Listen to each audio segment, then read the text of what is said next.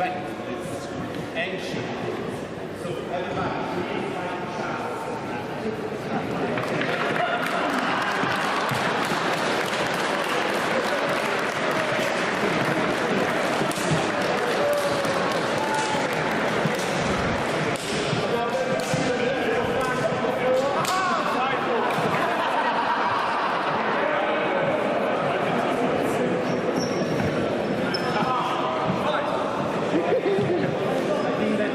This days is getting better.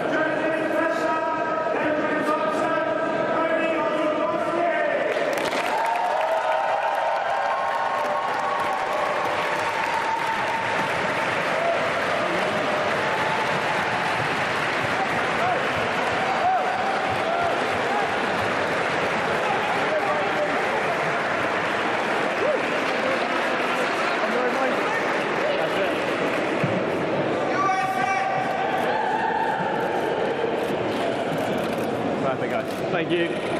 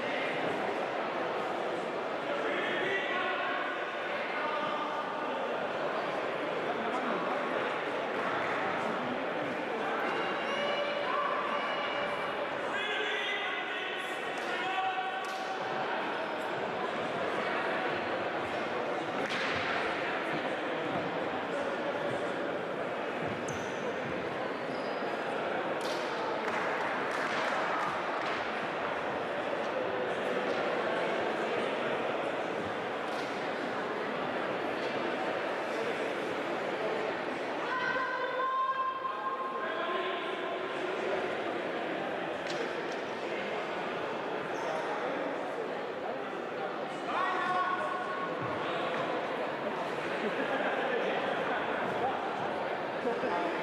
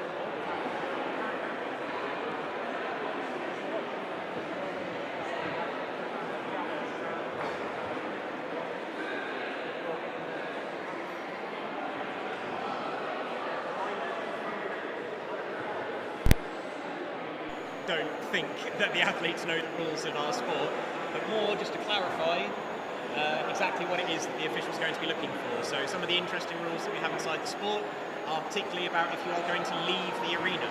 So there's some interesting bits where if your entire foot or your entire hand end up on the edge of the arena, so on the tape, then you're still in.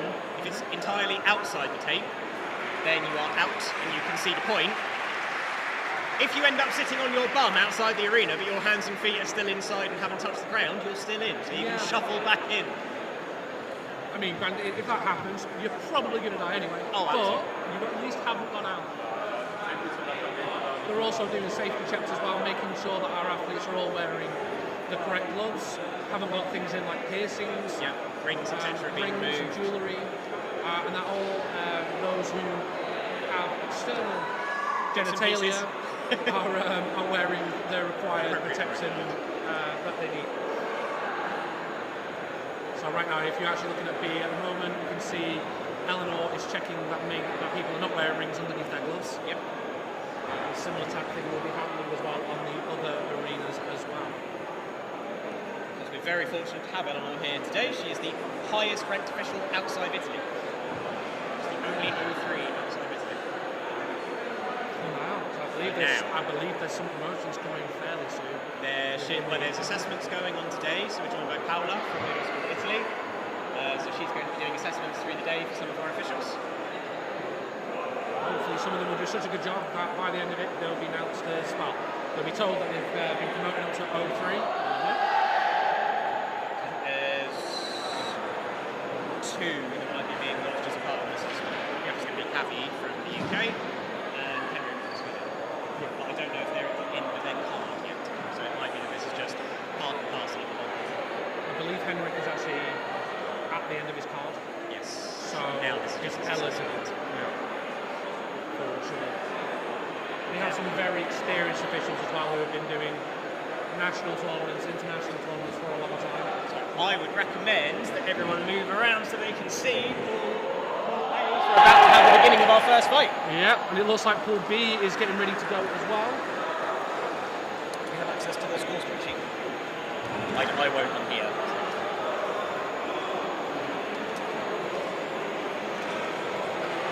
We can see who's in each arena.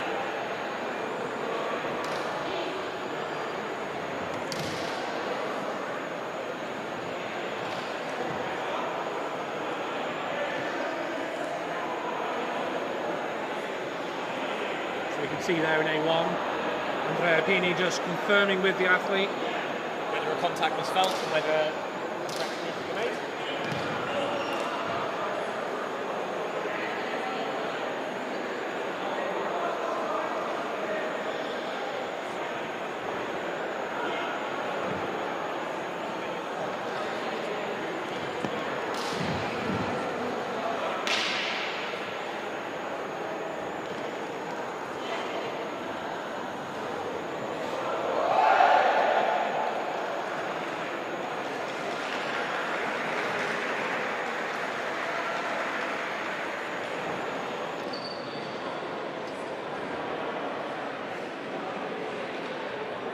It's nice to see so many familiar faces. we do tend to get some common Repeat offenders. Yeah, for sure.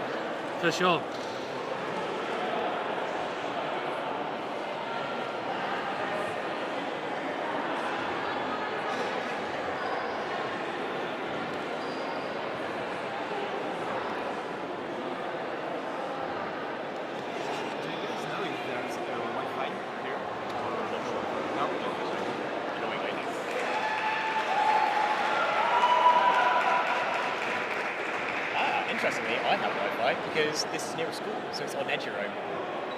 The joy of working at a university in the UK.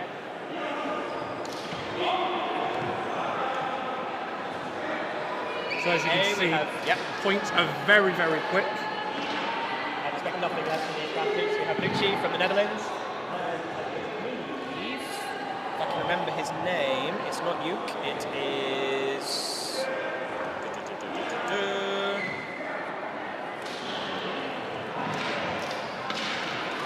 This is Luis from Montenegro. We are also now in full swing on arenas D and C with Sam Grafton from the UK competing in arena D.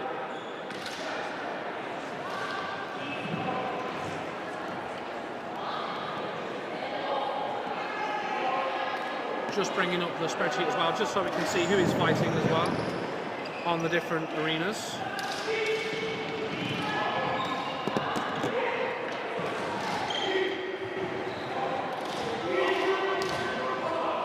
So on arena B1, we currently have Inox versus Philippe Arbel.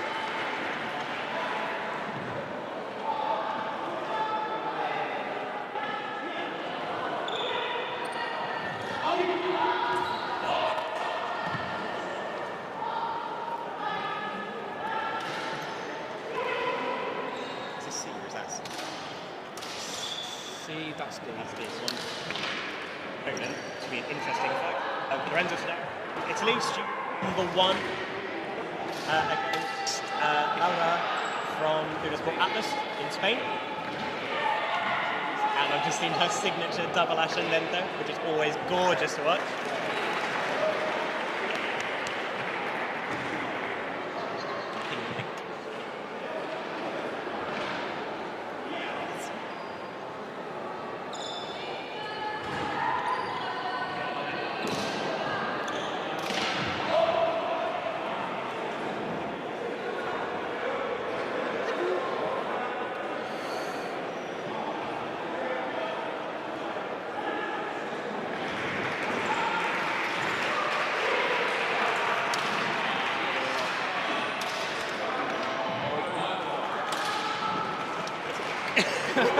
This is very much the difficult part of this yeah, job we now have to try and keep an eye on what's happening in each one. We have our first exotic weapon on Arena A1 with Ari from Spain. Always nice to see staff. Absolutely. Will Vaughan and Philippe over on Arena D. So Philippe, interesting fact about Philippe. Every year since he has been in the sport, he has qualified to participate in Champions Arena. That's absolutely phenomenal athlete. That's very impressive. So even right at the beginning, he was a shining star in Sweden. And on top of this, he is a wonderful, wonderful human being.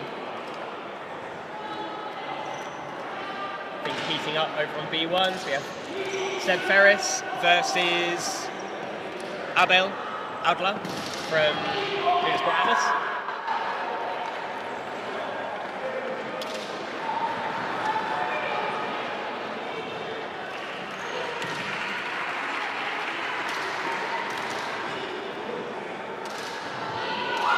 What we'll probably end up doing, actually, in all fairness, is instead of trying to provide commentary on all 4, we may watch 1 or 2 fights on an arena and then move on to another one, just so that you're not getting whiplash as we are. As we are.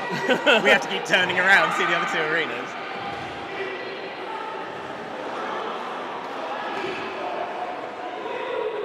Ari taking the win over Rafaela from France. Over on A1.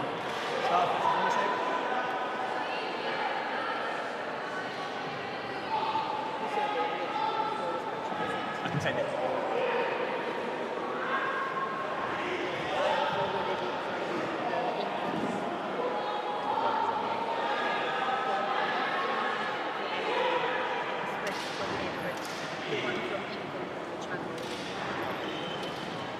There you go. Oh, okay.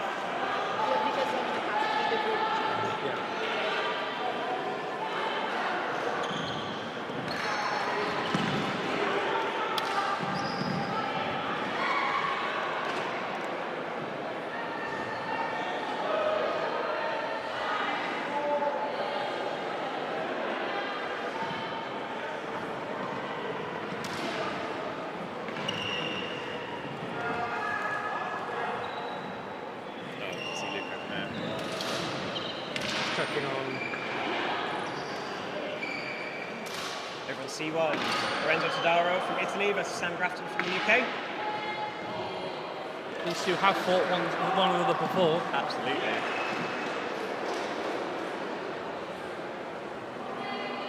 Lorenzo looking faintly indignant. Lorenzo is a huge personality inside the sport. It's always wonderful just to watch his expressions whenever things are happening. I'm fully expecting at some point he's going to come and bite me, so... Well, let's hope not. I can dream.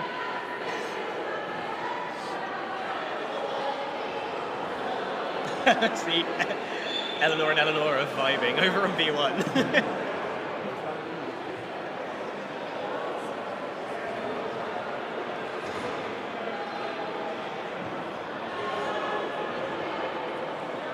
So on B1 at the moment, Seb Ferris versus Anthony Fan. Looks like Laurie scored that first point there. Energy coming from Pool C1 at the moment. The level of strikes coming from these. That was a fantastic little jump there. There we go. Claudia scores the first one.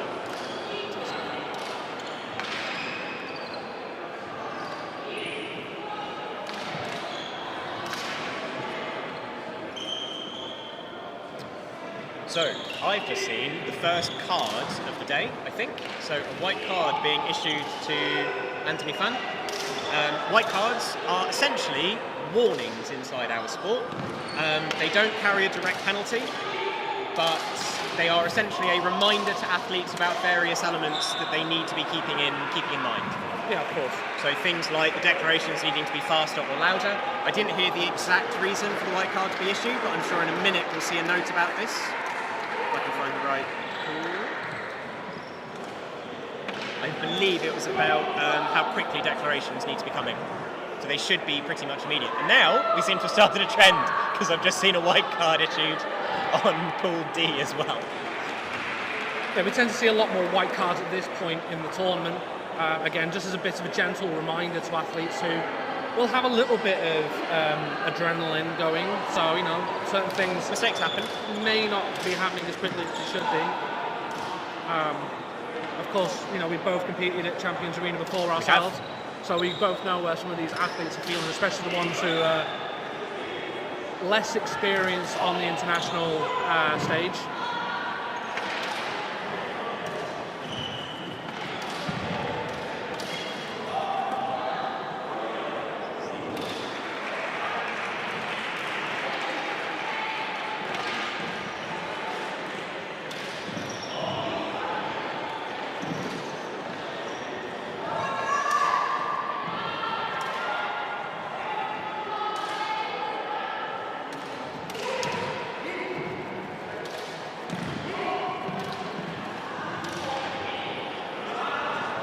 Very good demonstration on Arena D1 there, with Will keeping this pressure on, keeping this attack going. So despite there being declarations in between everything that's happening, he's immediately returning, keeping the pressure on his opponent. Unfortunately, conceding the point on the way through, but again, these things happen. Absolutely.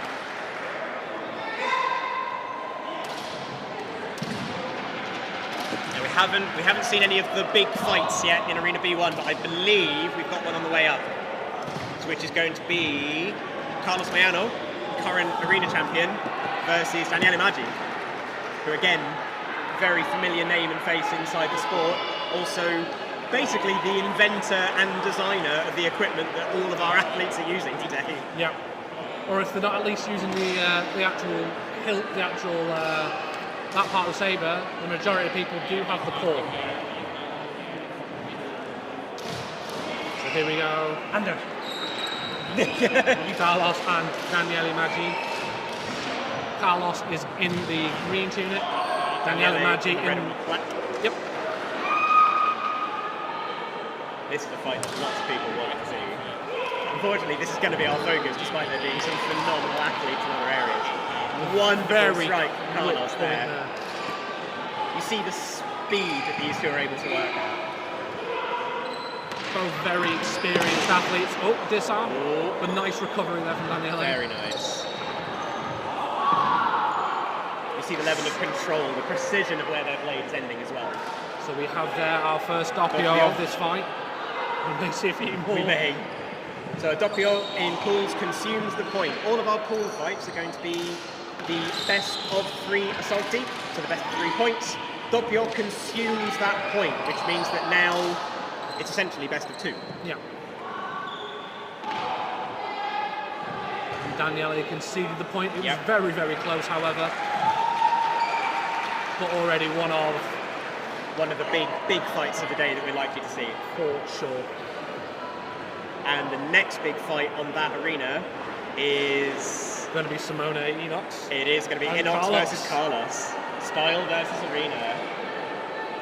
So we have one more fight on Pool B1 before what is likely to be one of the spectacles of today's event. That one, B1. We're already seeing some very high style scores as well coming through. I'm seeing some 6.6s, 6.7 there for Sam Grafton and Lorenzo Tadario. Beautiful. During their bout, which ended in a draw. Nice. It's very common that when we end up with 2 athletes that would be at the upper end of style, when they come up against each other, it's allowing both of them to elevate what it is that they can do. Yeah. When you're fighting these better quality opponents. Yes, please be careful. As we were saying, if you've got 2 athletes who are stylistically very, very strong, usually that's going to allow both of them to elevate that even further. For sure, because they're constantly playing with one another, trying to do different things. It becomes a partnership. It becomes a conversation rather than it just being, I've won. Who can score the point the quickest. Exactly. And this is what we like to see within the sport, and this is also why we have some things that martial artists may consider as inefficient. Is because we have our rule set and we have our different techniques, and some of them, because they are quite complex to try and accomplish, result in a higher style score for executing them and trying to do them. Yes. It's not just like how you have with like Olympic fencing, where it's the first to arrive at the point. Mm-hmm. We're also looking at how they got there to the point. Now, our focus is going to be entirely on B1. Yes, for sure. So. There is what I can only describe as I don't know, what's a bromance but rivalry?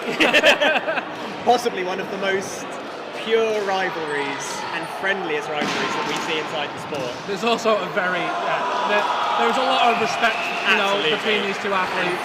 So we have on our left, we have Carlos. There's also Mayano from LudoSport Atlas. He is in just green, and we have Simone Enox-Pedrazi in green and black. Already both athletes are incredibly good at judging that distance between one another. That was a very quick exchange for that final point, and Enox manages just to cinch it.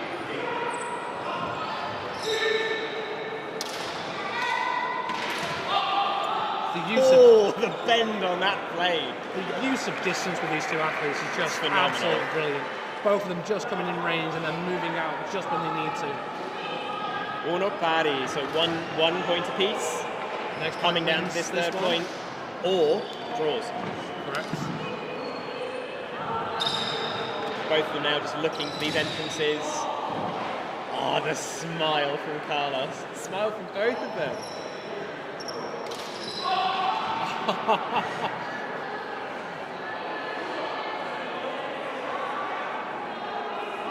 That's a very nice show of respetto from Carlos, who received a knee on the way in. Yeah, he's indicating that he's received a strike either from his hand, the hilt, or his arm on the way through. On the way in. Negate the point. The control for the safety on both of them there. I mean, getting a Levante to a roll is absolutely insane amount of control. What a fantastic Enox just taking that last point. I am desperate to see the style scores from these 2. I reckon that is going to be very, very high. I think it's going to be at least a 6-7 on both. However, it was quite a quick exchange, so maybe there wasn't the opportunity to demonstrate quite as much as they would have wanted to. We're now just waiting with bated breath, completely ignoring the other 3 arenas.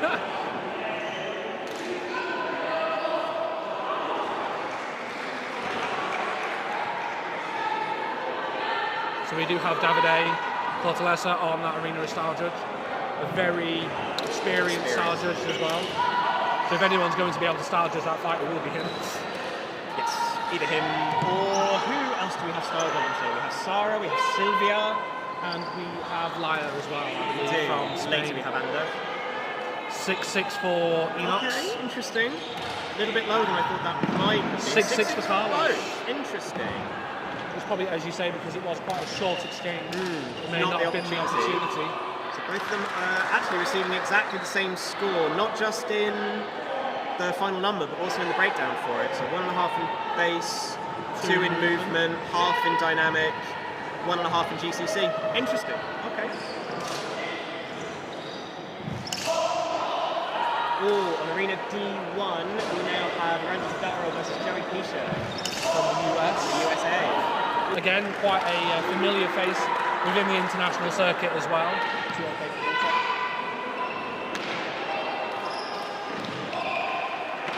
He is coming back off a rather large injury as well, Joey. Yes. Yeah, he spent a little bit of time out with things.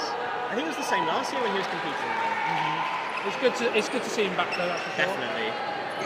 Joey is one of the people where the only time I am ever concerned about Joey is when he stops smiling in the arena. Because I know this means 2 things. 1, he's hurt himself, or 2, he's about to panic. Unfortunately, we are going to have to go back to going B1 back to for this. Seb versus Carlos. Yeah. Again, going to hopefully be a very stylistic fight again. Both of them Both of them here finding all of the spaces where the other one is not. Closing down these windows. Very nice point from Carlos there on Seb. Again, a beautiful use of measure there. Just closing that distance, using that slide to get in. Carlos staying right at the edge of Seb's measure. Again, Carlos just finding that measure just as Seb gets a little bit too close. Just taking that opportunity to take the strike from the hand. Both of these athletes are also very, very experienced, both with the number of forms that they both know. They're also 2 of the most experienced instructors in the world. Yes. So not only they're instructors, they are instructors of instructors. In multiple forms. In technique, yes. Yeah. How did that land? Was it Very Carlos nice. I believe it was 3-0 to Carlos. Again, I'm curious to see the style score from this. It'll probably be around and again about 6-6. Probably 6-6. I think possibly Seb might get a little bit of a bump just because of his use of his movement. There was more movement between the 2 of them in this than we saw previously. Now I'm gonna call someone out here. So on Arena 4, cool D. Shabby. Now Shabby has disappointed me today because he's using the wrong weapon. He is very well known for using daggers. Exactly. He is really one of the people that is setting the standard in the sport for the use of this particular weapon. And today he's going with something he has a little bit more experience in. But he's also still incredibly good with LightSaber. He's fantastic with LightSaber. But last year at Champions Arena, he was the first person ever to be on podium using an exotic weapon. Again, very impressive.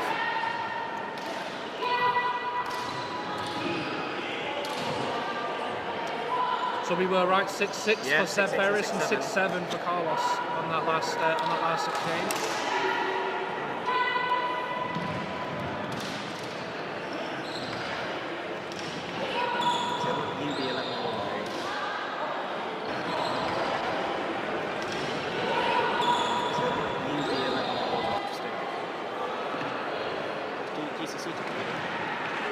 We have actually got a slightly different style system to what we had in previous years. Yes, this season we have a new introduction. We have the introduction of half points, which just to kind of try and add that little bit of additional differentiation. Which is really good in my opinion, because there's so many times as a style judge, you will sit and watch a fight and you'll go, oh,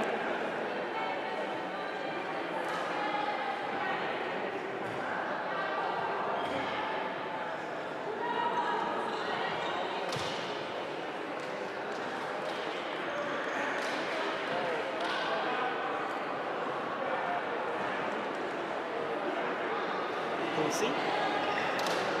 I love watching Raph fight. He's got a calm, very calm demeanour, which very quickly turns into, I don't know if it's the right word. He can be very vicious. It looks like he may have stepped out of the arena, however. No, so this was his opponent. So that was Francesco Salagone. Yep. You're a little bit more familiar with the names of the international community than I am. Absolutely.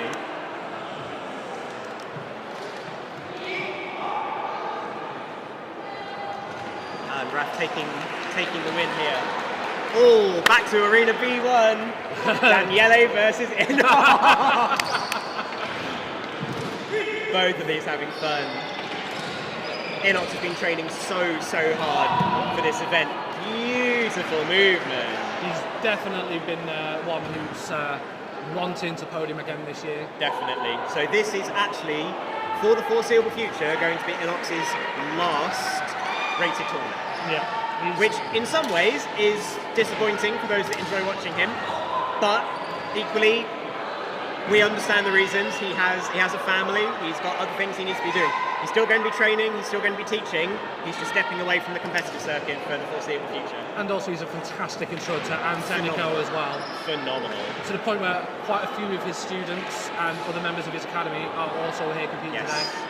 So he runs LudoSport Emilia, which is the second largest academy in Italy, I believe. After Alpha.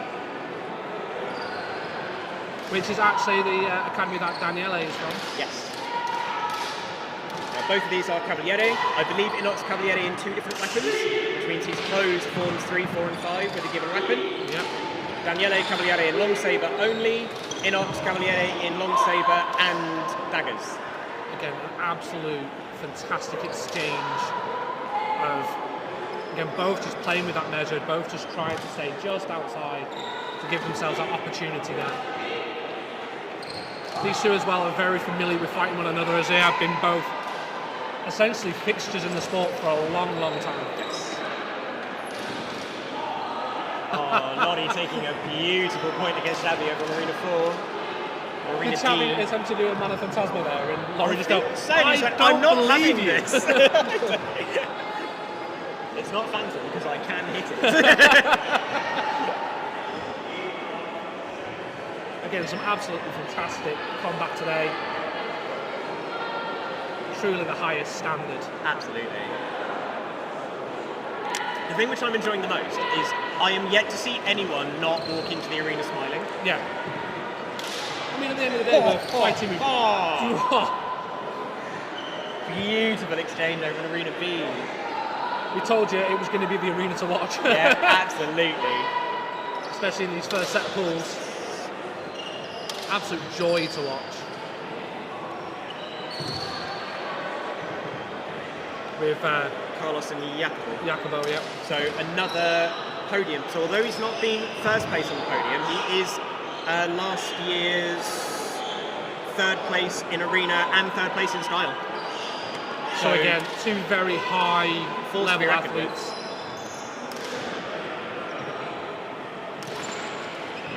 Very close to the edge of the arena, and they're just closing that distance so quickly. It's also Carlos staying just on the edge of this event horizon, being just barely out of measure, tempting his opponent to move forwards. He wants to take this. Yeah.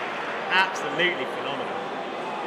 Now we're staying on B1, because now we have Seb Veres versus Daniele Maggi. And this will be the last bout on this arena before we switch style judges. So in the interest of maintaining parity and fairness, we swap the style judges halfway through the pool, just so that we get a different set of eyes watching the same athletes. Yeah, one thing very nice from Daniele. Daniele has an interesting advantage insofar as he is left-handed, which is still less usual in our sport. Yeah. The reason this often gives him an advantage is he has spent most of his career inside LudoSport training left-handed, fighting people who are right-handed. Yep. There is far less opportunity for those that are right-hand dominant to spend time working with left-handed opponents. Yes. So it's a really interesting dynamic. It really is. And also Daniele is a massive fan of Form 4 as well, which is also unpredictable And then with that unpredictability of also having being left-handed as well, makes it very, very interesting. However, Seb is also a very experienced athlete with thumb 3. Yep. Which is trying to see that unpredictability, but still likes to throw in a roll from time to time. Definitely. Now, has he left a wet patch? As he's very well known to do. Most likely. I'm Sweat. surprised. I want to make it very clear. Sweat. Before we get shut down. You'll probably find someone quickly running over with a mop in a moment to clean up the what is affectionately known as the Seb patches. Seb patch. As he does get very sweaty. He does. Which, after watching them compete, you can understand why they get very sweaty. Because they are very short and intense bouts. It looks like all arenas are now ready to swap style judges. Yep. Which is rare. Usually we see someone waiting around for a little while, but actually everyone seems to have worked at a fairly similar pace. So at this point, let us see where we're at with the style rankings. Oh, yes, do let's. Let's see where we're up to. It's taking a few seconds for it to load on my screen.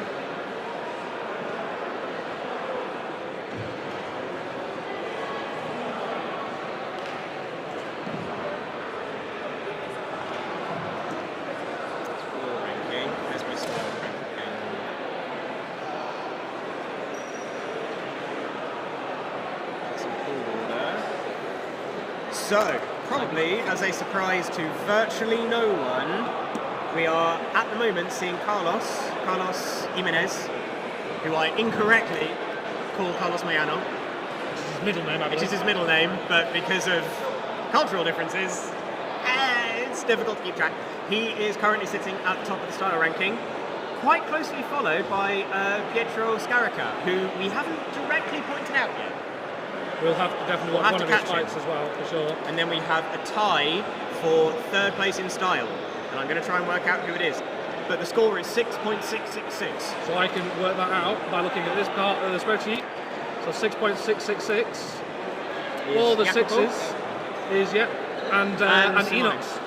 No, so Jacopo and then slightly higher. That will most likely be because of the coefficient and the likes. Possibly. In fact, actually, Jacopo is on 6.00, whereas Enox is on 6.666. Yeah, and then the other one, which is on 6.666, is Xavi Arguez. Xavi Arguez, which again is not a massive surprise as well. But we are seeing a lot of people on plus 6s, which again is always nice to see at this level. So the starting point for our style score is 5.5. It is possible to go down to receive style penalties, but we like to see the numbers going up. Now, we have our first fight this next exchange over on Arena 4, or Arena D, whatever you want to call it. So we have Sam Grafton from the UK versus Laura, whose surname I completely forget. Laura, actually most commonly known in the sport as Venus, her battle name, her moniker for when she's competing.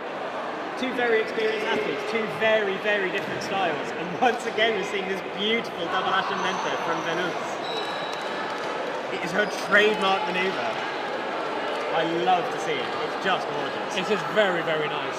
Some would argue about the efficacy of it, as it's difficult to maintain appropriate targeting, but gorgeous all the same. Yeah. And the thing is as well with with Sam, he is also very experienced. Definitely. And there's also a student who favours that form 3. So again, will have been watching this and seeing this happen, so it's going to take him less likely to take him off guard, that was for sure. Now I am just going to highlight this. Sam is another one who is disappointing me. He's picked up the wrong weapon for the day. Sam is someone who does favour, I say favour, he is now quite experienced in fighting with staff, but today he's choosing to stick to his more familiar weapon with the LightSaber. Again, he's had more time with LightSaber. He also knows he's also closed more foams with LightSaber, whereas staff, he has got form 5 staff only is closed. And bits of 3, yes. And he's got some 3. So he's going to go for the weapon that he feels more comfortable with.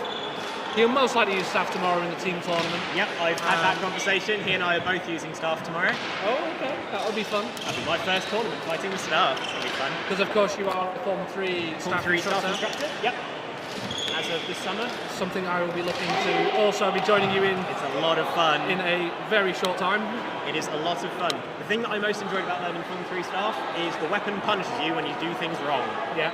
If you don't move correctly, you will die by your own hand. A very good fight there between Sam and Venus, with Sam taking the points 2-1. On Arena 3 at the moment, we have Will Vaughan from the UK versus... We can find it. Oh, wait, not not. This way, sorry. Jorge Casanova. Now, Will, really interesting athlete. I absolutely love fighting Will. He and I bring out really, really interesting parts in one another's style. The thing which I have really enjoyed seeing him work with more in the last few months is this... It's the same thing we're seeing from Carlos, the same thing we're seeing from Seb. It's this pushing and pulling, this drawing in, this ending on the edge of everything that's happening. Yeah. He's almost just probing to find those opportunities to draw his opponent in. It's really, really interesting. It also makes it very easy for him as well because he weighs next to nothing. Yes, he's a proper featherweight inside our sport. Very quick exchange there from Max on the Arena C. Yep, Max versus Maria. I believe both from Atlas. Quite possibly. I've got the information here after I did all of my homework. You may also notice that Max seems to be wearing a mouth guard. That is not a requirement, however some athletes prefer to wear them. Oh, he's wearing, yes, for his teeth. Yes. They're not face masks. Yeah. I was like, is it? Is it transparent? Invisible face masks.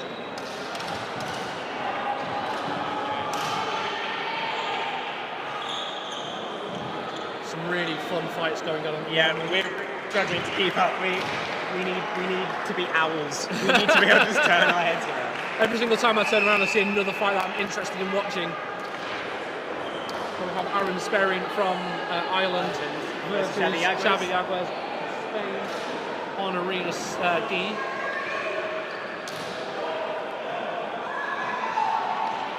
Xavi just finding his way through all of this. Aaron's another one who is quite a common face here at Champions Arena. Yes, yeah. He's represented the Irish contingent, I believe, 3 times now, if not 4. There might be a year that I missed. There's been quite a fair few, that is for sure.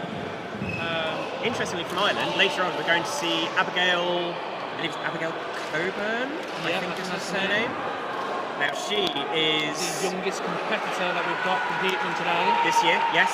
Actually, she is the Irish style champion. Now, her battle name is the Banshee. And this is because her declarations are very much setting the standard. We will be able to hear her the next county over, I think. Yeah, for sure. For sure. A very nice use of measure there from Aaron. Just moving outside. And then just finding the edge of this.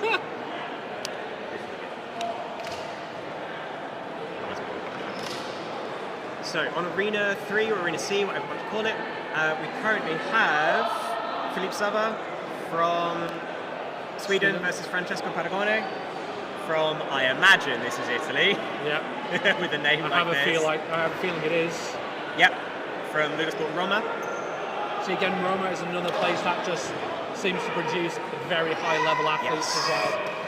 With the likes of Upi, previous Francesco D'Adosio, a 3-time, I believe, arena champion, or arena podium winner, if not champion.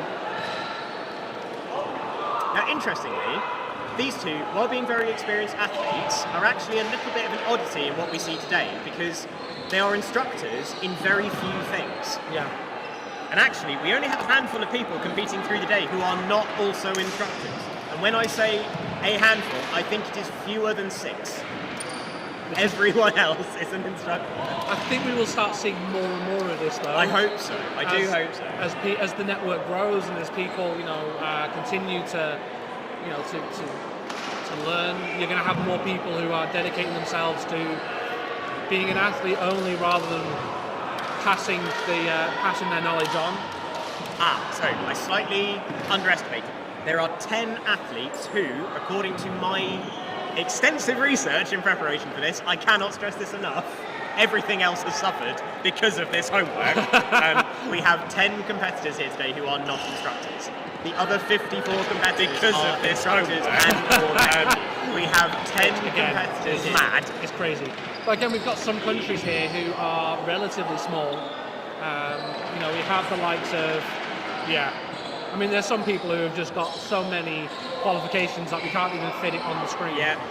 You know, in the likes of Seb Ferris and Carlos and Jeremy Keller from the USA. Yeah, because some of these people are at the forefront of bringing the sport to their countries.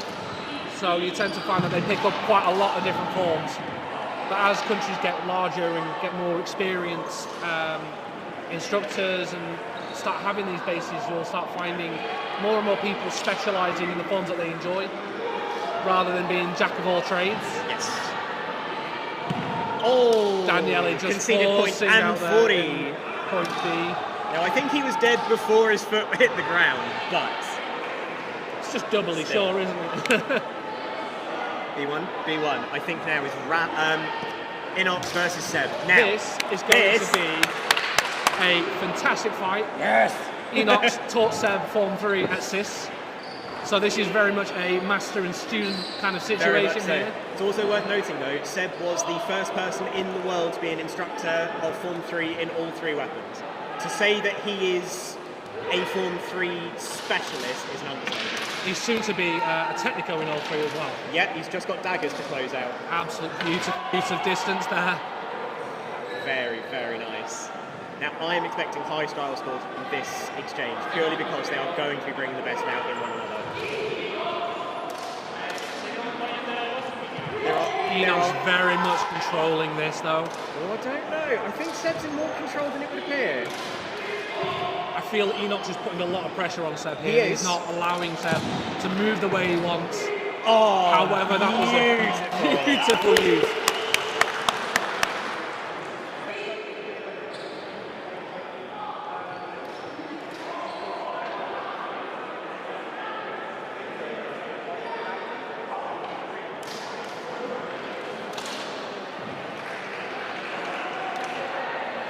Both just testing the waters now, both really wanting to score this final point. Oh, and the vicious smile on Inox at the beginning of that last portion. One thing I really love about watching Inox fight is you can always see him play. Absolutely. But then he switches that gear sometimes where it's like, no, I'm going to win this fight now. There is no more playing. Now, this is done. Very much so. The thing I absolutely love about Inox is he is so invested in not just the competitive and athletic nature of this sport, but he's also very heavily involved in true martial arts. So being an instructor in, I believe, it's either Taekwondo or Jiu-Jitsu, I don't remember. I know he's all, I also believe he's been doing karate as well. I think so. And I think it's Jiu-Jitsu. Yes, I think so. But equally, he's a massive anime nerd. And the bit that I absolutely adore is you can almost see that anime main character exchange of just, right, I need to gear up now. A faint golden aura just appears on him. He goes Super Saiyan. So we are now actually going to be seeing on Arena D, Aaron Sperrin versus Pietro Scarica. We just reached the tail of that though. I believe it's only just starting. Really? I think that one just finished, because next one will be Laura Esteban and Joey. Yeah, we just got the end of it. Okay, so we've got a slight delay on our scoreboard, on our scoring spreadsheet here. One which I think is worth highlighting is over on Arena 1. We are going to have Ari Carula using Staff and Filippo Scarbi from Italy. Now, both of these very interesting athletes, but they come from completely different approaches to everything inside what they try and achieve. We'll also be having LightSaber malfunction there. A little bit of an issue. The joke yellow card coming out for wasting time. But Ari is very arena focused. He likes to be able to take the point. She's less focused on style. But interestingly, it kind of comes to her a little bit naturally, just because otherwise she wouldn't be getting the point. Well, yeah, this is one of the big things as well. Really, is ideally style and arena should go hand in hand. They should do. If you have good, they don't. If you have good style, you should hopefully do quite well in arena, and vice versa.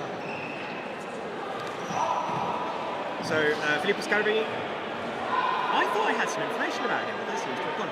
Rev, he's a very well-known face inside the sport generally. Yeah, again another athlete from Amelia as well, so Yes. the same academy as Enox. Yes. Also a very nice guy as well. I remember in my lovely. first ever Champions Arena on the second day when we had the team tournament, he was on my team, and it was very early in my in my time in the sport really, after COVID and everything, and he was very welcoming and very encouraging. So was 2022 your first Champions Arena? Correct. In Yeah. Stockholm? Yeah. First time I ever qualified, first time I competed, and then I competed the following year in France as well. Yeah, in Bussy. Oh, now on Arena 3 at the moment, Will Vaughan versus Maria from LudoSport Atlas. It's actually quite nice to see Will fighting someone who might be in his same weight class. This is great. Which is a rarity. And she's very, very good at kind of pushing Will to the edge of that arena and really closing that. Get on the right side. This happens so often. I know. I had it on my Champions Arena bingo card. Unfortunately, I didn't. I have a bingo card. I forgot to print that. It's this aggressive use of the word central to make the athletes switch. Yeah. Oh, on Arena B as well, we currently have Inox versus, I believe this is Abel. Yes. Abel Outlaw from LudoSport Atlas. No, it's Jacobo. It is. Oh, of course it's Jacobo. Oh, and a disarm. After the point, though. After the point. I don't think that's going to clash with style. No, sadly not. I love that we've literally got other athletes from the arenas that we're going to see later in the day crowding around this arena to watch. I mean, I can't blame them, to be fair. Both because it's very high level of combat, and I'm pretty sure I'm safe in saying that most people who are here today to compete also are massive fans of the sport and want to see these these athletes competing. But also, I think some of them are watching because there's a potential that they're going to have them later in the elimination phases. So maybe trying to get a little bit of information before we get to that point. Particularly those who favour Form 3 and Form 5, that observation phase becoming very, very important. Very vital to the efficacy of the form, for sure. Oh, on Arena 4, we're going to have Sam Grafton versus Joey Pisha. Again, this should be quite a nice fight as well. It should be clean. Both quite big fans of Form 3. Yep. So Joey having a slight, I wouldn't necessarily say advantage, but I believe Joey is Cavaliere of LightSaber. If he's not, he's close. Yeah, no, so he is. Yeah. And he's. However, Sam Grafton is also not far away from. No, he's very Cavaliere. close. He's very close. I believe he's closed all forms and he's looking to do his exam as soon as he's able to, really. Yes. Both of them instructors in actually quite similar number of forms, similar elements. So I think the only difference is for Form 5, Joey's an instructor for LightSaber and Sam's an instructor for Star. Yeah. Neither an instructor in Form 4 yet. Can understand why. Oh, that's my next big hurdle. Form 4 instructor's course in January. It's a very fun form, but it's not one I would personally want to teach. No, I've said this quite a few times. It's no real mystery. Form 4, I think, is the most bizarre form that we have inside the sport. It's the one to me that, and I'm very sorry for anyone who listens back to this, Gilo, Nemo, the Masters, please don't ban me at this point. To me, it is the one that is the least like LightSaber Combat that we see in other bits. It has this very bizarre movement of the blade in lots of the techniques that are being utilised. Yeah. Oh, Arena 4, Venus versus Xavi. This should be good. Both of these athletes train together. Both at the moment just feeling this out. And you can see that quite a lot in the way in which they move around each other. They There's lots of already this scoping have an out. idea, for sure. Carlos taking another win over Arena 2. again, strong declaration there as well. And this is what we like to see as well. We like to see good declarations. I'm just waiting. Double ascendente. I'm waiting for the double ascendente. Which is this double rising. So it's not a rising strike, it's a descending strike from Height to low. height. Yes. Yeah. It is your body that ascends rather than the blade that ascends. You, of course, being an instructor. Yep. I'm hoping. My favourite form as well. I'm very much looking forward to properly learning Form 5. I've only done a handful of workshops. Oh, on Arena 3. We'll get you there for sure. Oh, definitely. I need to get Form 5 before I can have my Cavaliere. So. Yes. This is the fun thing as well, like each form is very different. They have some similarities, of course. But you use lightsabers. Yeah, it's Funnily enough. This does mean that people gravitate to different forms. Wonderful bit of Nano Phantasma there from Will. Definitely. He's been favouring this a lot recently. Yes. But he uses it tastefully. Will is very much a fan of 4. Yes, he likes Form 4. He likes the acrobaticness, he likes the unpredictability of it. Raph just shutting him down though. As I said before, I love watching Raph fight. He's very, very direct. Yeah. So, I have a fun anecdote about Raph. Okay. So he's an instructor of Form 5 Long. There was someone that he was working with who only knew Form 1, so a relatively new student to the sport. They'd been in the sport for about 6 or 7 months, only knew Form 1, had never fought Raph before. Went into this fight, and when he came back out, this student apparently went to his instructor and went, "I saw death." I mean, if you do Form 5 correctly, that is the way it should be. Form 5, I think, I'm never sure about the phrasing of this, and hopefully, I'm very curious for your take on this actually. Form 5, in my opinion, is the most directly aggressive form that we have inside the sport. Yeah, definitely, hands down. The whole point 5 is we're trying to limit our opponent's options by threatening the area around them. Yes, we're going to try and. If you see there now, actually, on Arena B, if you're watching Arena B, you see there one of the examples from Carlos shutting down that line to really make him, to make his opponent not have many options. Whereas the likes of Form 3 on the opposite is on the opposite side of the coin, where you're trying to encourage them to do things to lay traps. 5 is all about shutting those avenues down and those lines down to limit the options that we have so that you can then capitalise on those opportunities. Again, big swings, big movements. Hard strikes on the blade as well. Yeah. And this is the reason why 5 requires so much control, because you don't want those big hits landing on fleshy, squishy human bits. So we have to have that control to pull those strikes before they hit. So 5, although is the most, is probably the most aggressive form, is also the most controlled form. Yes, definitely. Now, what's really interesting as well is we're calling all of these forms Form 1, Form 2, Form 3, Form 4, Form 5. They don't necessarily need to be learned sequentially. No. You have to do Form 1, Form 2, and then you do Course Y, which is a movement course where you do bits of 3, bits of 4, bits of 5, bits of daggers, bits of stuff. Yeah, it gives you a little bit of everything. It's a taster. I like to think of it, and I describe it to my students as a springboard. It's going to let you go into those different directions. Yeah. However, if you speak to some of the more experienced athletes and instructors in the sport, the recommendation is usually that you do learn the advanced forms in sequence. Yeah. They do build on each other, but it's not a direct necessity. Yeah, I mean, one of the things I quite like is something that Enoch said, which is when you're learning an advanced form, you're not learning the forms, you're learning a weapon. Yes, very much so. So 3, 4, 5, all those separate forms, when you're learning them with long saber, daggers or staff, you're learning how to use that weapon in an advanced way. And so it all connects and it all works well together.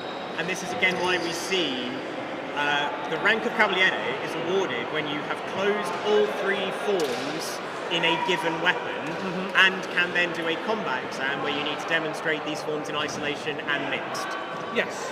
So So this is really important. And it's also been, it's also under the direct supervision of the masters as well when you do these exams. And it's So, also been, it's also also under the There guise are of special the Masters. permissions in some places in the world purely because the Masters are based in Italy. They obviously have the development of the rest of the sport to be able to worry about. So it can be a little tricky, and we don't want people waiting 18 months for an assessment. Yeah. Because forms, the Cavaliere rank is also required in order to begin learning Form 6. Yes. So we don't want this to become a tremendous barrier. However, Form 6, so at the moment, we've only got half of it that's been released. Yeah, so we have Form 6, what's the name?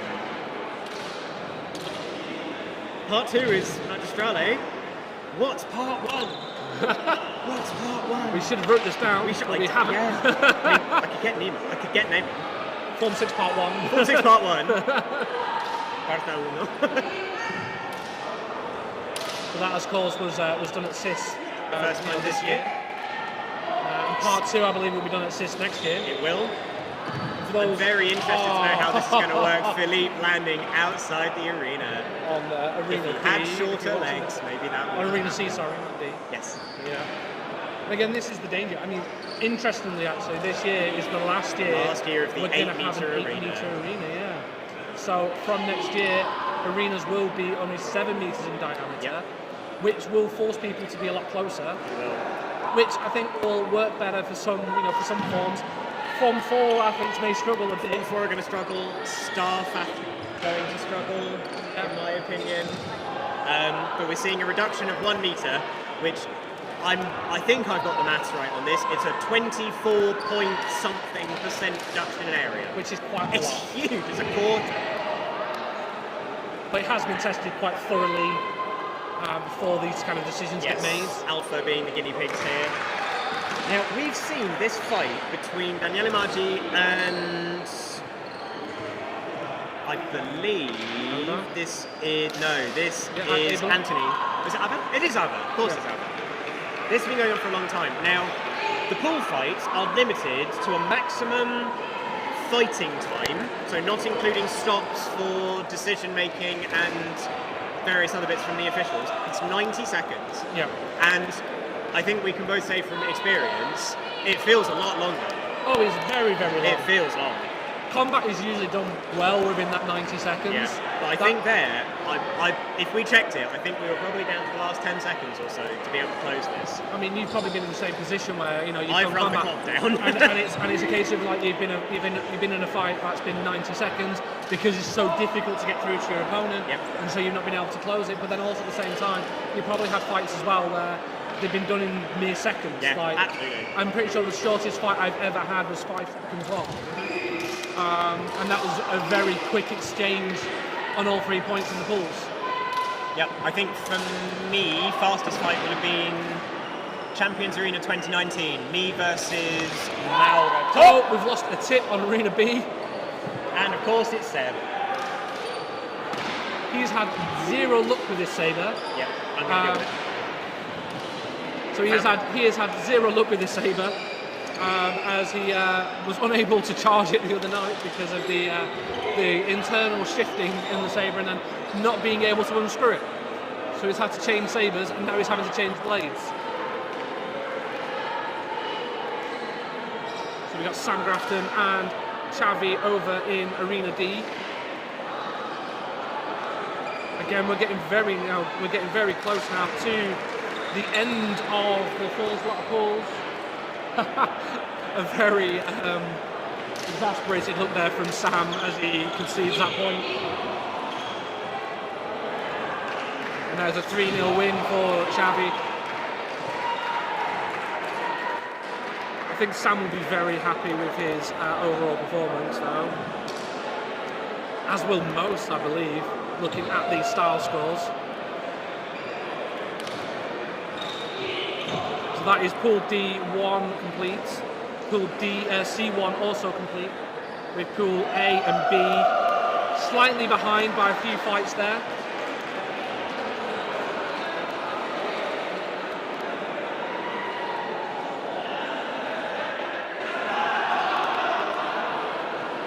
So after these pools, we will have a short break of a few minutes just to give officials and style judges a bit of a rest. to swap over. I imagine it'll be fairly quick to get in. Some absolute fantastic acrobatics there from Jacobo. And Seb just closing, just baiting that distance. A little bit of confusion there on the point, however, on Seb's part.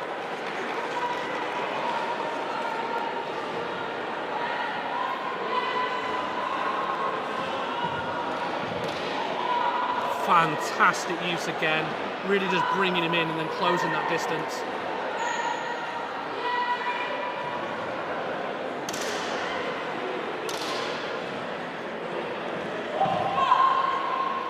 Again, Jacobo just chasing Seb down as he's trying to make some distance there.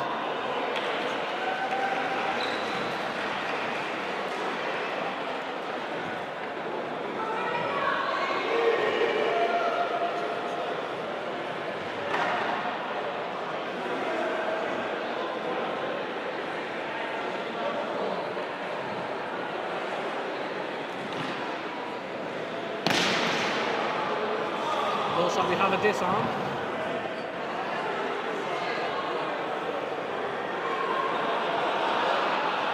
Oh, nope, just a drop of the saber. And so we have a rule that if you drop your saber, you do press-ups. Because you're damaging the equipment and you're damaging the floor.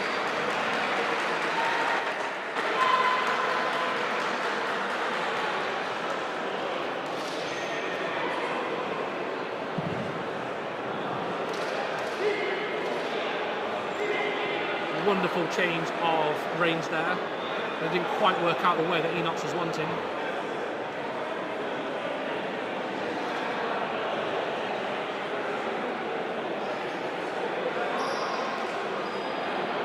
So over on Arena A, we're seeing that staff coming out once again.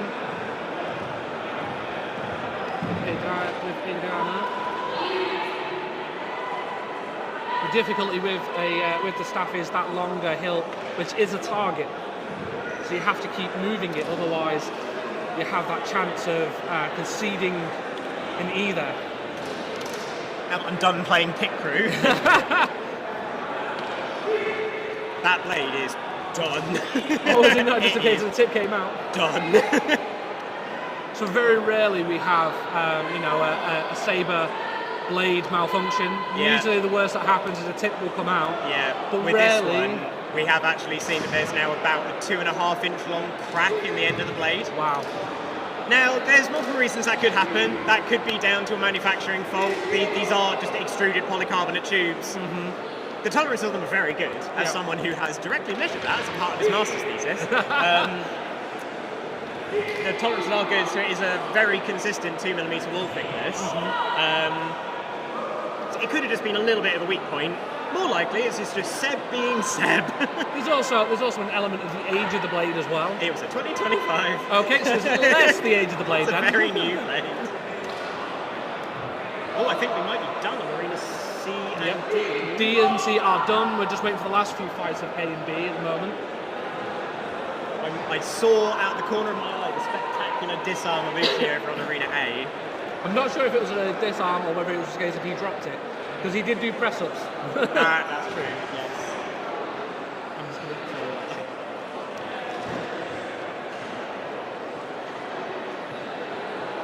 Now, I'm curious to know if this blade is going to survive Seb's next fight. Huh? I know, it's a new one. Seb just highlighting to me there how shiny this blade is because it's brand new.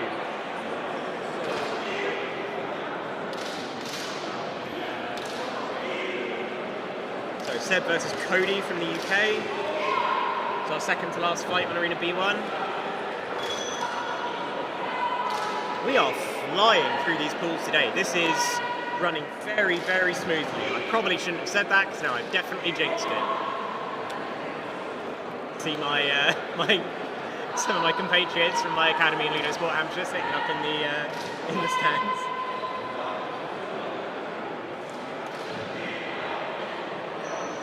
Now, what's interesting when we're watching this fight in Arena B1 at the moment, Cody has these very large, long declarations, which It's interesting. I'm curious to know if it's a tactical choice, if it's something where he's just wanting to make sure that he is declaring appropriately. Waiting for the style scores coming on these last couple of fights.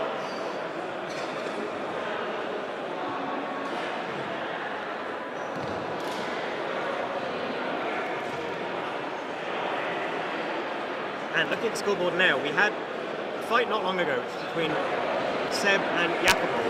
Seb getting 6.9 and taking the win, Jacopo taking a 7.0 on the style, which is, in pools, quite an achievement. That's a very high score for us.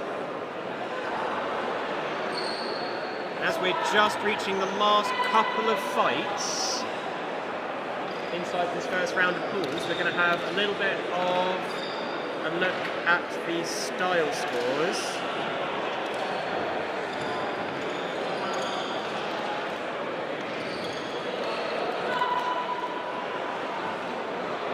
So, currently we have a tie for first place at 6.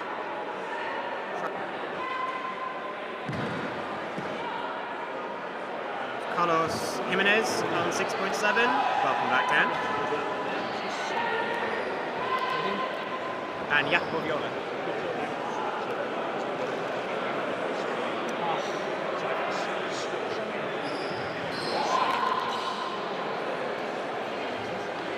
Just for the names on the stream, some of our some of our staff are having to switch the names around. Oh, bless them. They're doing a great job, though, I hope. I'm not watching the stream, so I don't know. No, I have no idea. We have no sight of the screen, which actually I prefer, because I did the commentary last year for Champions Arena 2024 in Milan, and I had to sit up on a balcony, and the only time I got to see any fights with my own eyes was through 3 thick panes of glass over an edge. So this year, at least I'm getting to see everything firsthand. It's very good the position that we've got, because we are very much in the thick of it. We're in a crow's nest. And if you are watching Daniele's done. You've just seen him. Daniele just on the floor. And Anthony just flopping out. But that is Arena B. They're all finished. And A. Yes, we're all done. So now we've got a little bit of a break while we have the warm-up phase for the athletes that are going to be in the second group of pools. Yep. I, at the moment, have very good view of one of my favourites for the day, Pierluigi Clementi from LudoSport Emilia. Who's going to be using staff as well. In exactly the same way as earlier we mentioned, Xavi Aguez is setting the standard for use of daggers. Pierluigi is one of the athletes that really is setting the standard for scarf. Definitely. And again, like, we've got some really good names in the 2 pools as well. Yeah. You know, we've got the likes of Jeremy Keller from the United States, so again, I quite enjoy watching. I love watching Jeremy. I mean, at CIS, every time I've seen him at CIS, he's always up at the crack of dawn, walking on his hands. Yep. Incredibly athletic individual. Very much so. So who else do we have? We've also got Fabio Pesci as well, Pesci, who is also another Yep, so he was on the podium last year. I've got my list. No, he wasn't on the podium last year. He was... I think he was on the podium in 2022. He was second place style, second place arena. Yeah. In 2022 in Stockholm. He was actually in my pool as well in that one, and that was such an absolute joy. He destroyed me, but this is one of the fantastic things about Champions, is because it is the best in the world. When you are coming to this as as someone who's quite green and quite new, it's such an experience, because I feel like in your different countries, in your different nations, you get a good grasp of who's good in your country. So like very good, very good.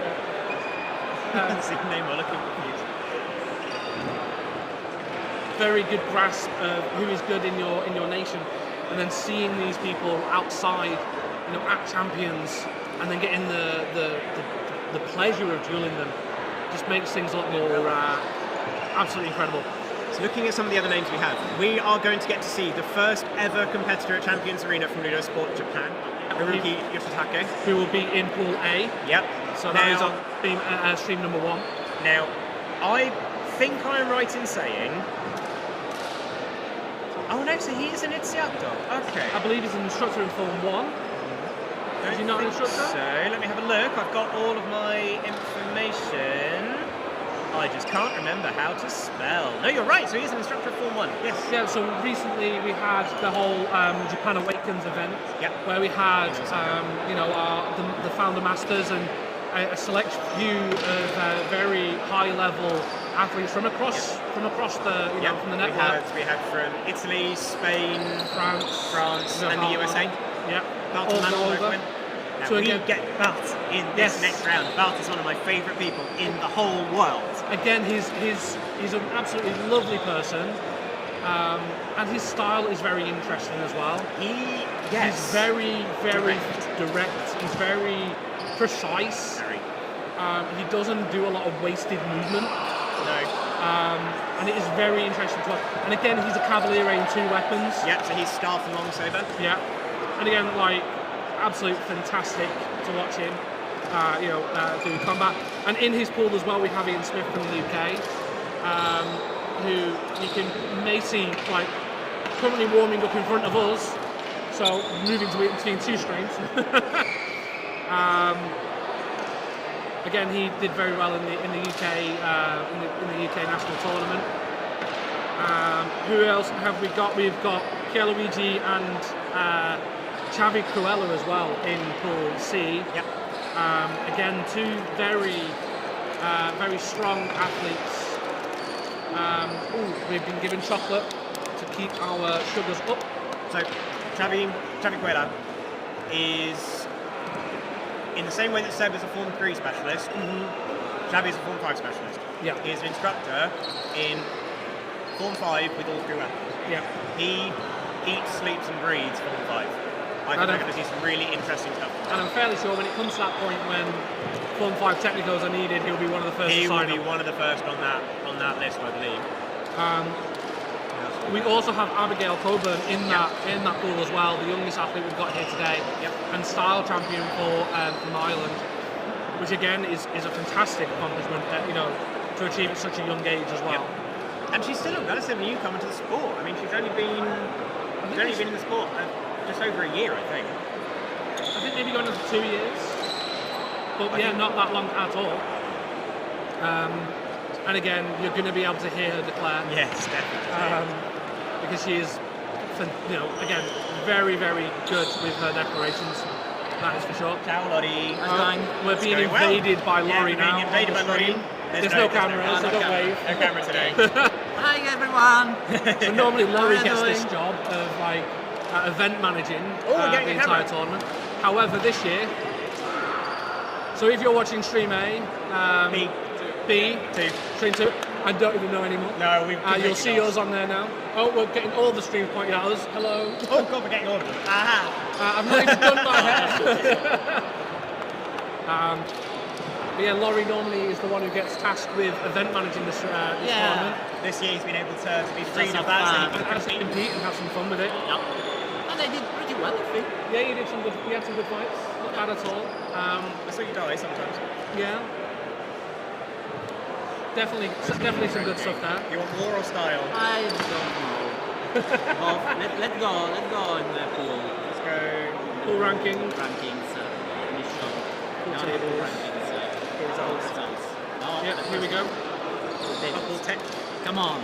I'm going to Let the me one you're show telling me me to. pool tables. You were in D. Fourth. Yeah. Yep. 6.5. A very good. It's mine. You're in that middle of the pack. Yeah. It's my style. It's my style. And it should be where most people are aiming, to try and achieve really when you come to championship. Is that 6.5 kind of range.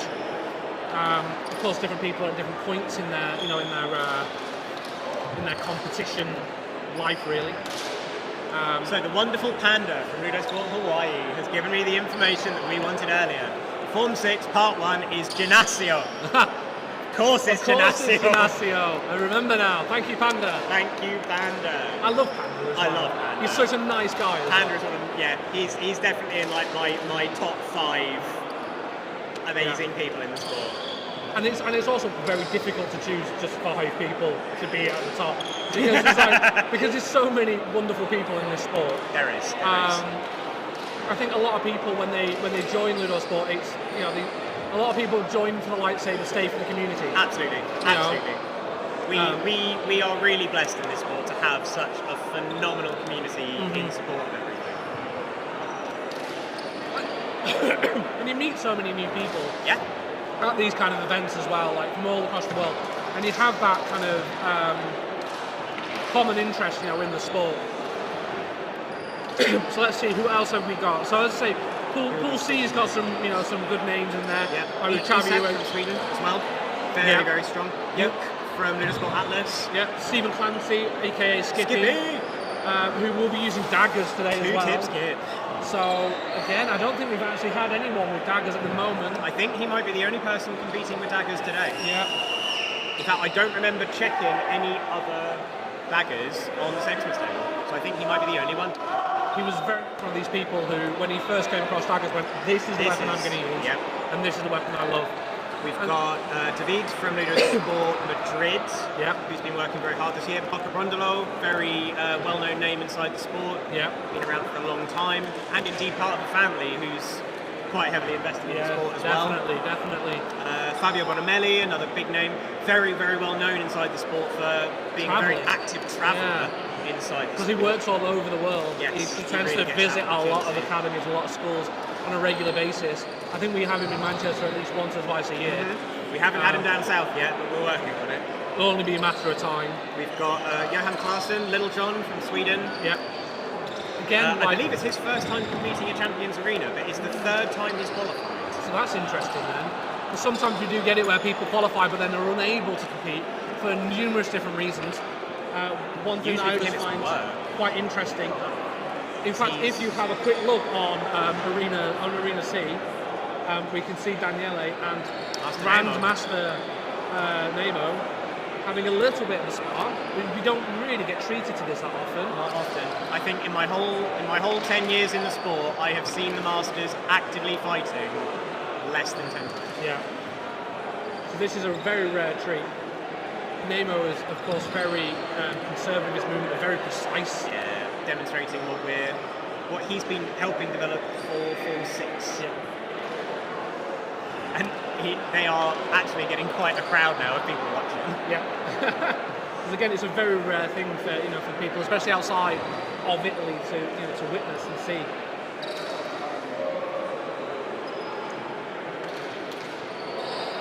Who else are we going to get treated to? Let's have a look on there. So, as far as that was D. That's D.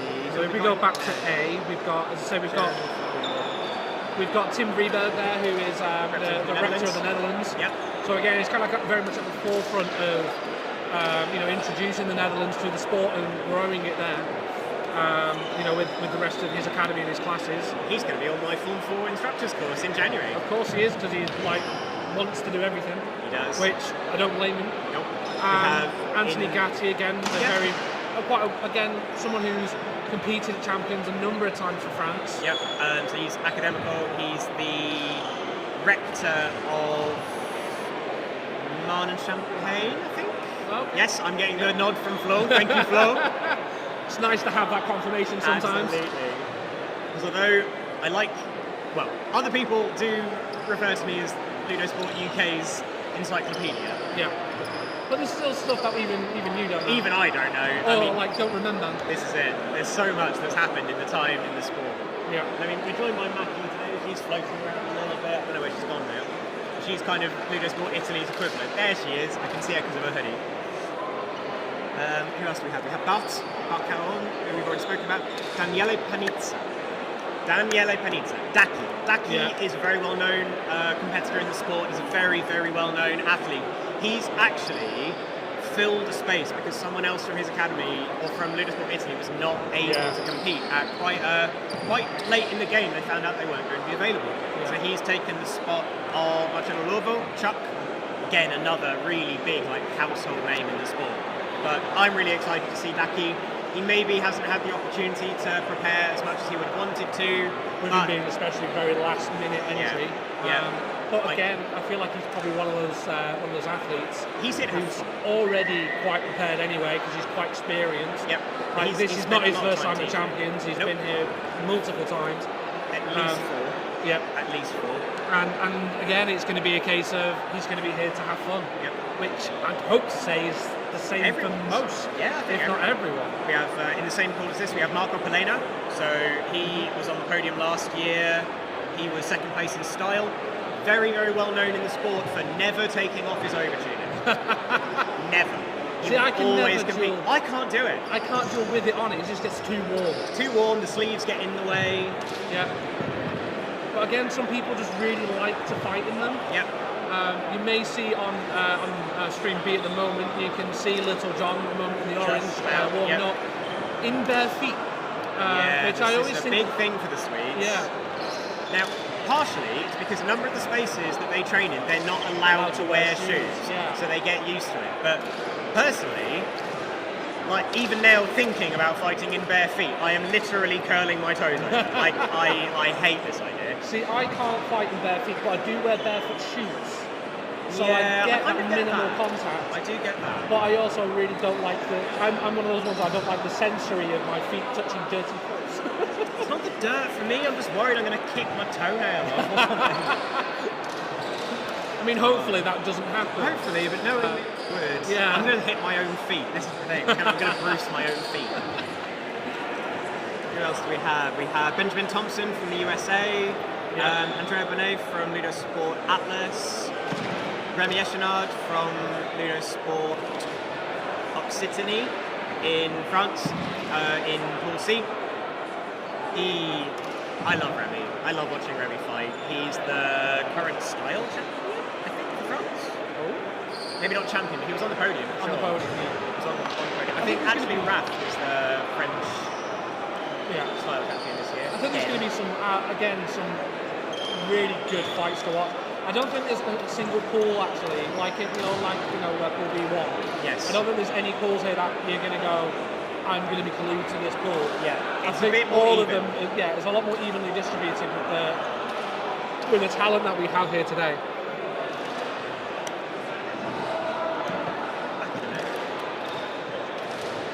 So I think we're getting ready. So Fabio warming up with Master Nemo there on again on Pool C if you're watching that one.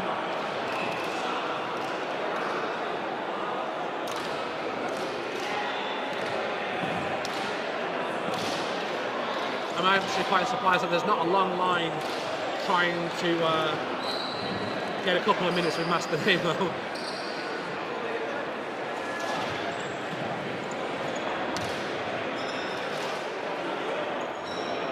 A lot of athletes milling around at the moment, getting warmed up, training with one another, just to warm each other up and get themselves ready, which again is wonderful to see.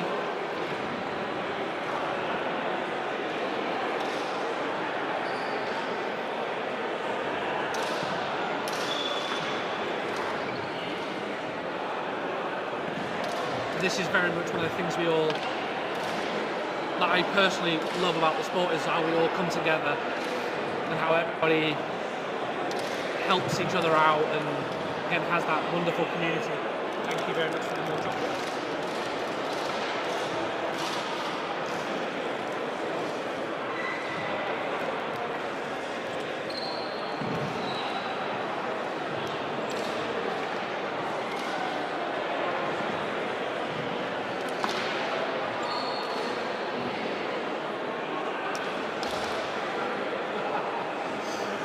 For those watching on Pool C there, just a wonderful example of that precision from Master Nemo there.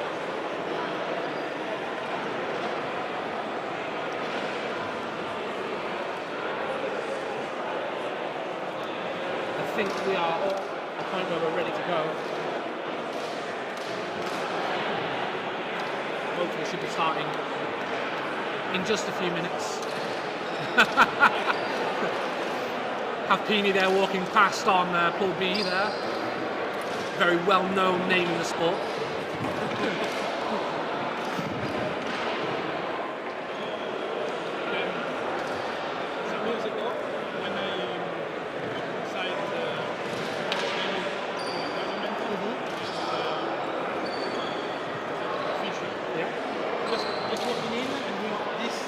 Yeah,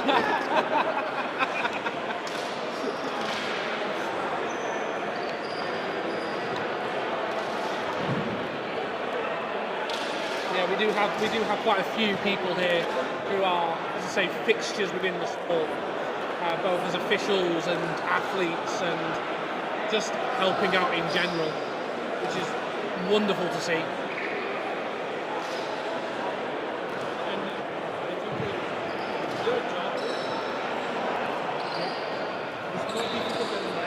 Yeah. Well, yeah, I have to keep talking. I don't know what to do. Someone tell me what to do. Okay. But my opinion, the staff is way more important. Yeah. Yeah, for sure. I think everyone has their own kind of role to play, and all are incredibly important. Because of course, without the officials, we can't have fun in general. But if you're seeing people walking around at the moment in white t-shirts, there are people who have volunteered to help out with running the different spreadsheets that I need to keep the scoreboards up to date and keep the style scores up to date, as well as also making sure that things are running on time and that people are in the places that they're supposed to be, as well as documenting the entire tournament as well, because you won't see, you don't necessarily see the people behind the camera, but again, if it's not for them, no one knows what we do. So, incredibly important, everybody who's here. And then the athletes just get to have fun, really.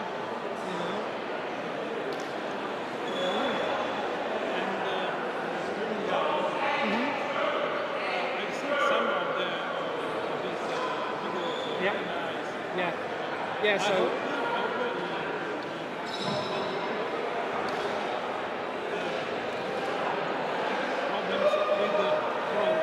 Yeah. Yeah, we fight the pros since the beginning. Yes, I think we're always going to have those kind of people, no matter what, commenting and saying those sort of things. But what's more is it drives engagement anyway, so it just gets us seen more. So it helps a little bit. Rather not have them, but these sort of things happen. So yeah, I mean, and again, we have a very good relationship with Shots On, with Sam from Shots On. It looks like you're ready to go. Good luck. So you may have heard there, Andrea Pini, again, one of the long-time fixtures of the sport, very well known within the community, very experienced official. But it looks like we are getting ready to go. Athlete briefings are going to be happening in a moment. Again, just gentle reminders of those basic rules. Checking those gloves, checking those, those protections that the athletes may need to wear.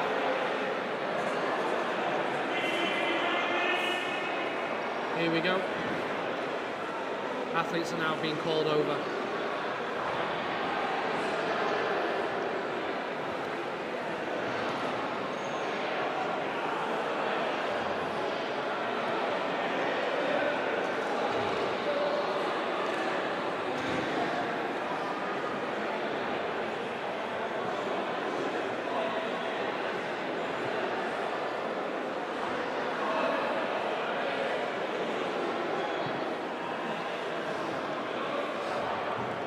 Ooh.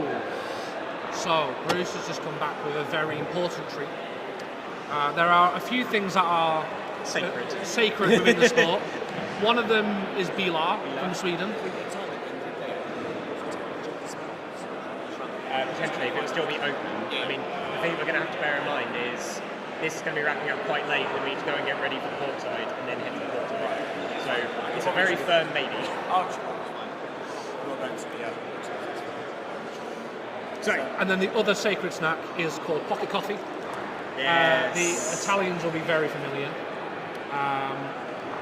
And it is basically coffee in chocolate. So you can only usually get them in the winter, because in the summer they melt and then you just get coffee everywhere. No. Okay. There. Eric. There. You may have also heard Bruce mention something of like Hawkside. Yes, thank you. I've stopped up on these now. Mackie brought me 2 of the big boxes. But you may have heard Bruce mention in the pork side there, which is a very much the important social aspect of the sport. Very much so. We fight together, we duel together, we then eat and celebrate together. Definitely. So tonight we've got some amazing British cuisine to share with the international community.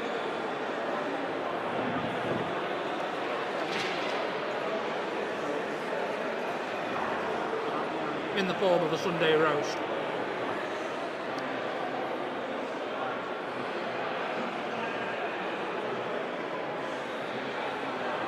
And this is the wonderful thing about, again, this tournament that travels the world and goes to different countries, is we get a taste of the hosting country's culture. So my student's demanding pocket coffee now that he's seen it open. He actually bought me this box. So I sent a message in our group chat going, it's a sad day when I only had 2 left. Yeah. So then they Amazon Primed me some pocket coffee, and then Mackie's brought me Even more. two huge boxes, which I wasn't expecting. I was expecting like one of these ones again. It's like, no, the big box. The big box. The big box. The correct size box. So that'll keep me going until sis. At which point you stock up. I forgot this year. Yeah. I stocked up last year at Champions Arena in Milan, and then I completely forgot to get any when I was out for the CIS. Yeah. This is another thing you'll hear a lot, the CIS. Yeah. The Scaola Internazionale Superiore. This used to be the only way that you could become an instructor inside LudoSport. Yeah. Now, because we have so many technici worldwide, there are far more opportunities to be able to become a qualified instructor and to learn either new forms, different forms, whatever. And another place that's maybe a little bit more local to you, because this is always done in Italy. Milan. Well, it is now in Milan. It used to be It used to be north of right, Rome. yes. But again, it's a wonderful experience to attend CIS and to go to CIS. Because just like how Champions Arena is a gathering of of athletes from across the world, CIS is a gathering of instructors across the world, or hopeful instructors from across the world. And also we tend to find new people who attend the CIS from countries who may not even have the sport yet, and they're coming across to experience it and to hopefully become an instructor and then take the sport back to their to their home country as well. We are off in Arena 4. So, Francesco Delosio, aka Upi, who basically floats. Yep. Versus someone who I don't recognise, which is rare for me. A2. Who do we have? D2. D2, sorry, yes. Oscar Martinez. Yes, from LudoSport Alice Iniziato. And in Arena B. Yes, exactly. Again, I don't think there's going to be many fights up, and not going to be good fights, to be fair. Yep. Francesco is very much going to be good fights, to be fair. In Arena 1, we've got the first Francesco ever is competitive fight for LudoSport Japan. Oh, so we're definitely going to have to watch this. Because this is a day of history. So not quite the newest country to now be opening itself up to LudoSport, because since Japan opened during the 2025 season, we have now actually had the first instructor qualify for the Czech Republic. Yep. So again, always growing. There's too many good fights to watch. Gosh. We're really spoiled for choice. So this on Arena C, we have Pierluigi and Abigail Coburn. Pierluigi having a little bit of a technical issue because his blades need to be the same colour. Yeah. Let's go Abigail! Lottie, a massive, massive fan of Abigail. The interesting thing about the competitor from Japan is he's only got Form 1. Yes. Whereas you've got athletes here who've got Forms 1 through 5. some who have And in even seen multiple half of weapons. Form 6. Form 6 is gymnastic. Yeah, but this is the wonderful thing about the sport though, is someone who only knows Form 1 can still compete at an equal level against these people who know all these forms, because they are complete in themselves. A little bit of a problem. I think there's been an issue with one of the internals inside Luigi's staff, which is borrowed from someone. I think he's going to now just try and set both of them to be in the same colour. Yeah, looks like he's going to be able to do this now. Oh, In the meantime, B, we can have a Marco look at Balena. Very, very quick. I think possibly this is going to get controlled by gravity. Not entirely sure. No, Henrik thinking he was moving out from underneath. Do we have an age for Abigail? Huh? Do we have an age? Abigail? No, I don't. I think she's 17.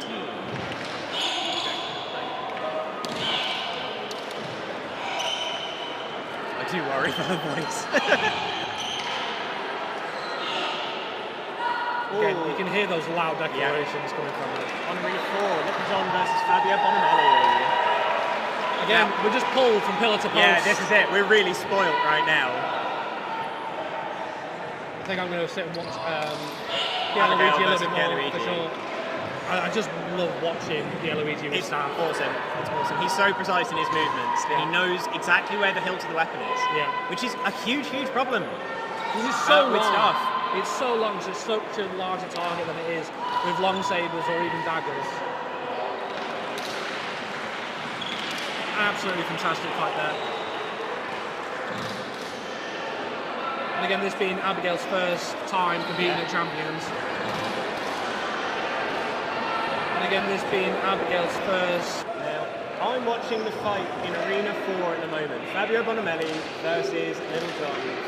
So Johan Klassen from Sweden. Yeah. I hesitate to use the word pleasure of fighting Fabio Bonomelli. It was a lot of fun. It was very educational.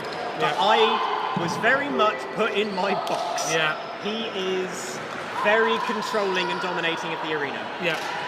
He doesn't let you take an inch at all. It's very, very interesting. Now, Skippy versus Isak Peterson from Sweden in Arena C. Again, you see that quick movement between those daggers. Yeah. They have to just keep moving constantly. And again, it's very difficult. I find daggers the most difficult weapon. Yeah, likewise. Because it's having that coordination between left and right. Yeah. Which I don't necessarily have. having the limb independence for daggers is really, really important. Yeah. Skippy's practiced this a lot. Very nicely Almost found time exclusively. Yeah. Almost exclusively. Yeah, unless he's teaching LightSaber for Form 1 and Form 2, he's working with daggers. Yeah. Now, unfortunately, I'm quite vocal about my opinion on daggers. They are my least favourite weapon. Yeah.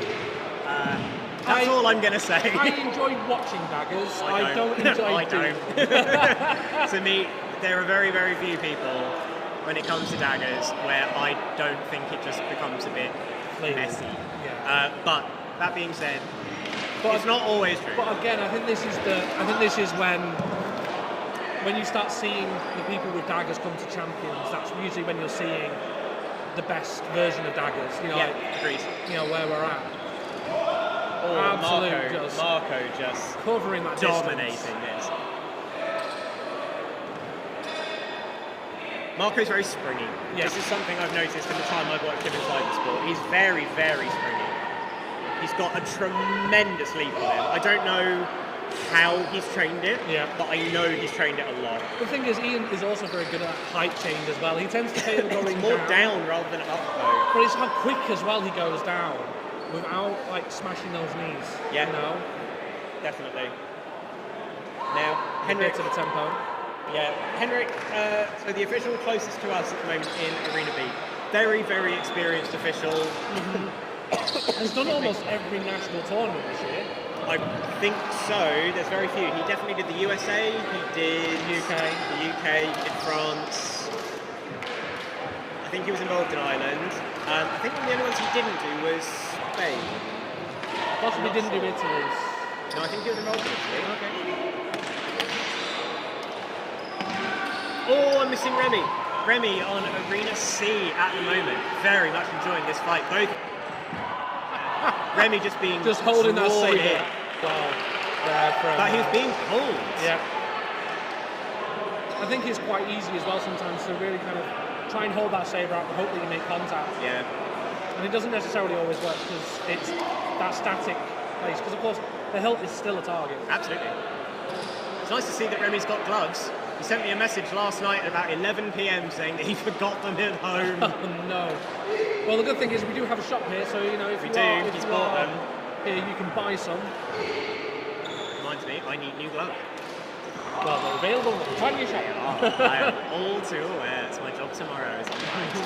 Rather exchanging. Yeah.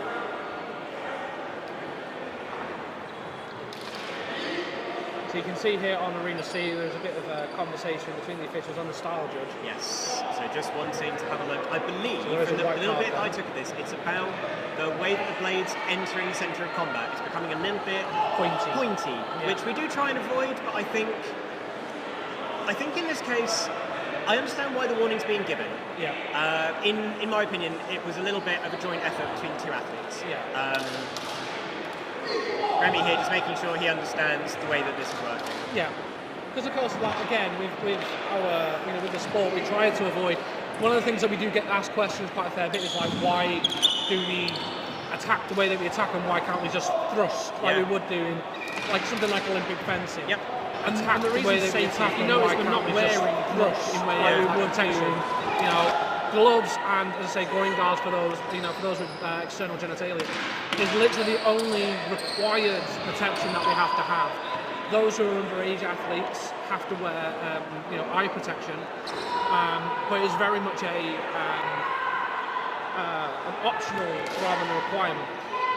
So all our techniques are designed to try and avoid strong hits or direct hits with a stab, because these blades do not bend. They won't bend in that direction. Yeah. And this is the thing, it will be the equivalent of getting jabbed with a broom pole. It's gonna hurt. It hurts a lot. As someone who has been stabbed on more than one occasion by a saber from a student. Yeah, it happens to us because we're instructors, particularly those of us that teach Form 2, which is the single-handed style we see where it looks the most akin to fencing. Yeah. There are big differences. So if you have a look at Bart right now, actually on Arena B, B2, you can see some of that kind of that kind of fencing swashbuckling style. You can see some of that kind of that kind of fence.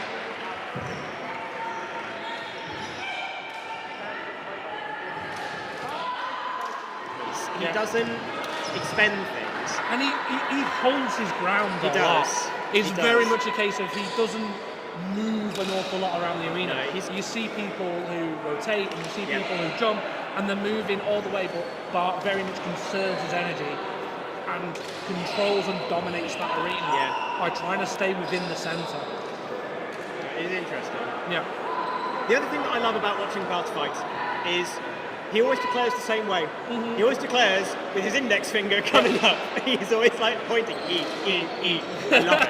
I absolutely love it. He's also rather elegant, quite flamboyant with it as well. He is, yeah. But also a little bit nonchalant. It's like a little bit like, you hit me, I don't care. Yeah.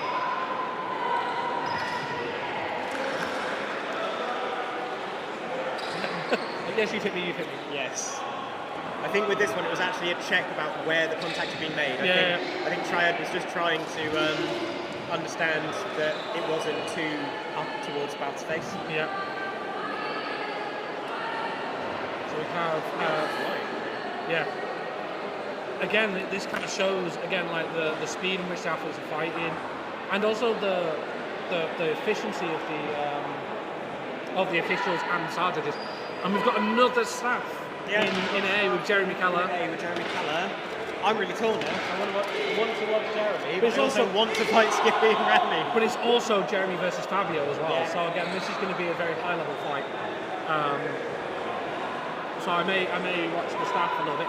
I also am a little bit biased because I do rather enjoy watching staff. Yeah, I enjoy watching staff. I enjoy watching staff more than daggers. For those who are just watching on C there, that was a really nice example of how good daggers can be. with offering that kind of It's that bait and cover, switch. that kind of cover whilst also attacking simultaneously. It's the only weapon that can do that, which is why they're shorter. Because if they were longer, it would be a bit more unwieldy, but also at the same time a little bit. Yeah, absolutely. So what do we have? Jeremy versus Fabio. Which Fabio is it? So Fabio this Pesci. is Fabio Pesci. So again, previous podium, Champions Arena podium winner. Now, Jeremy, a big fan of Form 4 staff, so we're going to see these change in height. We're going to see these. Oh, wonderful use of mountain tackle there again. Again, wonderful use from both of them here of measure, just entering that space and then moving out at the right times. Sam is a wonderful videographer. He is a bad window. I cannot see through him. Again, just really, really so much fun to watch these two play.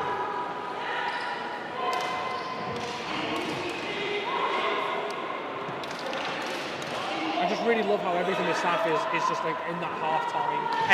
It's one blade comes through, then the next blade's following, and it's so so quick. The other thing which is really interesting about seeing the staff inside our sport is it's the only one where we see this really regular changing of the measure of the weapon. Yeah. Because you can hold it near the emitter of the blade you're utilising, Yeah. or you can hold it near the emitter of the tail. Backblade, yeah. And it near the emitter of the blade needs to be so aware. Yeah. Or you can hold where your grip is on this weapon. Yeah. Because also, if you notice on the staff, that the blades on the staff are shorter than the blades on the long saber. Yeah. So you think, oh, okay, staff hasn't got quite as much reach. But if you're holding that back emitter, it just stretches out and reads out, and just gives you that range. So Arena B, Daki versus Triad. Triad trying to Both run. going out the arena at the end there. But that Triad roll, just trying to run. I'm sure this is Triad. It's Please tell Triad. me I'm correct. Thank God for that. in fact, I'm pretty sure it's right. David Garcia. Yeah. Or David Martinez. I can't remember which one he uses. It's interesting getting to see Triad again. It's a while since I've got to see him fight firsthand. Yeah. He's very, very forward again. He's another one who tries to dominate that central space an awful lot. Yeah. Again, using Form 3, Form 5 to be able to kind of close these different bits down. It's also quite interesting to see the difference in blade work. The athletes, but in some senses, academies / nations. Yeah, definitely. Because I always find Spanish very hard. the Spanish are always very fluid with their blade work. And it's very kind of lots of kind of brandishing and this kind of control and stuff. Are we already halfway through Yeah, the arenas? We are flying through the course today. What this does mean, though, is that hopefully we're going to be able to... about a quarter of the way through. Yeah. Hopefully that means we are going to get a little bit of a break for some food, because I know that there is an absolutely mega burrito van outside our venue today. I'm really annoyed I missed breakfast with it because I was too busy setting up. Yeah, same, likewise. My intention was to try and get a breakfast wrap, but... They're doing them all day. It's an all-day breakfast. Oh, okay, so maybe I'll have one of them rather than the chicken wrap. If there's any left. If there's any left. Which, based on the number of people I've seen eating, maybe not. Maybe not. I see Seb demolishing one at the moment, so... So we got Andrea and Eduardo Bonnet. Bonnet. Oh no, Bonnet. Yeah, so Bonnet and Bonnet. I well thought Andrea they were the Bonnet, same I believe, and then Eduardo Bonnet. Yeah. On the spreadsheet, then they look very, look the very same, similar. Yeah. Good old dark mode on an Excel sheet. Yeah. And there's Abigail. Abigail. You can understand why she has that battle name of Banshee. Yeah. But again, it's so good to have people who exemplify what decorations should be. Now, I think it's going to be really interesting the next fight that we've got in Arena C, because this is going to be Pierluigi Commenti using staff versus Xavi Cuellar. One fight that may be interesting as well is going to be Skippy versus Pierluigi. I'm looking forward to Daggers this. Daggers versus staff. Having spent a little bit of time at the CIS when I was learning Form 3 Saber Staff, I did get to fight daggers, and it is horrible. especially when you're learning these forms as well, because you learn them normally fighting the same weapon. Yes. Oh, I think this is going to be an Ian Mazura. Yes. Yeah. There we go. So although an E contact was made, if the trajectory of the blade had been able to continue safely, it would have gone into the body of the opponent. Yeah. Oh, Marco Plana versus Triad on Arena B. But, ow, too many good fights. Again, I'm spoiled. I think I'm going to be watching Pierluigi. I think. As much as I love watching Marco, I think, Arena C. Everyone turn to Arena C. Yeah. I love Pierluigi's nonchalant start as well. I saw a video of him using what I believe is a bit of Sitsunasi, where he essentially just kicks the saber into his opponent. So that's not Form 6. That is just Pierluigi. It's Form Pierluigi. Oh, the control! That was absolutely. No, I think read that. You might have had a slightly better view. Was this an Ascendente? It was. Yep. Oh, and then Pierluigi going like, no, we're reading this up now. Let's take this down to the last point. Again, it's that difference, that kind of changing in attitude. It's also how Pierluigi moves that staff around his body as well. Absolutely. It's just really nice to see. The other thing which is really interesting, and I think we're going to see this more and more and more, because there are more people learning staff, there are more people learning Form 5 Longsaber. Yeah. Form 5 staff will like fighting Form 5 Longsaber because it's going to try and catch the back of the movement, and it's going to try and push this further. Yeah. Those that are very comfortable with the Form 5 movement are going to be happy to get this additional momentum because they're going to continue that rotation or begin a counter rotation. I think we're going to start to see a load of really interesting dynamics between Form 3 and Form 5 staff and Form 5 Longsaber. I've heard quite a lot of people saying that staff was made for 5. I agree. I completely agree. Actually, I still think staff and 3 are the most natural pairing. Yeah. You've not done 5 and staff yet, so you may change your mind. I may change my mind. Well, regardless, Form 3 and 5 staff are the next 2 forms I'm wanting to do, that's for sure. I'm hoping to do Form 4 staff at the CIS this year. Then I have to really start trying to decide whether or not I'm going for Cavaliere in Longsaber or Cavaliere in staff. I will probably get both. I'm already Cavaliere in Long. I've also You're halfway there. Yeah. Well, I've not closed any forms yet in staff. Soon though, soon. Oh, Jeremy versus Tim over on Arena 1. Jeremy trying desperately not to plough into Tim. So again, this is another example of like master v student. Yeah, because Jeremy was Tim's for course 1. On Arena B, we have Daki versus Bart. So again, this should be a good fight nice as well. It's 2 very different dynamics. Daki very much favouring Form 4, and Bart just shutting it Saw down. the hand coming in and went, no, I'm just going to take your hand and then take the point, thank you. Now, Bart is in a very interesting training advantage compared to lots of people, which is that his partner, who is also inside the sport, is a Form 4 technico. Yeah. Bart is a Form 1 technico and a Form 1, Form 2 and Form 3 Longsaber technico. Yeah. So between the 2 of them, they're fairly well armed. And I know that they train together a lot. Nice. That was very nice. Very nice from Daki. Again, just going, you're not letting me play, so I'm just going to try. Because again, Bart is very controlling in that fight there. Very much so.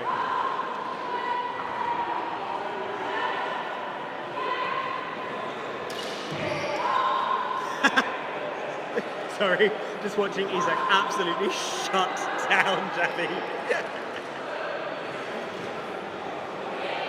It's a little bit of a shame that D is behind us to our left, actually, because we do miss that one from time to time. D.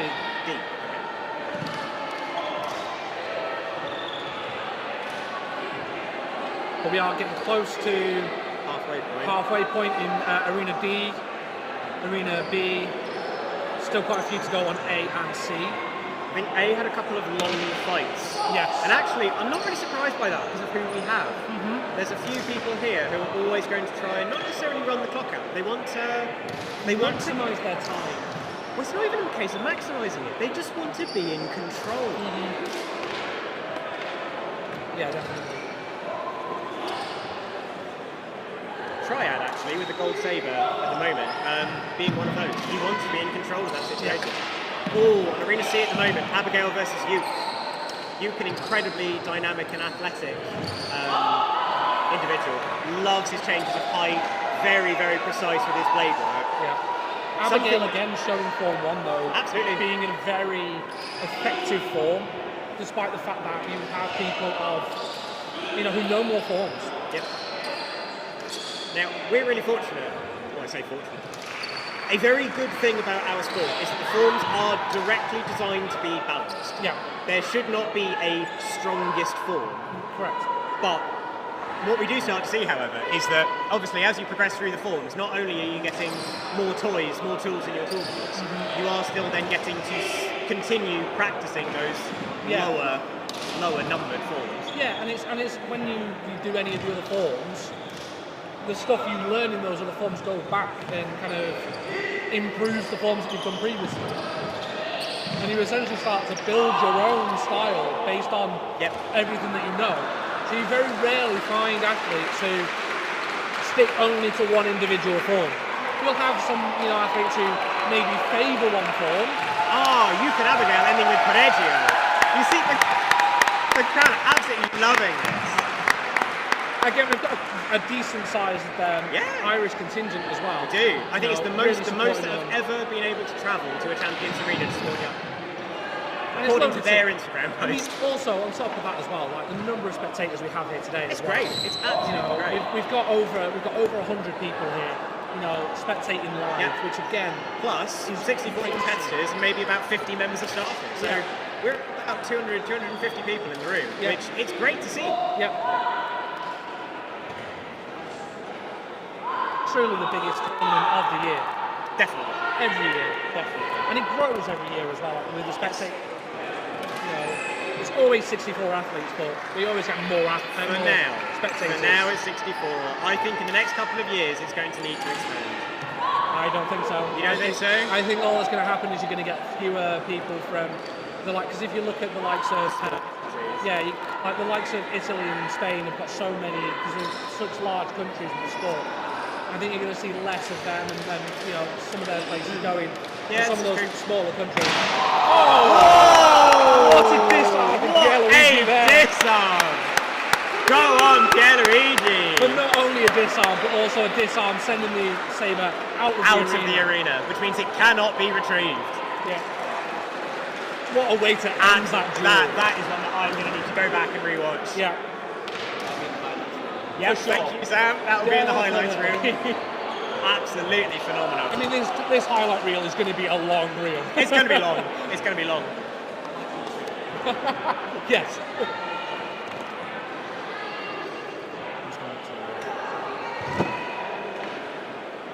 Oh, over on Arena A at the moment, we have Anthony Gatti from France versus Jeremy Keller from the USA.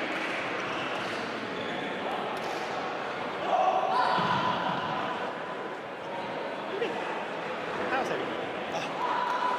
You don't come in, sir? Oh, just talking. Oh, lovely. Hello. Hello. We're joined by Luke, the event manager, who's been instrumental in sorting all of this out. Oh, instrumental I wouldn't say, but... Well, you're a tool, which is an instrument. It's very true. Any highlights for you so far today? Being...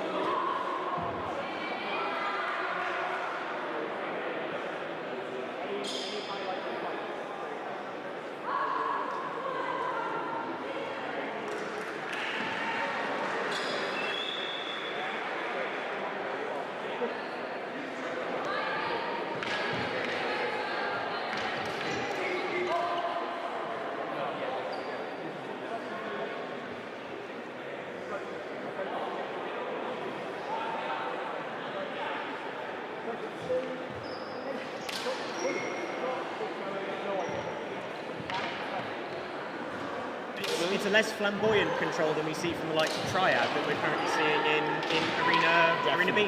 Definitely. But no, it's highlights. Honestly, are being here so far. It's been a long time coming, and a lot of help with stuff from Hannah Salmons and Dan Salmons, and yourself as well. Which I'm very, very pleased to have such a great team. I think the staff contingent this year has been really, really strong. People have been really keen to step up. Absolutely. And I think I'm being looked at by Dan as I'm not usually allowed to talk on live streams, so I shall bid you all adieu and enjoy the rest of the tournament. Oh, Luke back to being busy again, running the entire day. I asked him if he had a highlight so far, and he went, "Well, it's nice just to be here." It's like, cop out. The fact that the answer was not Pierluigi's disarm. Well, I think unfortunately he missed it. Oh. He'll have to catch it in the shots on highlight. I see Lottie wandering around now, which makes me very nervous. Yeah. Lottie? No? He's already had. He doesn't need any more caffeine. I don't like coffee. Good. I don't drink coffee. Good. I don't think you need the caffeine. Yeah, that's true. You haven't bitten me yet, so I'm taking this as a good thing. You've just reminded him now. We have time. So we've got Tim Viberg and Fabio Pesci just on Arena Ray. I saw a wonderful point from Fabio during this fight. Right, I'll be back in a couple of minutes. Yep, because we are now at that halfway point, and we're going to be switching starters soon. That was a little bit vicious, Risa. Oh, I heard that hit the hands then.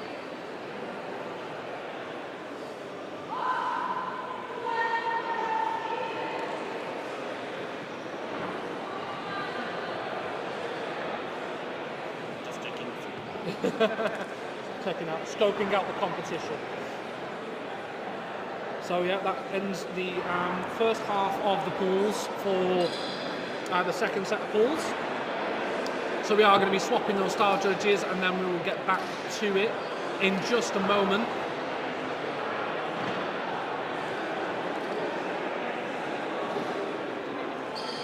I'm okay. Actually, some more water. Yeah, just take it from any of them.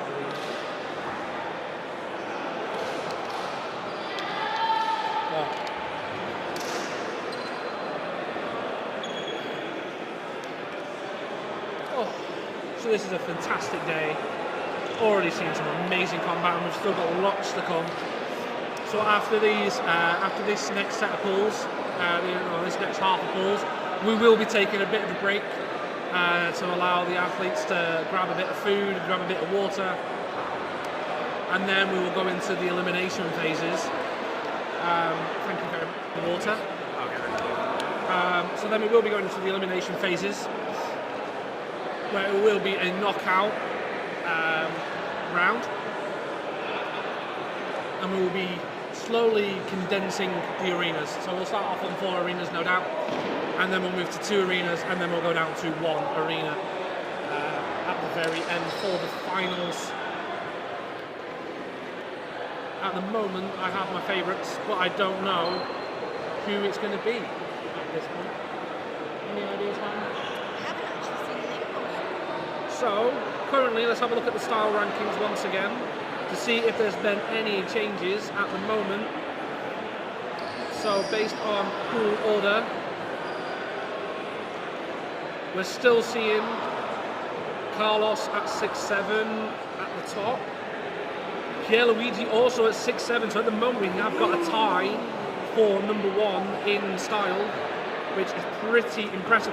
In fact, it looks like a 3-way tie at the moment for style at 6'7", with Jacopo as well at 6'7" as well. So again, this is very tight for style at the moment. Anyone's in at this point. Yeah, it's going to come down to the to the eliminations, and Pietro is also still in number 4. Is still in 4th place, and not that far behind really.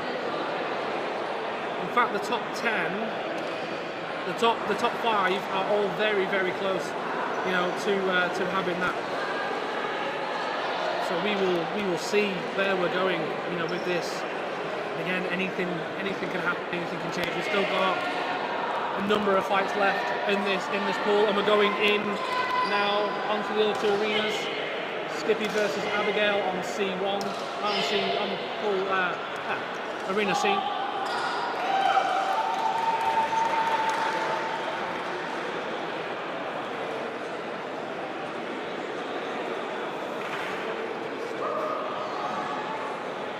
It looks like B is getting ready to go.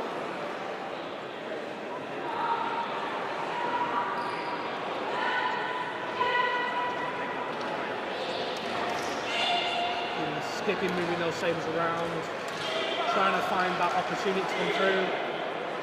Abigail making it very difficult for him to get in. The Doppio has been called.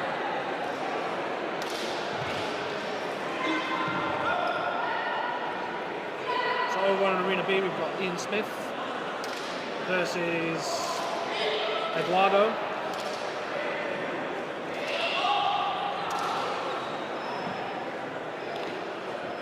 Both trying to get the measure of one another right now. Trying to find that gap, and it's going to be quick when they find it. Both exchanging ease. Ian just finding that gap in Eduardo's defences there.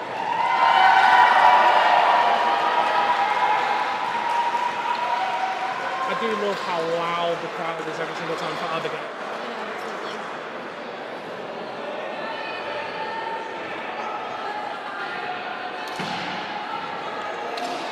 Eduardo trying to deflect that blade a little bit on Ian, over on B.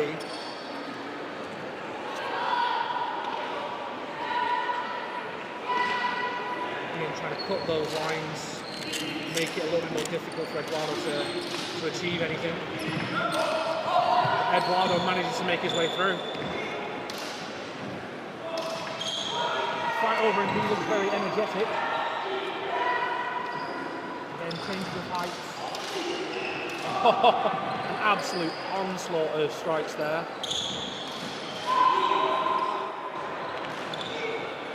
To the point where the officials are having to call a quick tempo to try and figure out what happened. It was so quick and such a flurry of blows.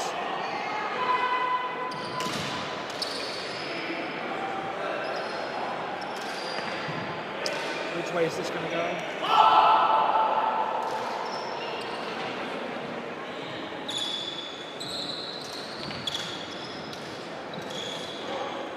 Looks like we may have a decision.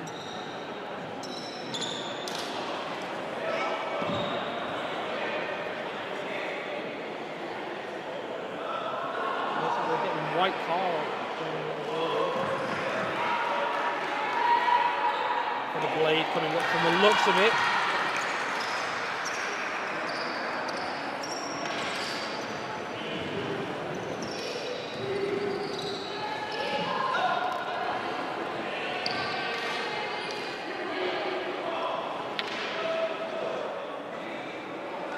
Oh, we have Jeremy Keller and Little John over on A. Again, staff. Not Little John, sorry.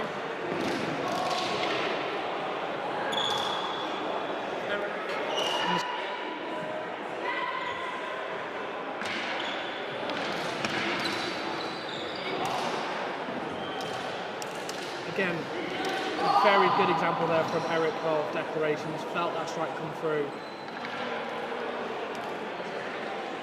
Officials just checking to see on the timing of where that landed.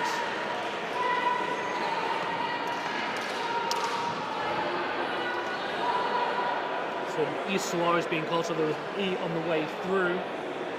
Therefore, they're going to replay that point. And white cards are being awarded to both of them. Possibly for declarations, but we will see. I'm not entitled to this match.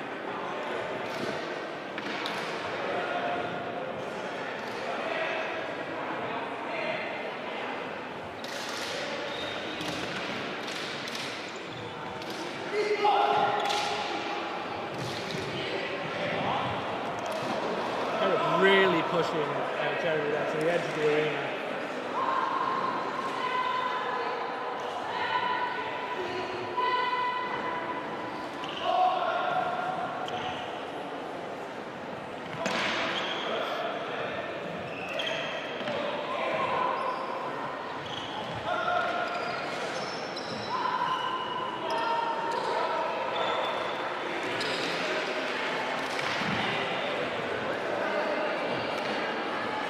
I do find it very interesting how you have the likes of Jeremy and Pierre, Luigi, who are using staff, and they're such large weapons, but they move them around as almost as if they're, they're nothing.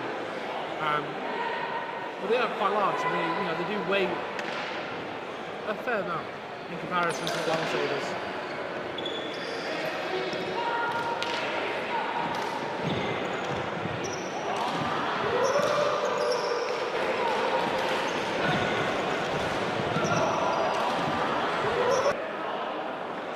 Wonderful exchange there between Eric and Jeremy.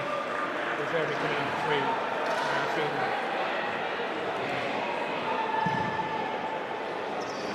Going arena B. We're seeing again Taki versus Marco Polina. So again, two athletes who will be quite used to fighting one another. Oh! And Marco just stepping out of the arena.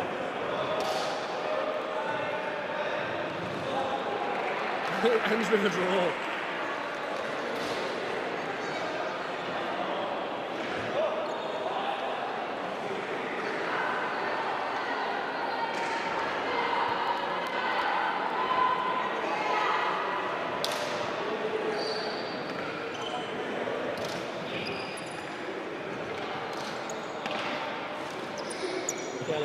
Isaac on Arena C.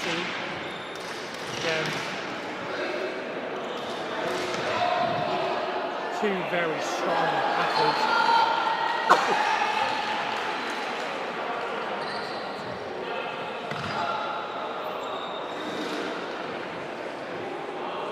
Yellow card is awarded to Isaac. Possibly to balance up a misdeclaration.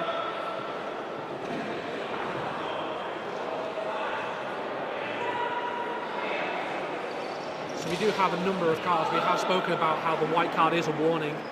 The yellow card does provide a punishment with awarding a point to the opponent. And this can be awarded for a number of things.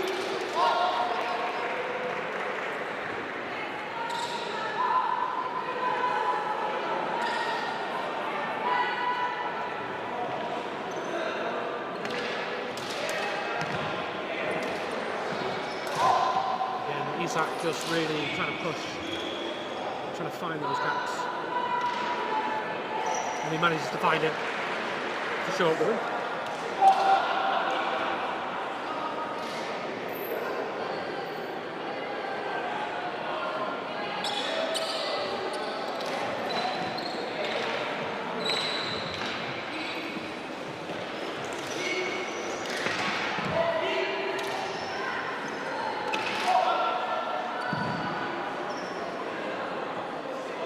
Over on Arena D, we are seeing Francesco Rodolfo, aka Upi,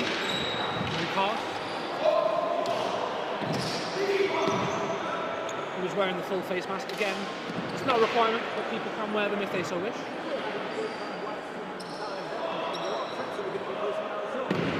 Upi being very nice and measured.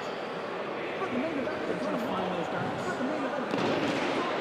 Carlos is very much holding his ground.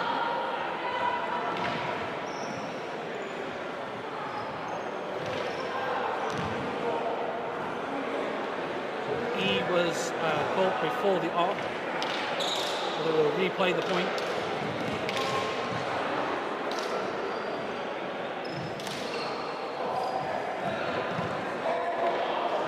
Managing to get a point in there against Cars.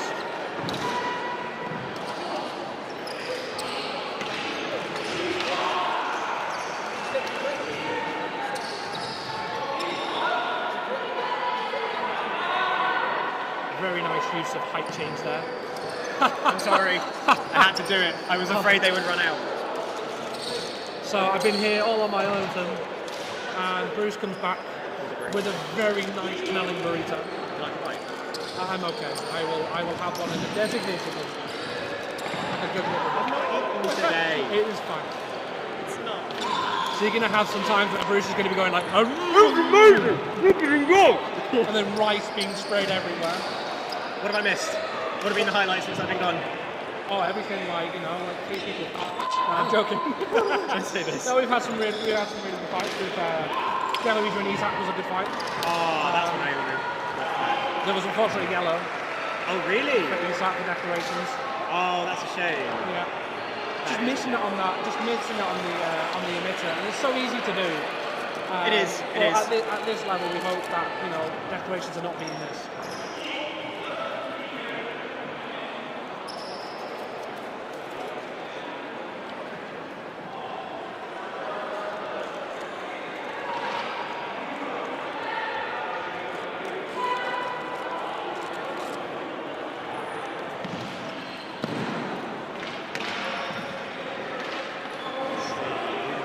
Luigi versus Remy.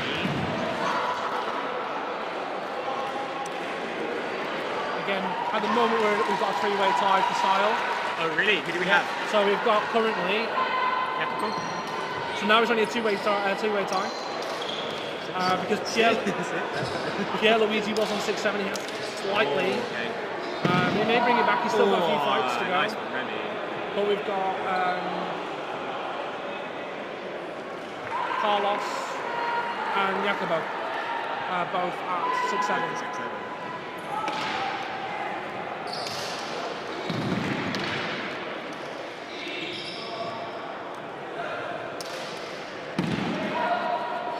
Just unfortunate there. Yeah, very much so. We may have an East Albans spotted and called. We may have to replay. I do like how whenever there's a tempo called, Remy goes into full-blown, meditative mode. That rap smells amazing. Fair enough. I just had to eat something, I was going to pass out. There's only so much you can survive on getting pushed out. Yeah, that's true. Blackie just getting forced out of the arena, but still taking the win in the fight. We've had quite a few for it in this pool. Which makes me wonder how they're going to cope with the 7-meter arena next year. I think there are some.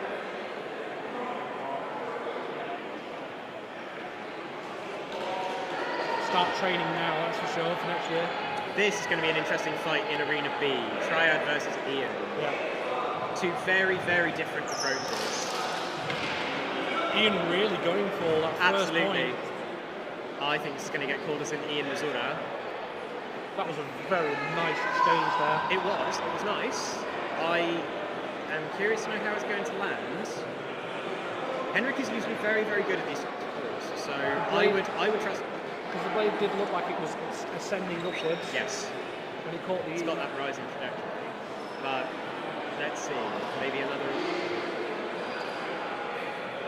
Okay, so calling who? So a little bit unsure. I do feel like Ian started this kind of like in his element, really. Triad just managing to get that contact on the way through.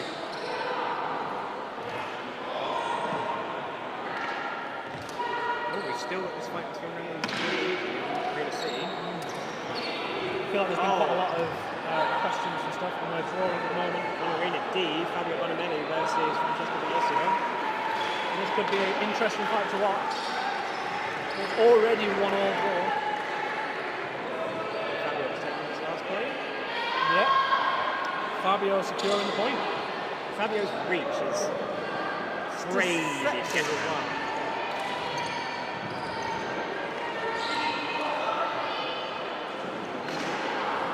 Over on Arena B there, Triad just using that form 2 just to really make it very difficult for Ian to know where that blade's coming from.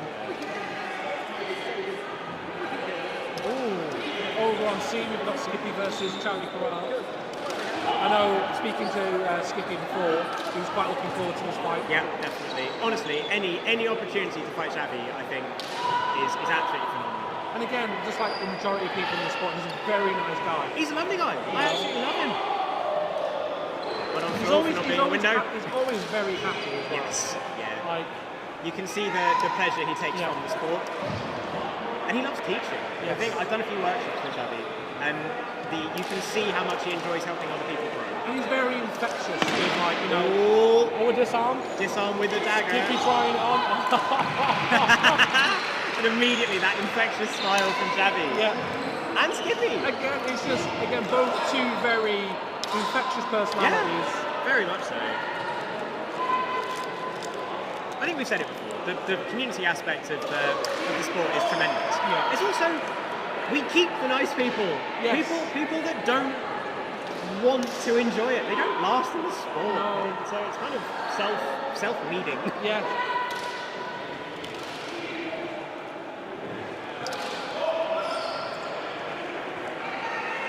Again, like Xavi just staying just outside the reach of Skippy here. Skippy really trying to get in then with that knee slide.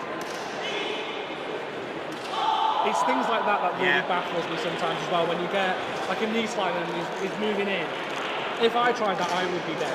Oh, absolutely, yeah. Like, I'm conceding the point at that point. If I've not killed them first, I am dead. But somehow Skippy manages to get out and survive and continue on for another assault. I think what's very interesting is Skippy has a little bit of an advantage over a lot of other athletes because he has experience with daggers. Yeah. Lots of other people are still not used to fighting daggers. Yeah. Now, Xavi is not one of those people. He's a Form 5 daggers instructor, which means although it's not maybe looking at all the continuous or all the same movements, he has experience with the weapon, he knows how it works, he knows the theory that goes behind it. Yeah. So he is... Oh, this should be a good fight, actually. Yeah, Luigi versus you.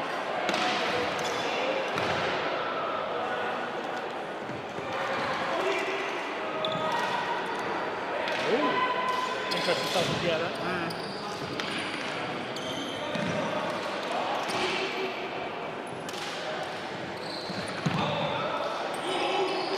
Now, there are a handful of people in the sport who have really been able to take a weapon or a form, and they are still sitting within the, not necessarily the purest version of it, but they are sticking to that form or the use of that weapon, and yet they still are able to make it so fundamentally their own.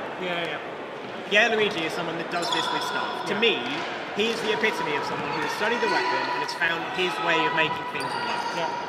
It is very much a case as well. You've got some athletes who just seem to almost, as you say, embody that weapon or embody that style. To the point where we look at, you know, people going in and we're saying, this person is in for, if you want to know Form 3 or if you want to know Form 4, these are the people you watch.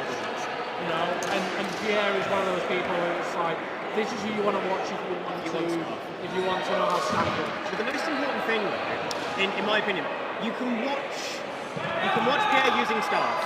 You will not be able to emulate it because he's made it his own. Even his students. Right, so I don't think he teaches that much stuff. I think he is an instructor in. I think it's mainly Chiara who teaches. It's Chiara who's teaching stuff in India. But he has such a unique take on the weapon. And it's about he brings his personality into it. He's very funny, he is very light-hearted, he looks very serious. He looks very serious, but I remember the first time I ever met him at Reignite, like the second Reignite we did. And he turned up and he looked really intimidating, and then he turned on his lightsaber and it was Mario. Yes, You know, he has a really unique take on his approach to the weapon.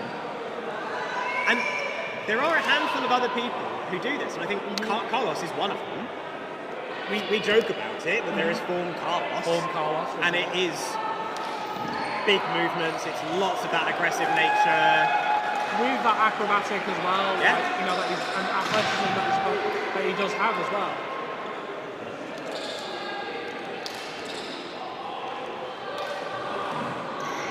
Something tells me that the fight between Skippy and Pierre Luigi is going to be like the last one. I think it probably will. It's going to be quite late.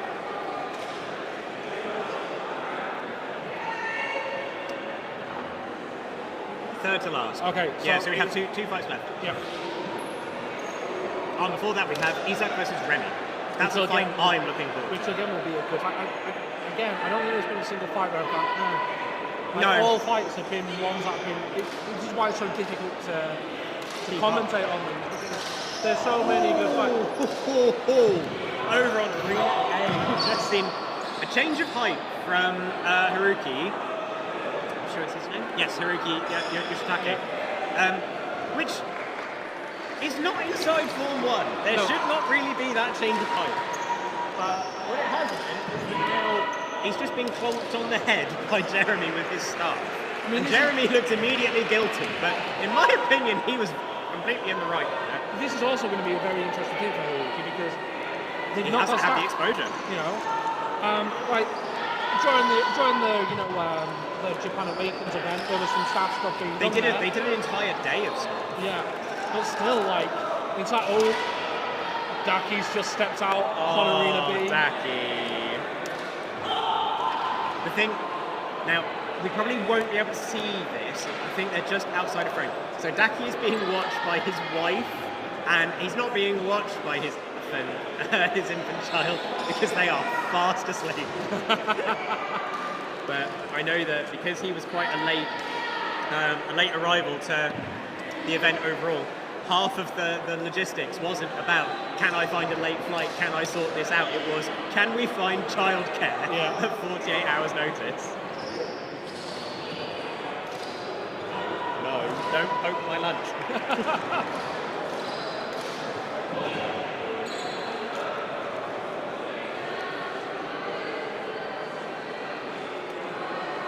So here we go, we have Remy v Isak on the scene. Oh, beautiful control there on Arena B from Marco. So much awareness of the location of his play. He's really gentle. Yeah. Almost going into an official there on B. Nervous. Lorenzo's back. I'm very nervous.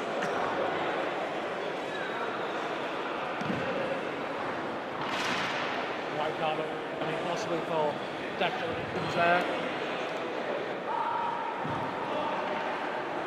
Possibly. You might see it. However, it was quite a fair, quite a quick exchange, really. Yes, Remy just looking for that little cheeky low strike. Isak having none of it. Isak is very much in control on this. Isak he's an interesting one to watch fight. I was on his team for the team tournament at the last Champions Arena. And at that point, I didn't actually realise who he was. Yeah. His control of the space that he's fighting in is very, very good. Yellow card for Isak again. This is his second yellow. Really? Yeah. Not in this fight. But No. But I didn't. didn't. Duels. He's just received the yellow. Okay. That's a shame. Possibly for declarations again, maybe. Right. Okay. Oh, on Arena B, Bouts versus Ian. However, two people I love. We're going to have to move to Arena C still. Because now we've got Skippy v Pierre, Luigi, so Staff v Daggers. I'm watching as much of this fight as I can, but really, really pushing his Form 5 now. Ian's making him work for it. Honestly, it's nice to see. But Daggers versus Staff, this is going to be a spectacle today. It's a very interesting interaction between these two weapons. Both playing with measure in a very different way to LightSaber. Very, very difficult to get the measure. Yeah, it's very challenging. And again, there isn't really much opportunity for these weapons to train against each other. Because most places, they don't have experienced athletes or instructors of both weapons in the same place. Yeah. I mean, we're getting more and more, as we mature and as we grow, but yeah, for sure. Skippy, however, has got the very fortunate experience, really, of he does have a staff instructor in Birmingham where he trains. Yep. In Sam Grafton, who is using LightSaber today. Disappointed. But very nicely done there from Skippy.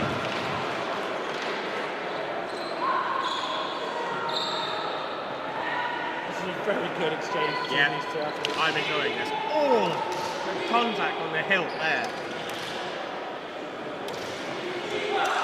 Yeah, very, very nice. It's just that blade followed by blade followed by blade of it's a staff. whirlwind. It makes it so difficult to deal with. Before you've even had time to really declare on a hilt hit, the blade's coming round for the arm. So it looks like we are finished on Arena B. Yep, I think they're all wrapped up now. A's still got a few fights left to go. Absolute. So we've got a slight injury over on Arena B. First aider going over. Unfortunately, I didn't get to see what happened there. I think It was a hit to the head. yeah, up to on the ground.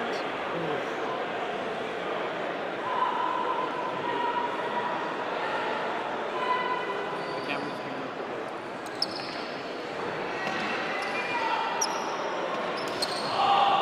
Okay, so apologies for the interruption on Arena D.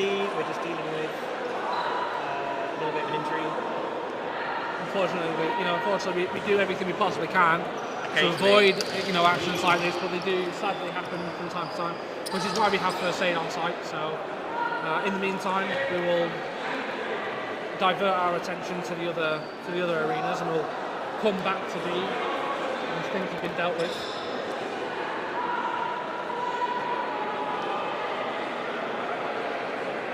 We're now on to our last fight in Arena C. Yeah. So it's going to be Abigail Coburn versus Lorenzo Chiari. And we've still got plenty of fights going on in A. Yes. Tim Greenberg versus Anthony Gatti at the moment. Yeah, Gatti just making sure that his opponent knows what's going on.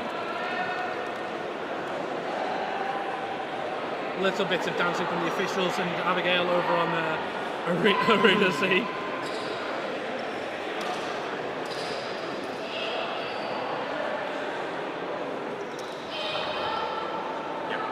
Yeah, good declaration from Abigail there. One of her quieter declarations, actually.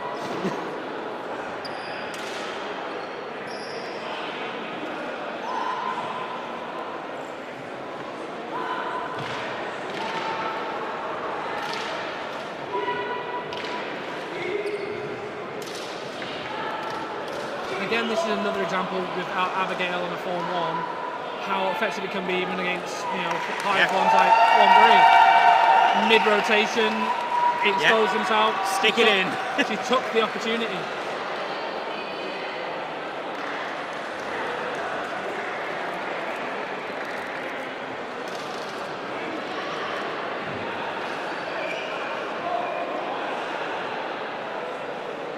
How are we looking on style?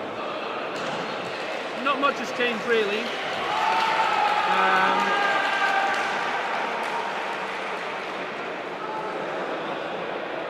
But Abigail getting 5.9 for style. Yeah. Again, For someone at her point or her experience inside the sport, at this level of competition, is absolutely phenomenal. Yeah. Very, very, very well done. She's definitely one to keep an eye on. Definitely. Because I think given more time, given more experience, she's just going to get better and better and better. And the continued support of her academy. I think this is the thing. Ireland are quite a small academy or quite a small school comparative to lots of the other places. Yeah. And that means that community aspect is probably even stronger there than we start to see in some of the other places. Well, you just see the number of people who've come over to support, to support her and Aaron. And like the noise that's coming from them, they're louder than like some of the countries who have brought multiple times more people than them really. But yeah, so let's have a quick look at the style rankings. So we've still got Jacobo and Carlos in first place with 6.7. With Pietro in third at 6.6. But again, it's still very, very close. Not quite.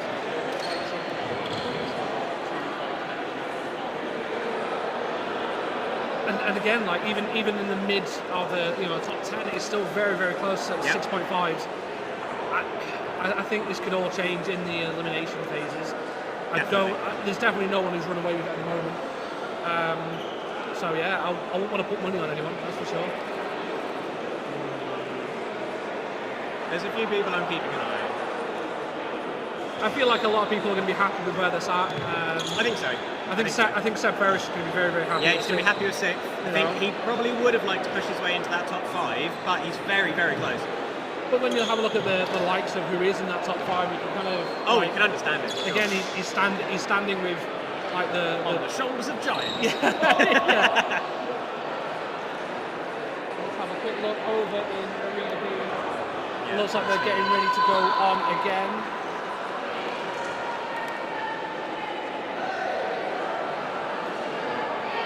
Hopefully, so Upi has won that fight with his opponent receiving a yellow card for lack of quarter. Lack of care. I don't think that was directly related to the injury that's being taken. I think it may have done. It wouldn't have been malicious, which is why it's only a yellow. But you know, these accidents happen.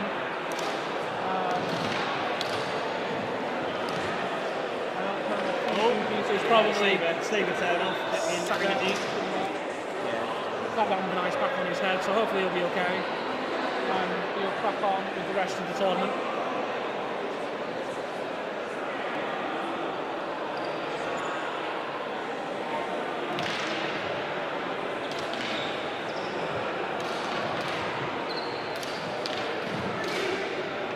And Johan and Karst here really trying to figure out each other's movement here. Trying to find that opportunity to get in. Both just probing each other's defences.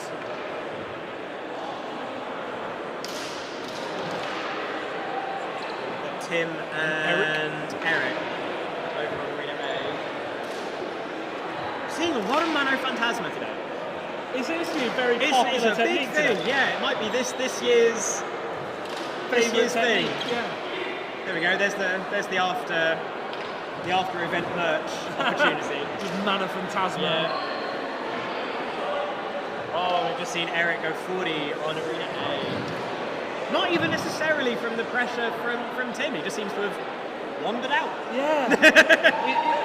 It's odd when this happens. It's easily done. It's very easily done. And I think we're going to see a lot more of it next year. Because for sure. I think a lot of people aren't quite aware of the size of their arenas at the moment. Yeah. Which is only going to get worse when it's, you know... When it's reduced by a quarter. Yeah.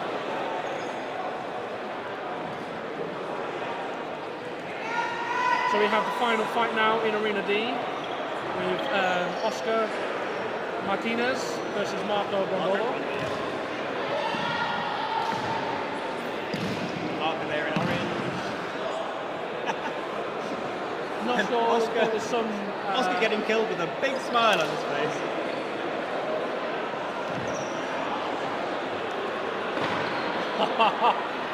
Rolls in, jumps over. Yeah, absolutely. But it's nice to see someone of his rank trying to utilise those more advanced techniques. Yeah. I think I'm right in saying that Oscar.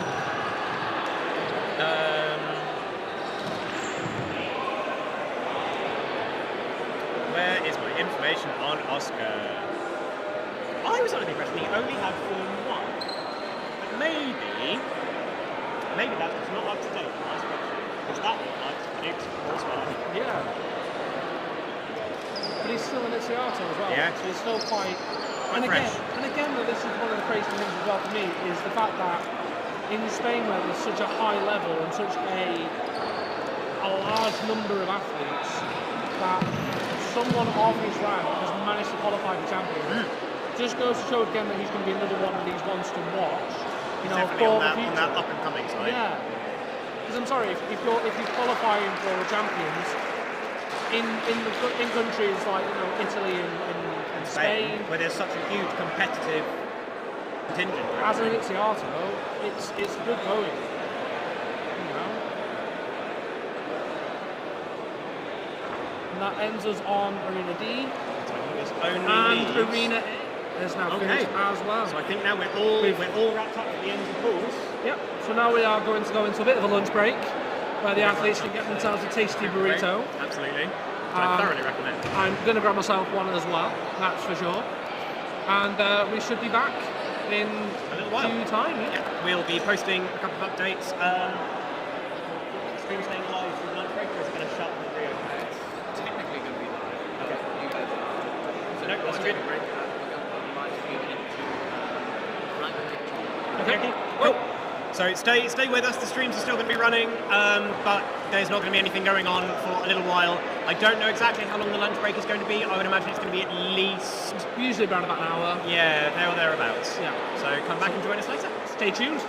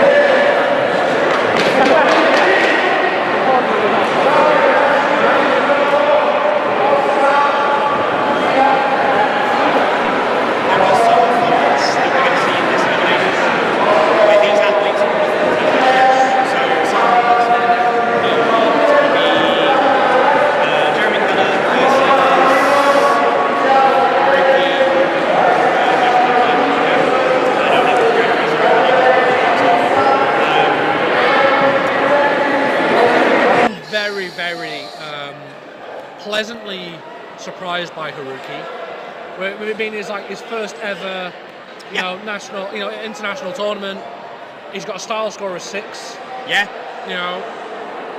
Again, that is very, very good going for someone who's not been doing the sport for a particularly long time. And who hasn't had that wider exposure to the more advanced forms, exotic weapons, and even tournament-style combat. Exactly. So, again, it's very, very impressive. There's a message from the motherland saying, commentators are saying Abigail is 17, but she's 16. So she's 16? Yeah. My mistake, that's entirely my fault. So it's even more impressive. Absolutely. We did our little interview for the documentary there, but I'm barely keeping it together. No, she's doing great. She's doing really, really well. They told us when Abigail was born she would never walk, she would never talk. Now, so I do have the lungs on her now. I do have a few moments where that hits me on my Yep. And now she's here competing on the World Stage. Beautiful. So again, very nice touching thing there from Abigail. Trying to find these other ones that have already fought. So I think Aaron Sperring's fighting someone he already fought. Yeah, and David from LudoSport Madrid is fighting someone that was in his pool. Yeah. Oh no, I'm getting mixed up.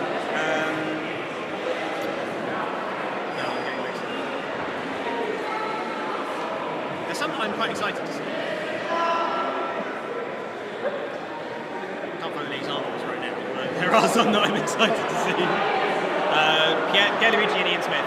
That should be interesting. Yeah. Ian has the exposure to fighting staff. Sam. So, I haven't seen some of the team from that gets people to fix stuff like that. Really. Not going to do it. So if you're watching the scene, you'll see Bruce running over to fix Skippy's tunic.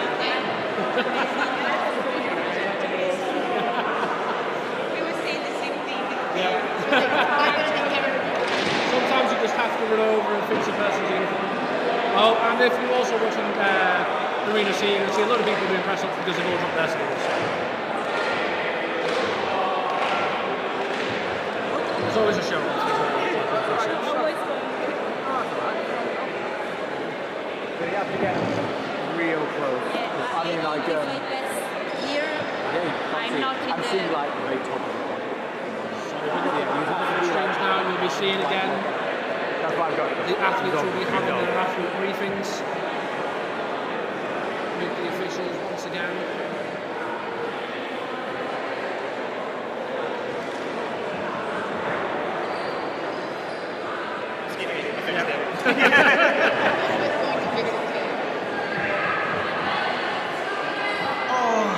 Right.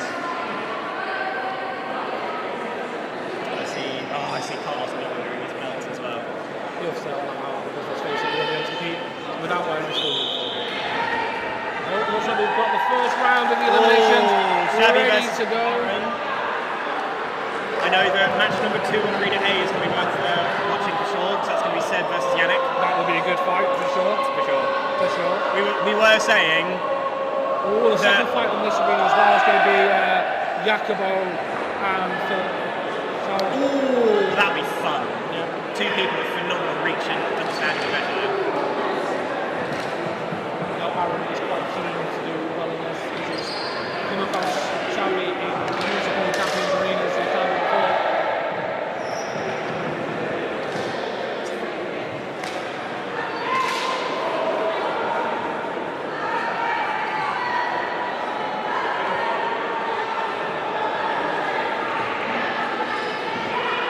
Fight number 1 in Arena C. Versus Pietro? No, Fabio Pesci. Oh, Fabio.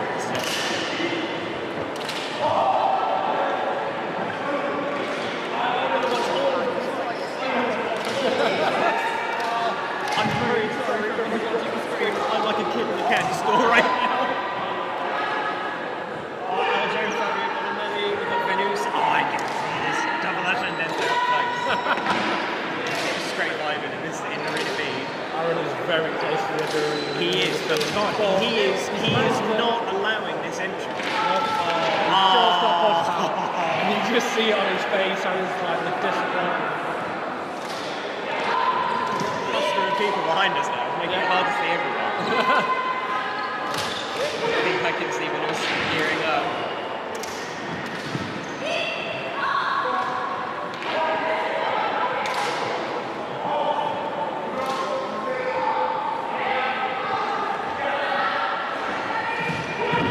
Beautiful control of the space over arena deep. This is absolutely, I love watching it. Oh, it was a very good attempt. Just didn't make his opening before he began his manoeuvre. So it is actually first to 4 within. Oh, is it first to 4 in this round? Right, okay. We did say first to 3. We did. But it's Champions Arena, so we always add a little bit more. I should now immediately be strict to my officials.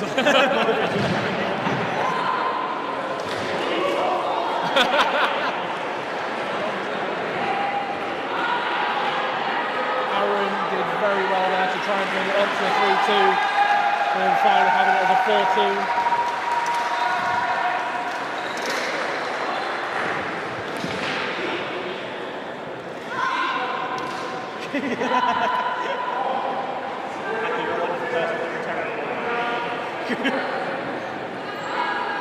We're going to have Bruce put that on a t-shirt because that's become his catchphrase for today.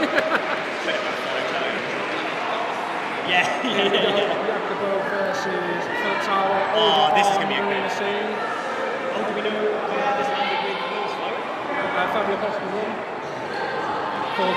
I say it's a shame. It's one wonderful fight. So again, World War showing off the 6.1 in style. Excellent. So again, continuing to push them out. Arena A, we've got slightly tested interest. Yeah, likewise. Watching my little brother of LudoSport doing all of this.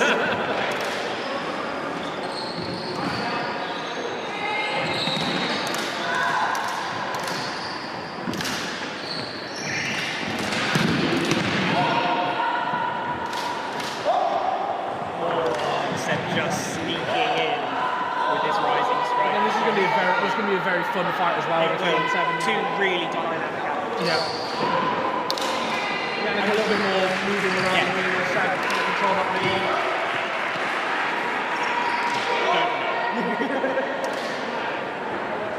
Some very close blows against each other.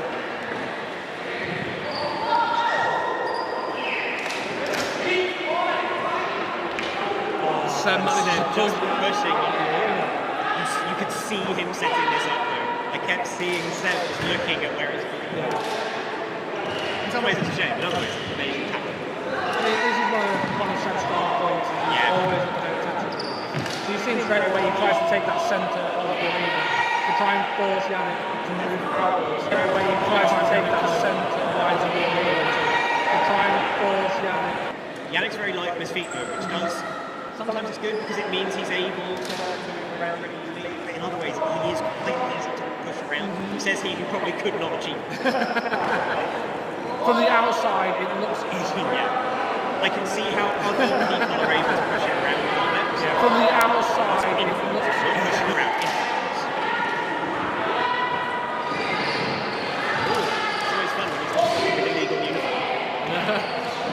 He's got an illegal uniform.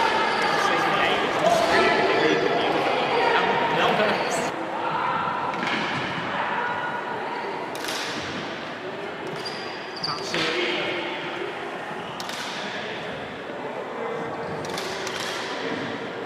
I've said my bit. That's just for the officials to sort.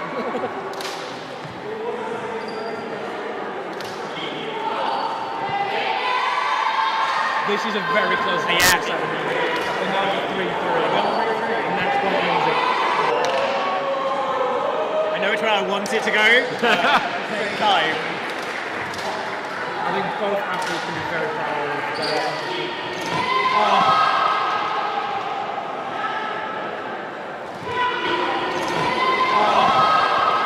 just ending that, knowing that he's got no room to play. So just went in to complete that as quickly as possible. Just wanting to shut it down.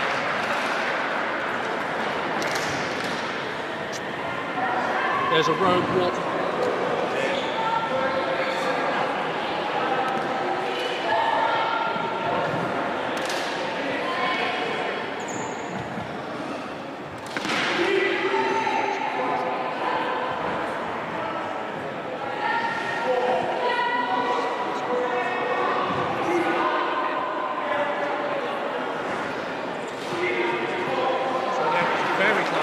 between Philip Salo This is and coming Jan down Boswell. to 2 apiece. Yes. Yeah, 2 apiece. I think we're now 2 apiece on Arena B as well between Gatti and what's his name? Oscar. Yes. Thank you. Again, a lot of these first round of eliminations are even very close. Yeah. Because again, a lot of them are very even. It was a very interesting spread this year, seeing some of the people that were landing in the middle of their pools. Yeah. There isn't much, we haven't seen much of this at the top of your pool, and therefore you get that slightly. Yeah. I hate the idea of being an easier fight with someone who is at a lower qualification. Yeah.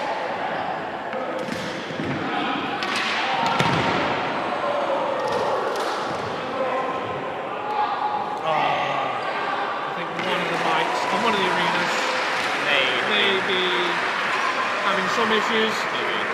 So if you're not hearing us, tune to a different one.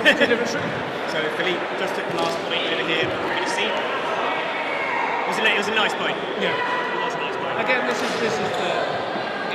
a very fun person to watch, Philippe. AKA Monkey. So we've got. We have Luke and Raphael. Yep. This will be a good fight. And at the moment, we now have Plat and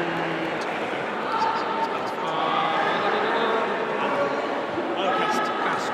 Yeah. In the full mask. Yeah.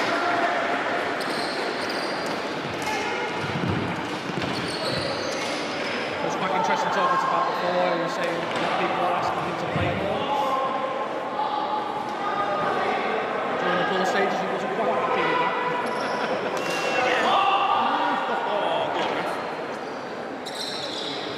Because I'm not in my role as an official today, I can absolutely have favourites. Yeah. So I think I've been quite vocal about who my favourites are so far today, and it's Mackie. And that's because she brought me copious amounts of coffee and caffeinated chocolate.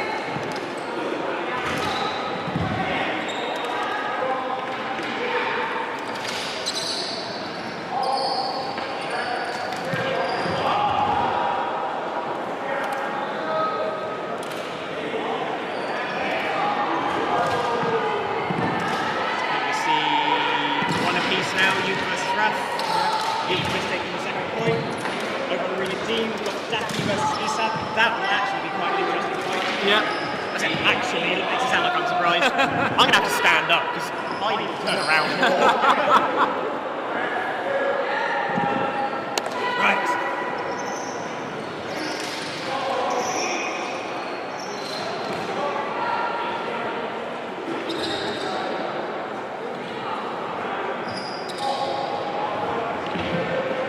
That's partaking Arena B.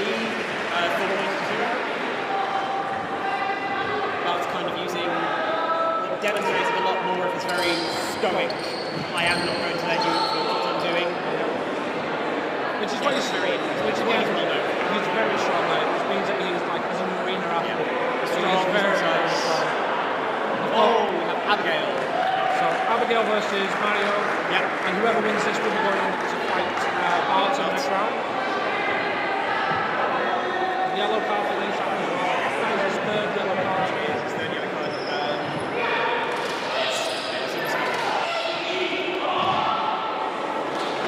I think again it was for the same thing, which is declarations.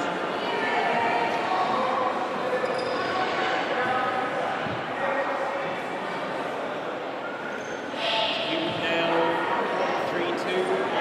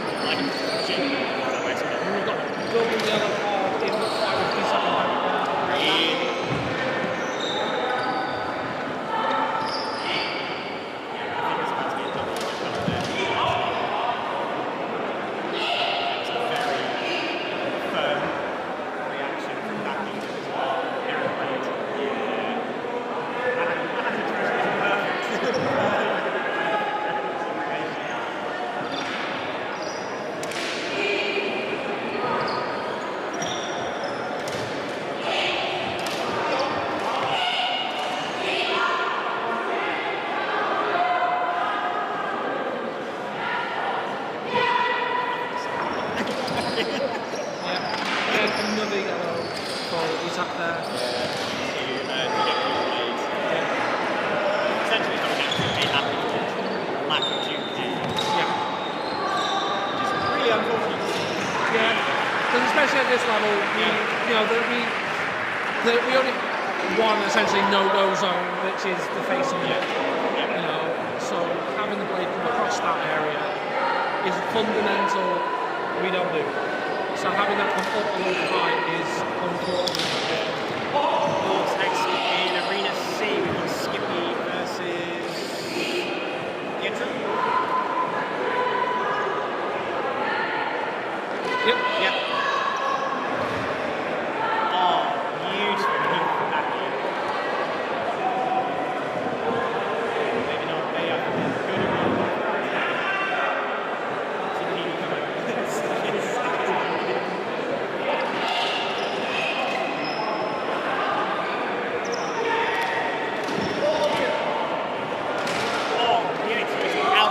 Gate like a bullet train. That was insane.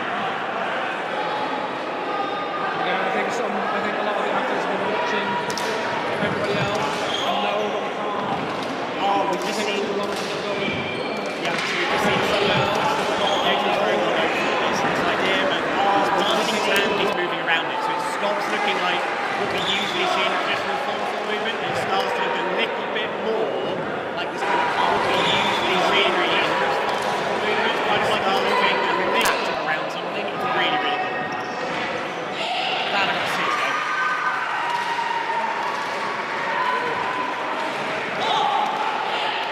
Skippy just being a little bit unfortunate with some of his cover. A little bit. It's hard having both sabers to make the name. I do think he'll be very happy with the performance though. Oh, for sure. So here's a rematch on Arena A between Jeremy Keller and Haruki from Japan. You can see the end of Abigail's time in Champions She's conceded 4 points to 2. But tremendously well done from a relative newcomer in science. Yeah, definitely.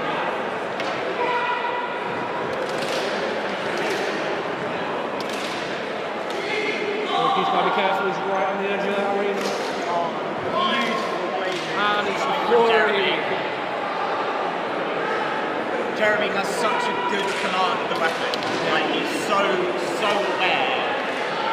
Oh, a beautiful point there from Skippy. Absolutely stunning. Oh, no, Luigi and Ian. This is not fair. This is the struggle that we're going to continue to have all the way up until they put us into one arena.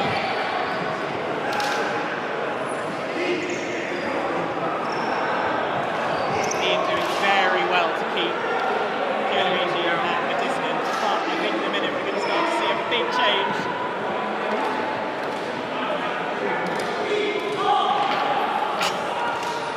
I think we've just seen Skippy concede his 4th point. I know Skippy will be very happy with his performance here. That last fight will be worth talking about. Oh, no, we've got Marco Plano versus Cody Azondo. I can never remember how to say his surname until I see it written down. Ozenkowski from the USA. This is so not cool. We've got too many good fights. I could be my ass.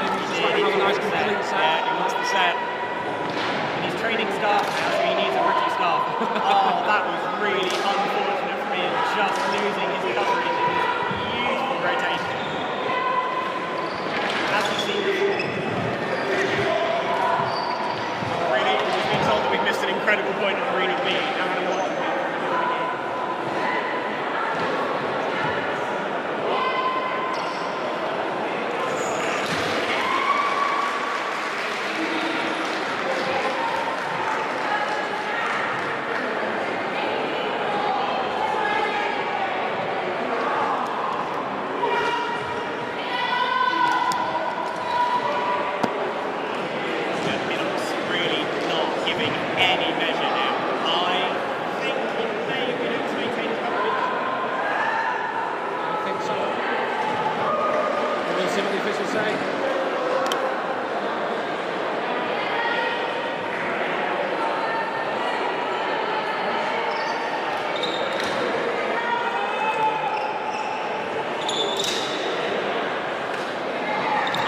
Again, we do winning 4-1 against It was a very good fight. A bit cool to see how it's done.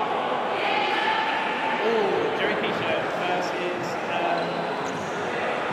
Javi in Arena B. And you can see now Sam Craft and Yeah.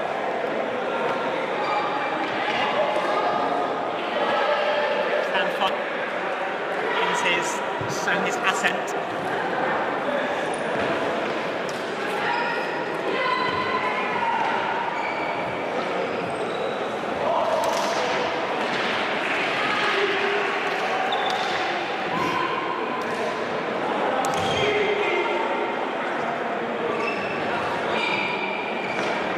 Inox there making it very, very clear that has no doubt that he received an E on the way into that wall contact. Very short point, that one. Yeah. Oh no, W.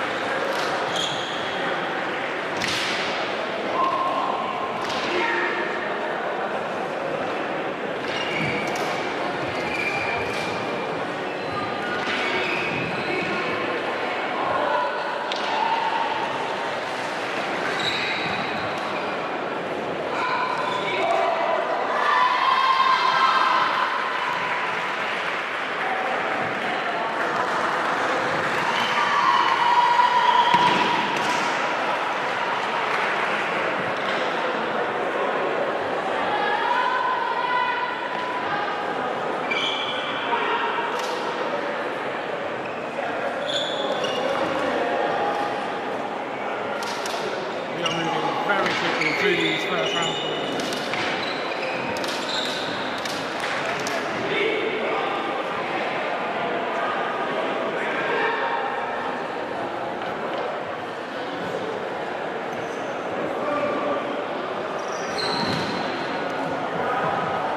Apologies for the dead air, we're just completely encapsulated in all the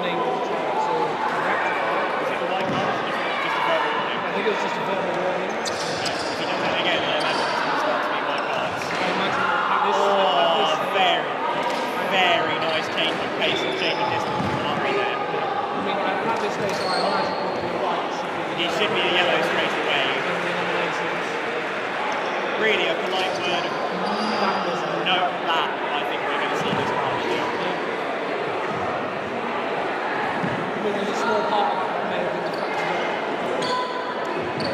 He was kind of saying, I've moved into this, it's bounced off my saber, so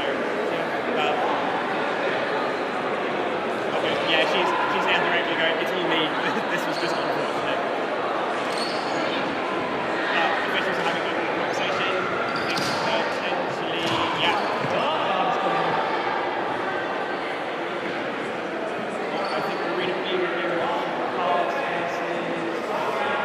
Apologies if the camera dropped off. Yeah. We're just having some technical issues.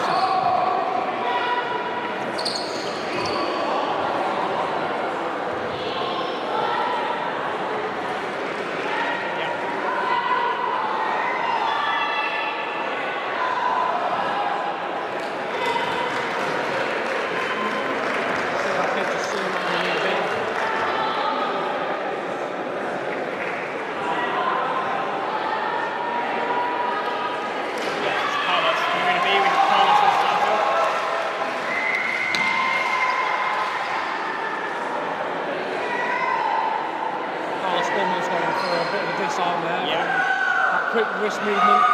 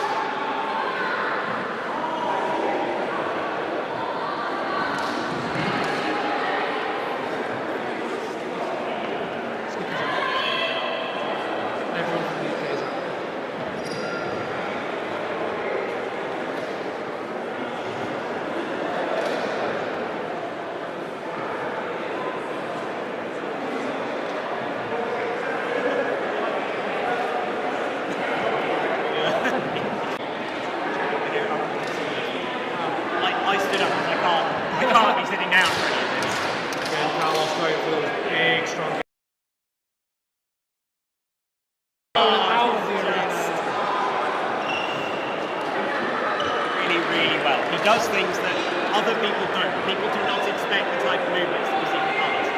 And particularly the people... New laws being We're going to see...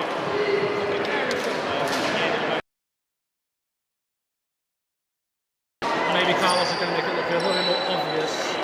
Yeah, there we are. Yeah, there's no doubt about that. Zero doubts. I think that was 3 points on the way to the 40 and the 40. Yeah. If you could score all your points in one, it probably has done. Very nice over on Arena C there. Fantastic to see the cookies back into the arena. Excuse anyone who just saw that little exchange between Jeremy and I on Arena B. I could not compliment his staff movement from that last fight. Absolutely. Very dramatic saluto there. Yeah.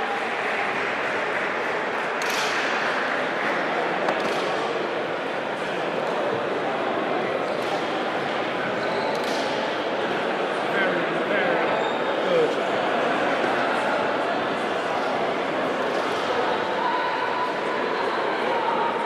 Looking at him there. Anthony Ball having an opportunity. Narrowly holding it.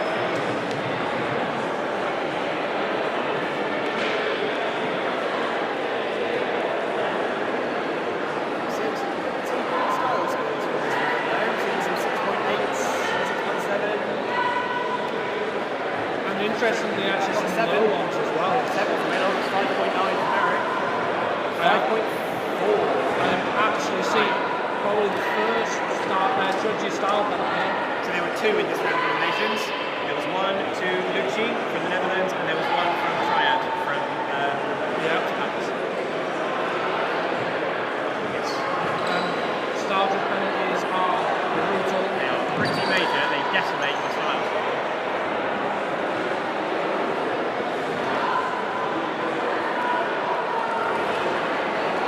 So with that first round of eliminations, we now actually got a bit of a difference between Carlos and Jacobo. With Jacobo being first now by only a very, very narrow amount.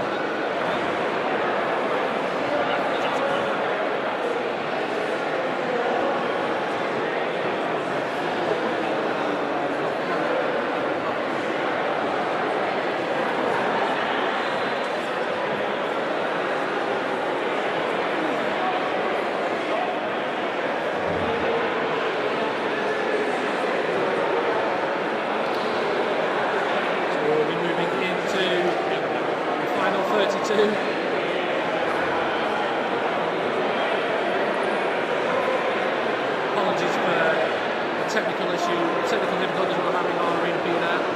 Hopefully nothing was really missed.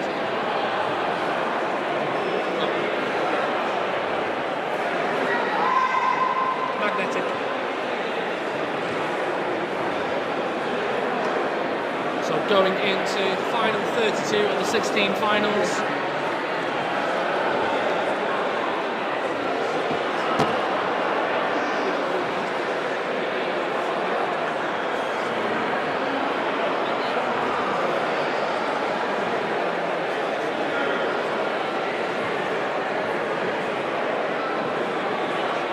So we'll be remaining on 4 arenas for this round, I believe.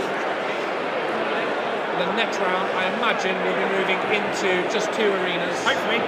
Then it's 2 less things to watch.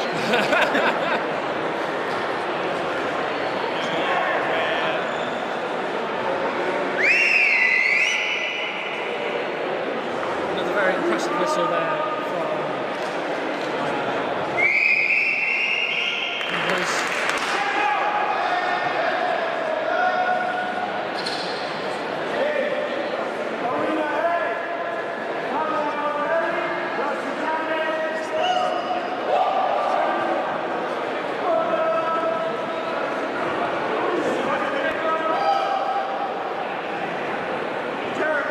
see now all the athletes milling around, moving again to the arenas for the next round of eliminations.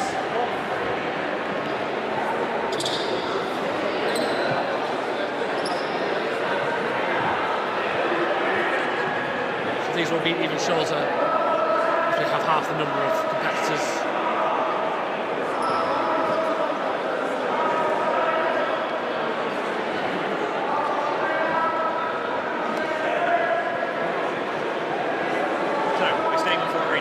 Staying on 4 arenas for this round, and then we move down. We jinxed it. Yeah, it spoke too soon. We did. Again, there's only going to be like something 3 fights or 2 fights. 2 fights in each arena. Which are going to be very, very quick.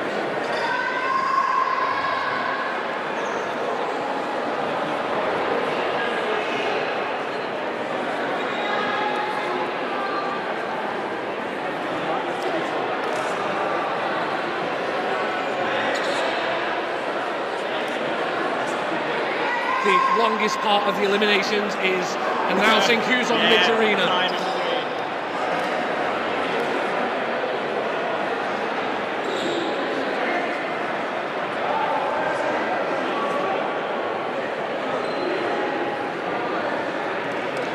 So, what pairings have we got? We've got Fabio Bonamelli versus Yannick Santos-Ruiz, Lorenzo Tadaro versus Luis Montenegro, Jeremy Keller versus Rock. That should be good. I am afraid of saying Rock's because I don't want to get it wrong. I have too much respect for Rock. Daniele Maggi versus Max Vlada Jandrich.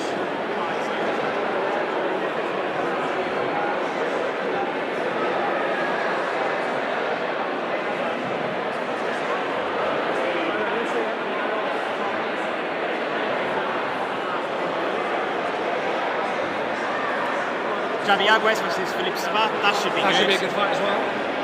Luxi Fred versus Pietro Scarica, that will be a good fight. Simona Pagaz Rossi versus Francesco Padovano. That will be good. Like that. Ari versus David Nogal. Fabio Pesci versus Oscar. Simone Mascolino against Isak. Pierluigi versus Filippo Scarpi. That will be fantastic. And again, they know each other. There's history. Yeah. It's a grudge match, the friendliest grudge match you'll ever see. And then we have Remy versus Whoopi. Should also be. That should be nice. Again, some really good fights in the second round of eliminations. Yeah, we're in for a treat. So sorry, there's going to be 4 fights next week.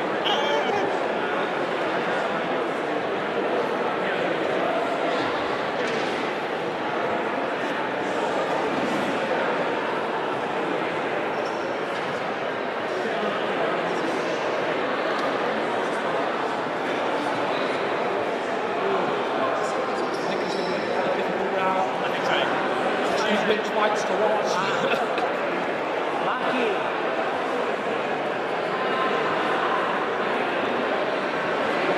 Having a shift around the officials' teams as well to kind of get different.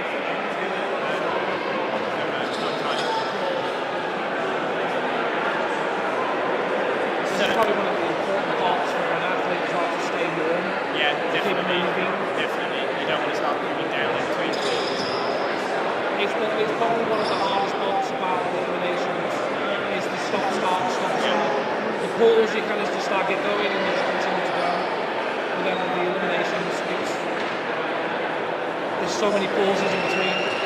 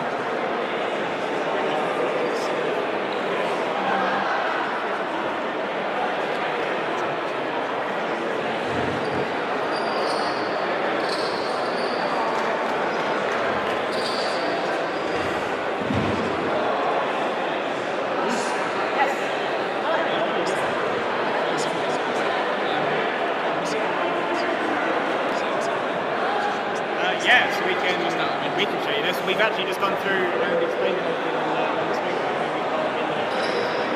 So we've got Fabio Morelli versus Yannick Santos. This will be a really interesting fight. Really different in the way that they try and fight. So Fabio very, very strong. He wants to have this control. Yannick is much very sweet. He moves around a little more. So this is a Roddy versus Luis, again, very different styles. Lorenzo, very direct.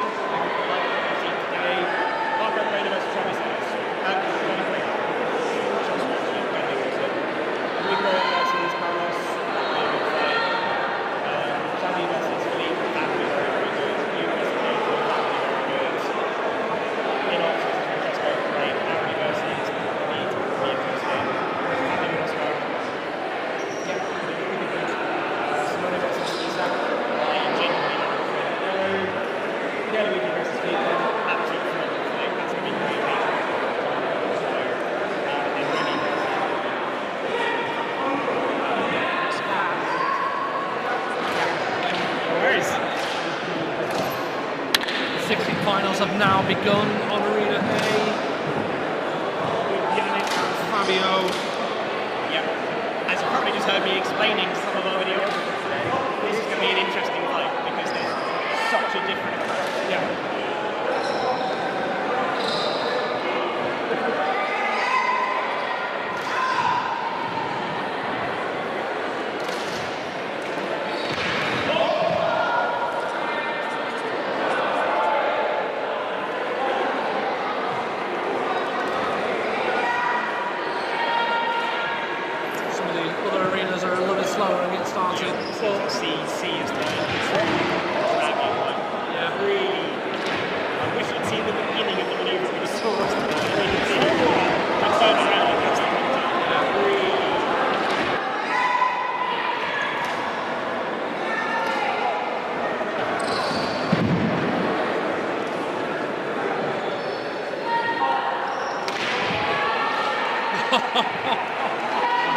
Fabio doing a really nice rotation, dropping the height and just clipping off his opponent.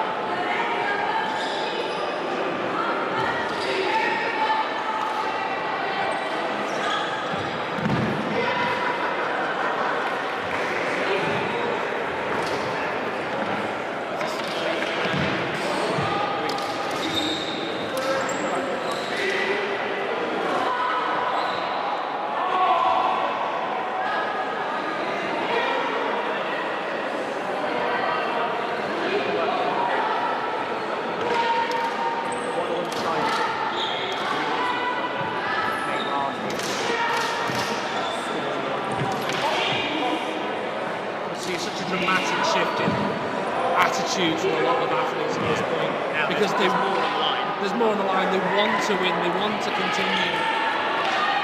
So a lot of them change their strategies.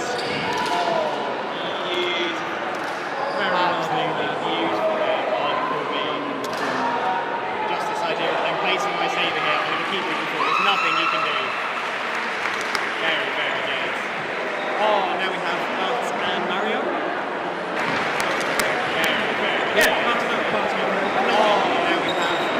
Harvey there doing a quick 1-2. Here's Philip on Arena C.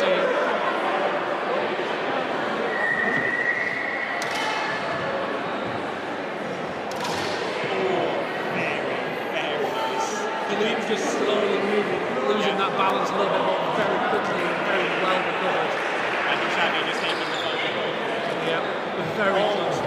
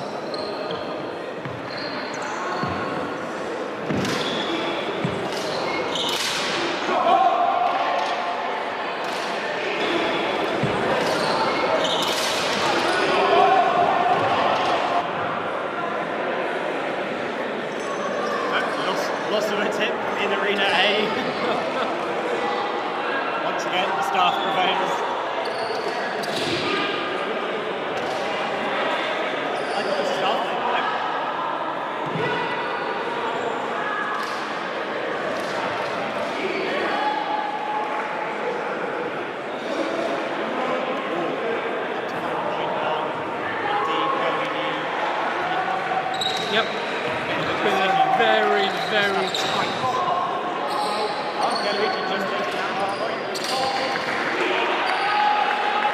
Very, very hard fought for by the two of them.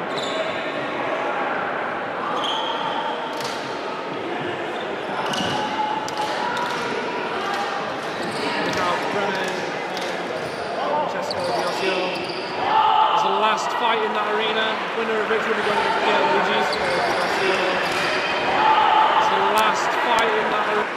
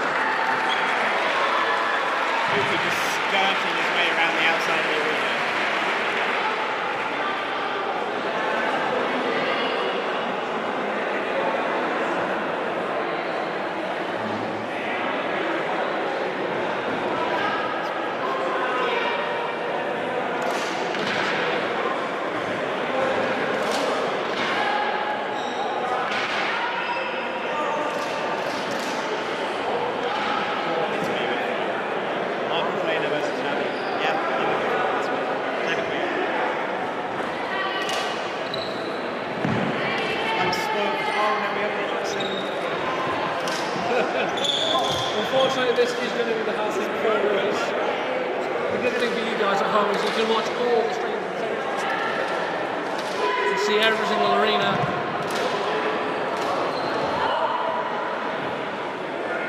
Xavi really pushing.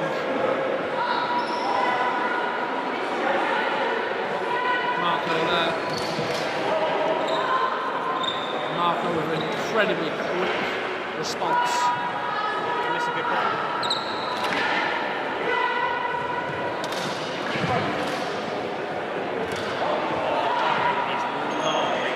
I have a feeling Marco does not want to play around too much. No. And he's just looking at scoring those points as quickly as possible. Usually when you see a lot of people playing with I think right now he wants this. He wants to close this. At this point it sort of becomes a bit of a game about conserving energy. Yeah. Like if you're trying to get through to that next point or to the next round, you know that that's going to be harder than the current. Yeah.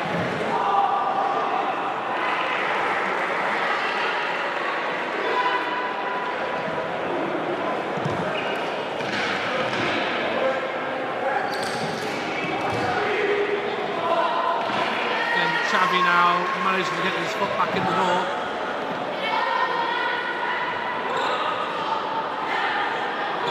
Something tells me Marco's going to be quite quick on this final point. Yeah, there it is. Again with that long offhand. Very cheeky point. Jeremy conceded the last point of this arena as well.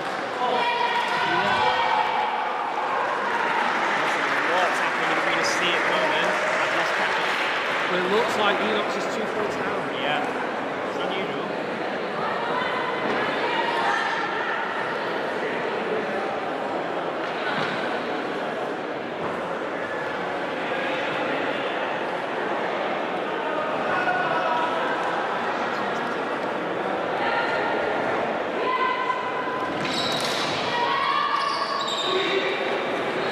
A little bit of tough love there from the official and Beanie.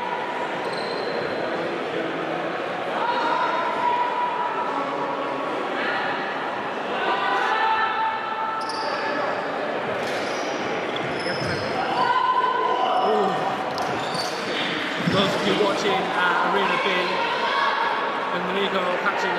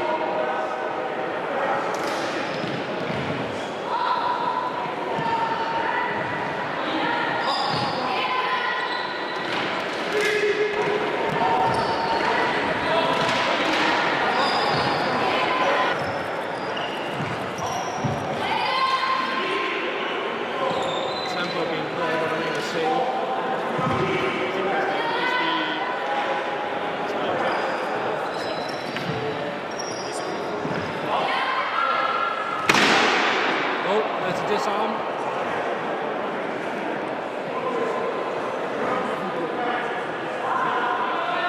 Yellow card being awarded to Enrico. Not Enrico. Francesco.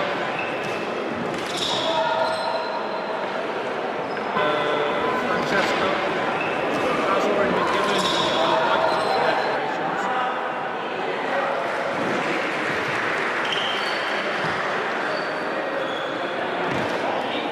And the yellow card is also for declarations.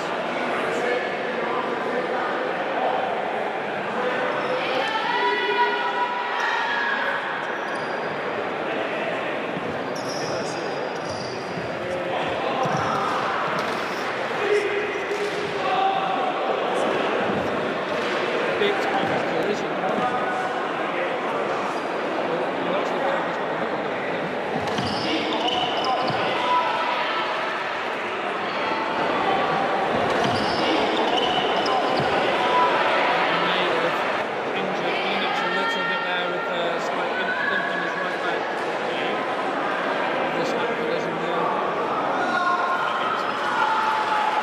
Hopefully it doesn't hold him back too much. It's not putting any weight at the moment. See Daniele out of yeah, so Max and Daniele, so Max is coming out too.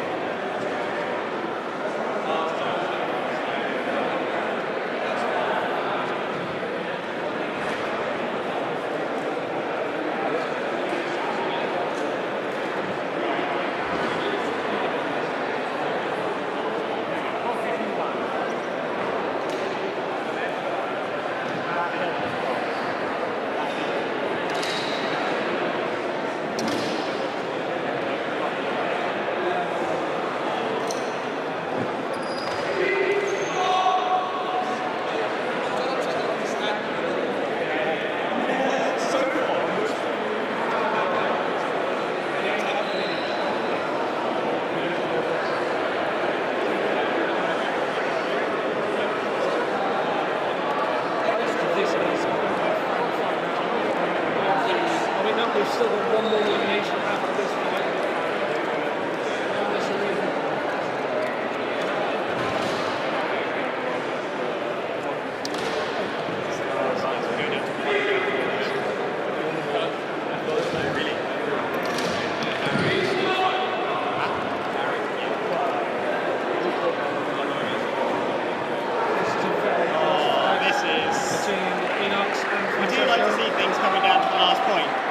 But at the same time, like, I'm on the edge of my feet. Put yourself in the athletes do not feel his taxi. He's both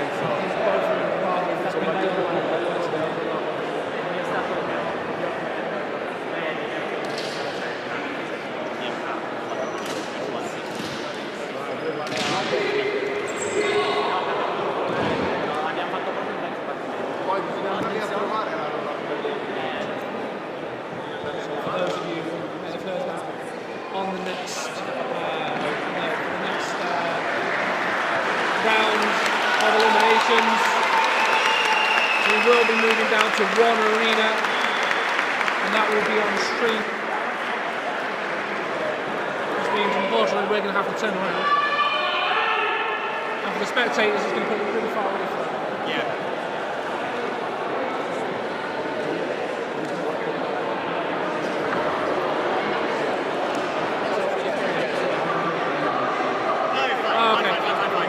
It's still going to be arena. It's still going to be arena 1 for you guys. So stream 1, but it's on what has previously been arena B. Yeah. Confusing us poor. That's 2, but they're going to move it so it's all on stream number 1. Okay, so for those of you, we still have one fight left on arena C. So Ari versus David.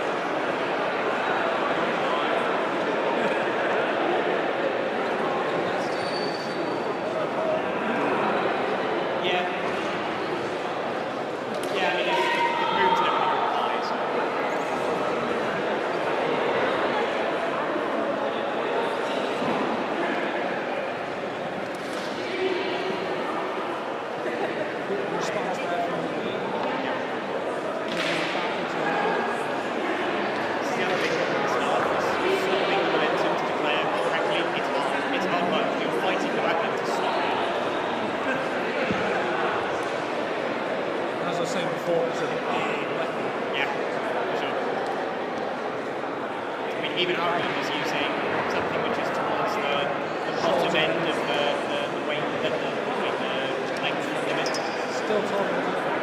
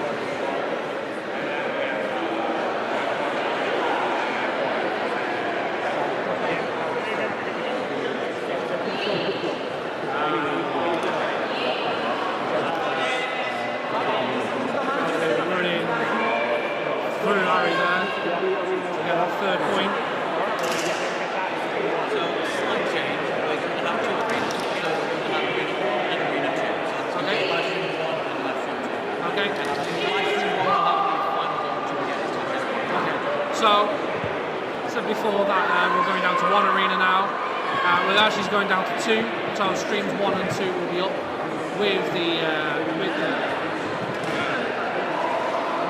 quarterfinals, and then once we move from the quarterfinals, we'll then be going down to 1 arena in stream. So if you're watching on stream 3 or 4, we'll say goodbye, and we'll see you over on streams 1 and 2.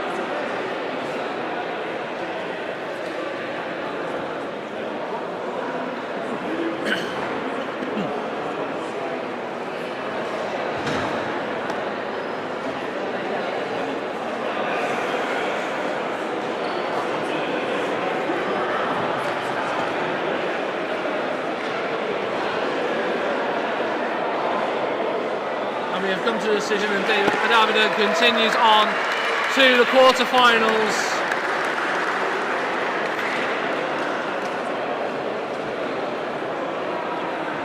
So that is it now for the 16 finals, and we move into the quarterfinals onto 2 arenas.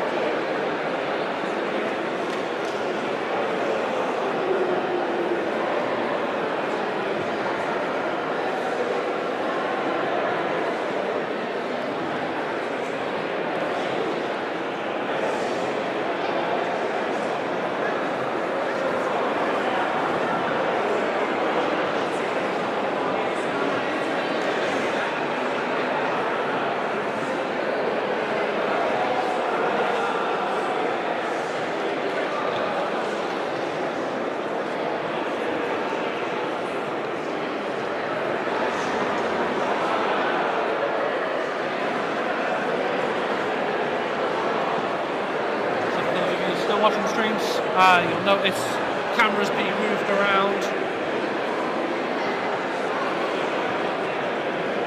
to get us into the final positions.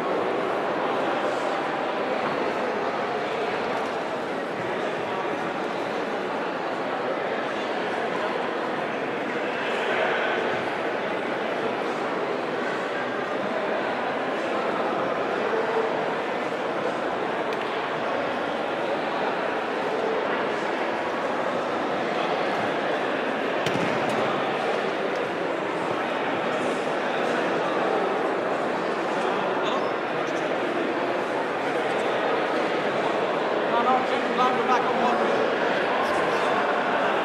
Sorry for the confusion, everybody. We are actually going down to one arena. So that will be on stream 1. So if you're not stream 2 open, close off. Yeah, for a minute, just in case.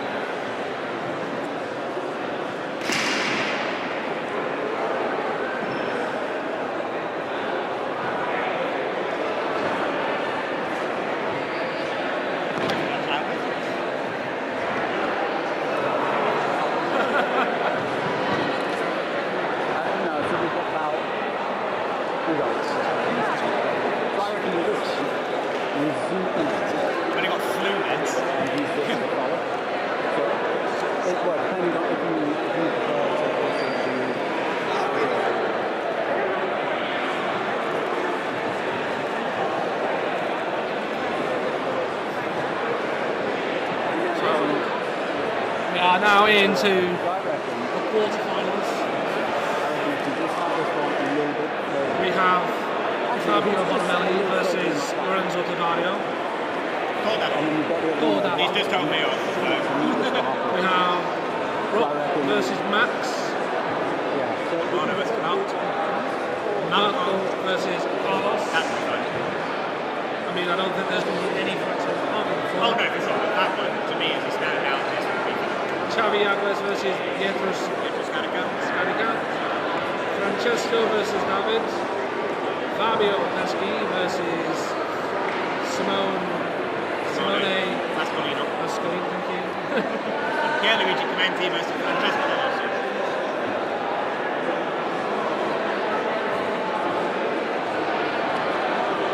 There is some disappointment by some of the athletes from the previous round. This is the way it goes in competitive tournaments. Everything goes in play, unfortunately.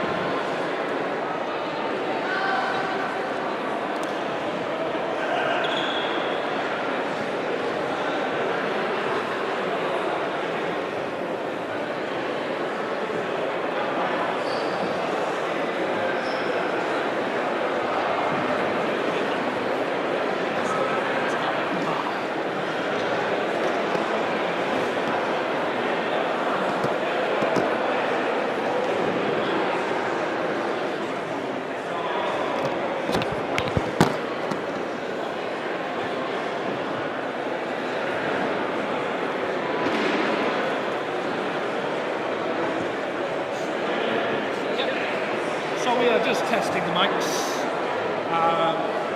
getting ready for this final, these quarterfinals. Athletes are getting ready. We're just waiting on, I'm not quite sure what we're waiting on.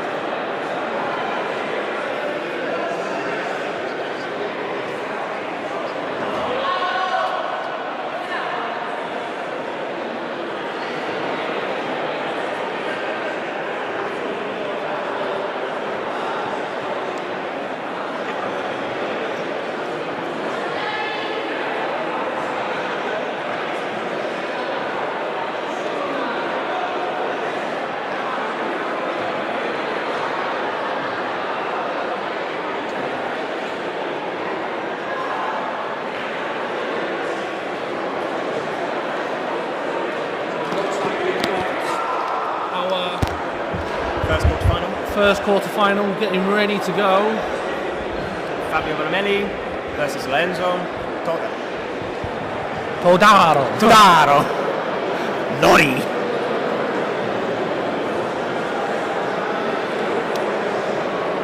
It's quite funny actually because Laurie was saying that today's the warm-up because tomorrow is the important team tournament. Yeah.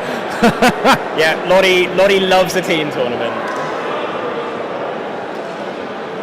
I'm excited that at this point we still have an exotic weapon in the event. We've still got Pierluigi. I'm excited to see if he can get Staff onto podium this year. Last year we had daggers, this year I want Staff. Here we go, we are ready.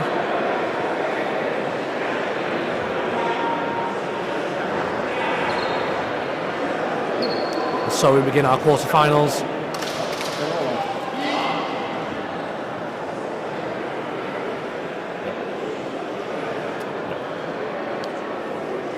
Isua, so Lula. Replay so point. We will replay.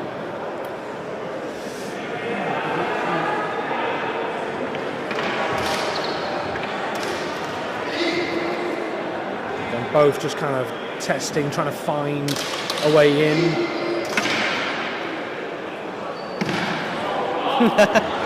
Laurie pulling Fabio's saber into himself. Unfortunately, it happens far too often. It does.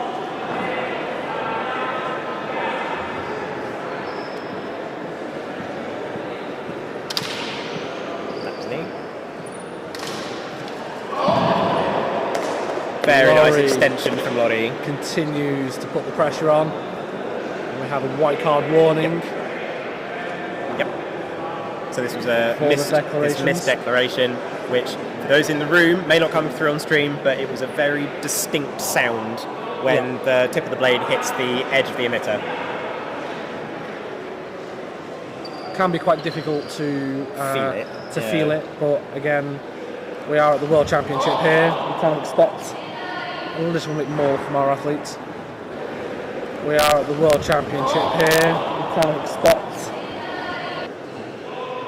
So there, Laurie has conceded that he also received a point, and therefore it's a doppio. Again, showing very good Sakuri, very good Rispetto.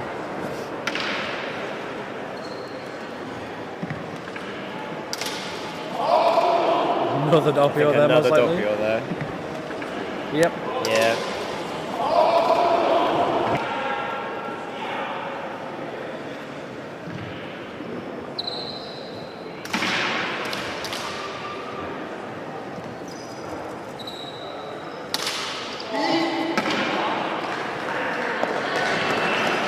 That was possibly an Isua. Laurie conceding the point. And tying his legs.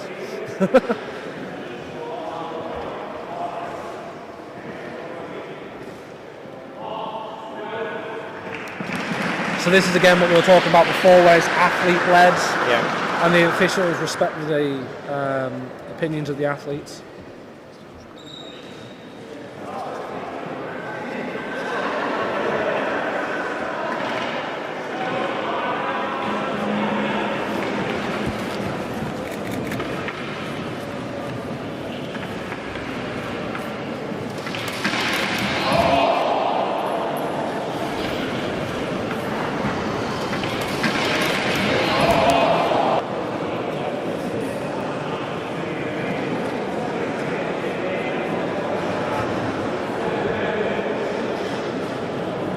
Laurie is arguing against the yellow card from the official there to his opponent.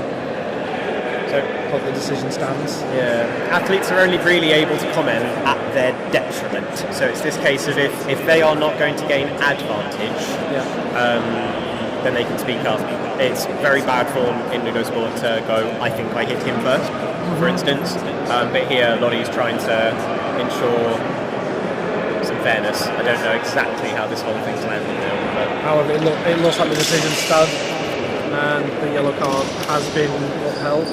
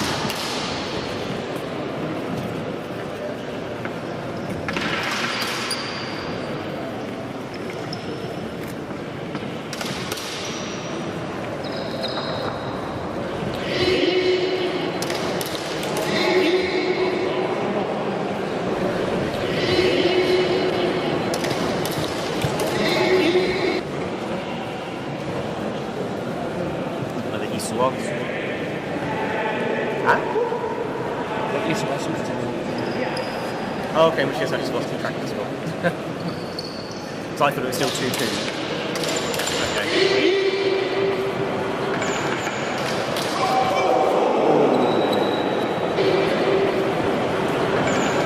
So, for those who missed it, this is the angle. Lorenzo just took a saber to the face. Did it bounce? Or was it just... Not too sure from the angle. But it was a bit messy. Possibly not. Possibly not.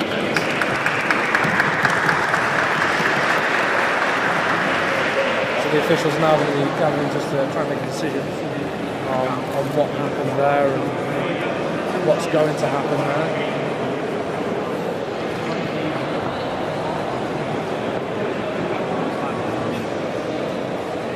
Very tense fight from both athletes. Yeah. Are very tense. Wrapped up in it now. Yeah.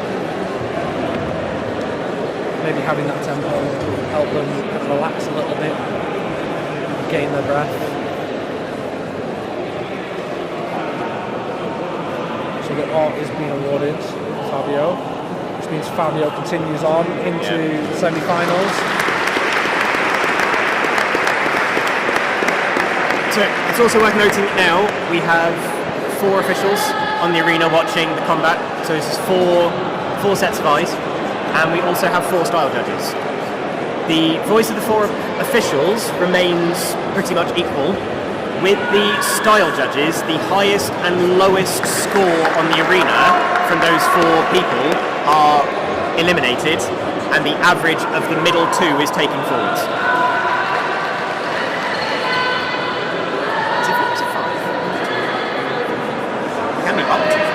Yeah. I think we only have 4. I think they've got 5. Oh. We've got Davide and Sarah, Sylvia and Laia. Okay, yes, so we've got 5, so in which case it's the top and bottom and then it's the average of the remaining 3. Oh yeah, I see the little nest of style judges over at the back. So the next round is going to be Rock and Fashades and Max Fayada. Yep. So Rock in yellow, Max in green. Rock now back using his own saber after he broke a blade in his last fight and had to continue with an academy saber. You may not be picking this up on the stream, but the sound that he's using in this saber, it's a bit crackly. It sounds very much like static almost. That speaker is not happy. Unfortunately, the only truly mechanical part inside our sabers is still a speaker, and they tend to not like impacts, as you and I well know. Yep. As the 2 people who end up fixing one of them. Yep. Right, it means I've got lots of wonderful fridge magnets now. See. Here we go. Ooh, some very nice aerial already from Rock there. Oh, very nice rotation from Max. We can see such a different dynamic to the previous fight. Yep. Both of them are trying to do more things. They're less try and get in. Very nice found point there by Max.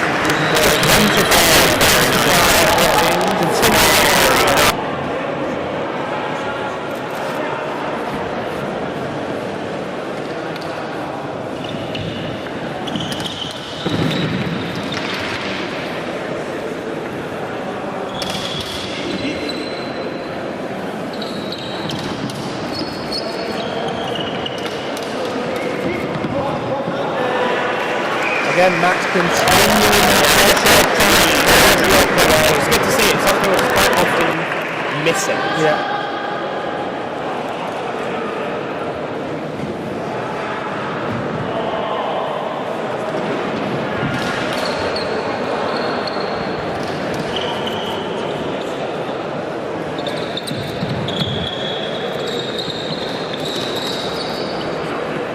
Just on the edge of that measure.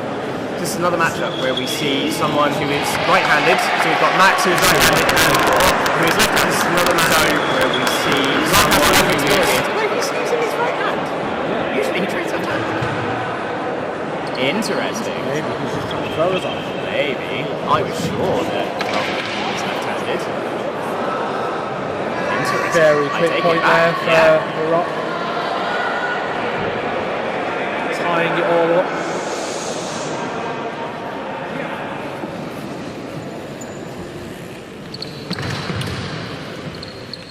Again, just feeling each other out.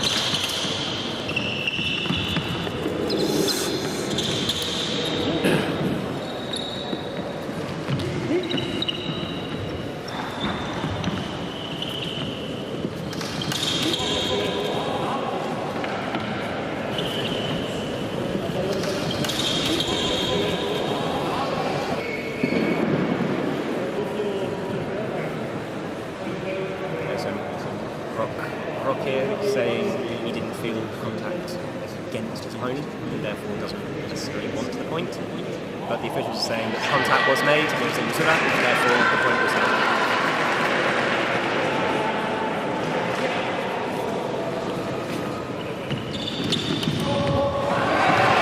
Don't think we can deny that one. Max still in the game. Yeah, so now we get his last point. 3-3.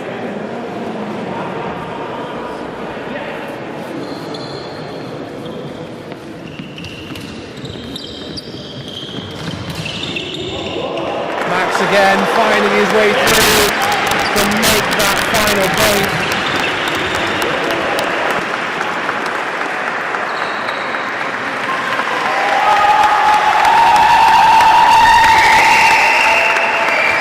Very good when the athletes make it very easy for the officials and for us to tell who scored the point. Definitely. Makes our lives a bit easier.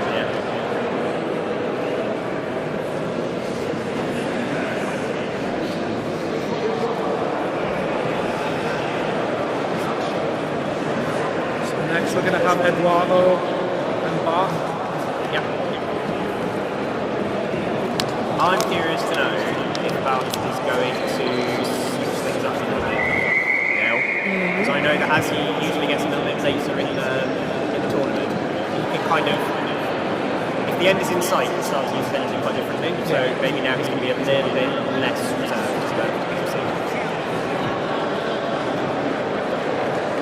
I'd say that probably in the room right now, I'm the second biggest Bart fanboy.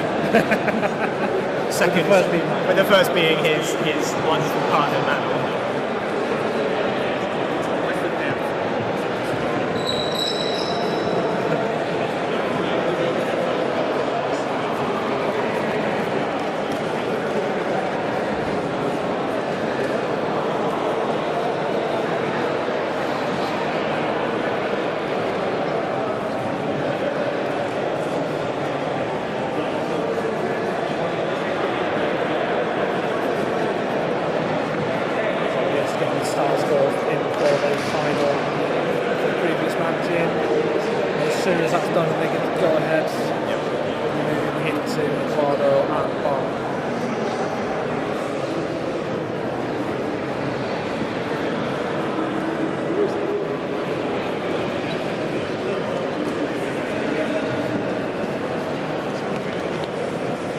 Thumbs up from everyone now. Everyone's got eyes on everything.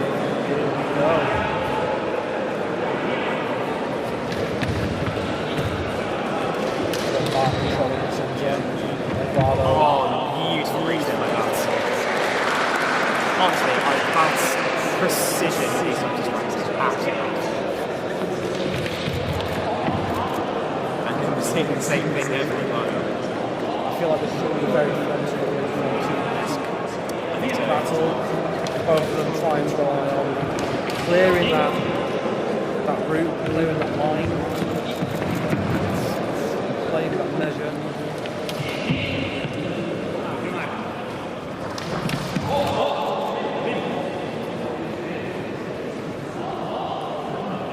So Eduardo signaling there to the officials that he thinks that he conceded the point first, as the on each athlete arrived at a similar time, and Eduardo highlighting, I think I was coming first. And then one of the linesmen has signaled that he conceded something, possibly if there was missed E declaration or maybe another kind of contact.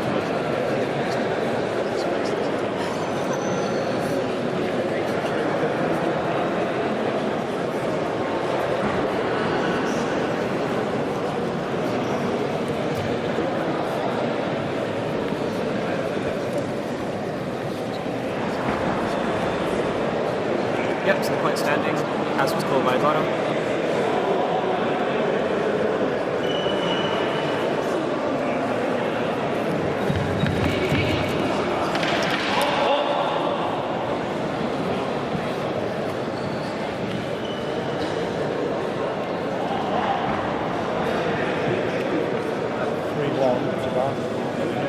Carlos was saying here, I'm not sure if I made the contact or if there was something in between. But yeah.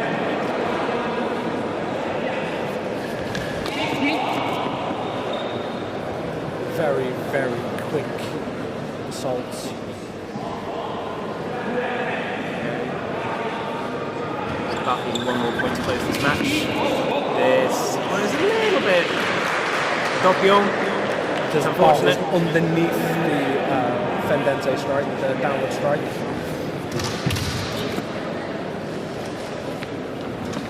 I think so. That may have been another Doppio. Yeah. Both athletes just need to take a second. Yeah. Oh, okay. No, it's tempo being called by one of the linesmen.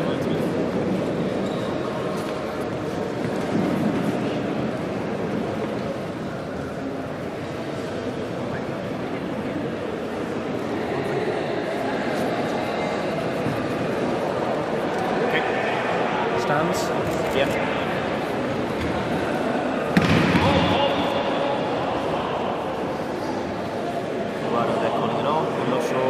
Point is awarded to Bart. Bart wins, continues on to the semi-finals. Not sure, but I think this may be the furthest Bart has ever gotten in Champions Arena. Yep, absolutely. So he will be incredibly happy with what he's achieved today. Yes, definitely. And I think going over there and seeing his partner. Now his partner has been officiating through the day. As he is continuing through this stage of the tournament, she is now no longer able to officiate. So we do need to make sure that we're avoiding any opportunity for there to be this bias, which is really hard because there's lots of couples in LudoSport. LudoSport's not a dating site, but we do tend to find people through it. Yeah, like-minded individuals. Yeah. I like hitting people with lightsabers. So do I.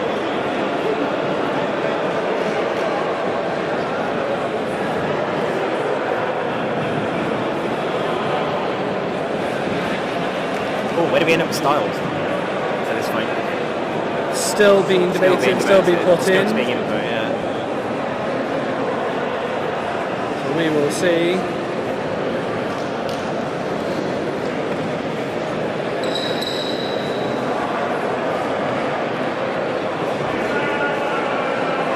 So, Eduardo ending on a 5.9, which is quite low for this stage of the competition, and Bart ending on a 6.233. Marco versus Carlos. This is either going to be very quick or very drawn out. There is no middle ground. But it should hopefully be entertaining. It should be all entertaining. the same. I really hope so. These are two very dynamic athletes. Both of them have been on the podium before. Carlos, a 3 or 4 time champion. In the sabers there. Yeah.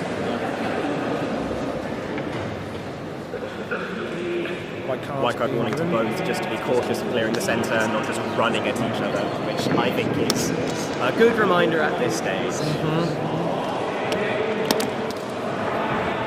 But point being away from Carlos there. I think it was called as Doppio, but maybe one of them did say something. I was too busy explaining the Doppio here. Okay. Balances out. I mean, nice. There's no doubt there. No. Carlos sticking it right in. I like these points because there's no confusion. Yeah, so I think... Oh, we've got a little bit of disagreement with the officials here. No, I think tempo, please. Point has been awarded to Carlos.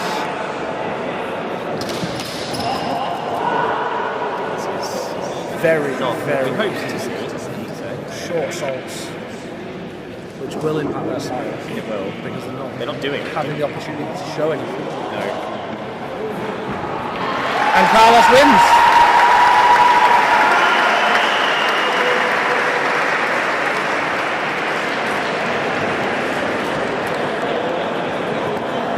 Next we have Xavi and Pietro. Now, I want to say this will be interesting, but I said that about the last one. Not wishing to be too disparaging about that last fight, but it's not quite what I hoped for at this stage. But ultimately, we've got people that are wanting to get over this hurdle of of a round in order to get into the semi-finals. So really, it's not that surprising. Yep, so we're going to have a lot of athletes at this point really with their eyes set on that podium for war.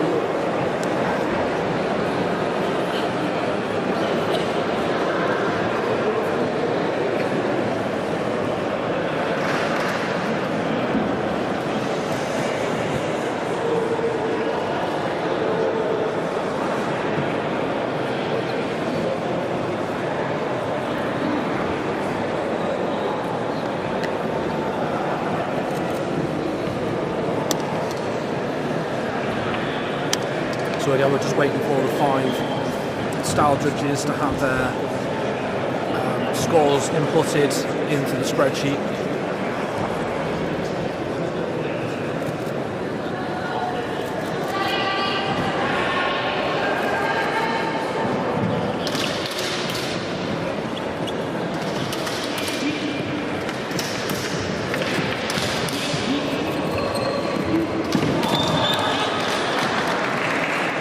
Bit more of an entertaining point, that's for sure.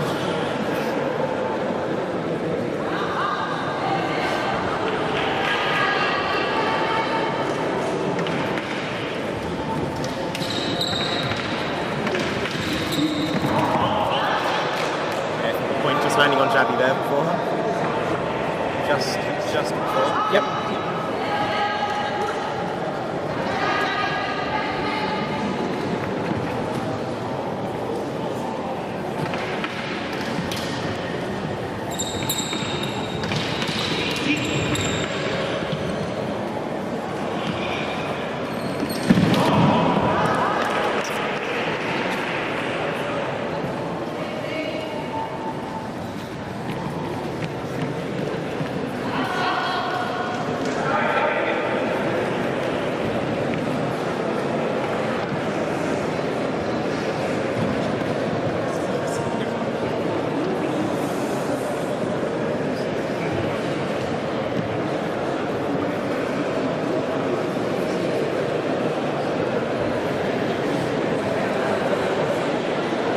Bit of confusion over what happened there. Yeah, a bit of a discussion between the officials still.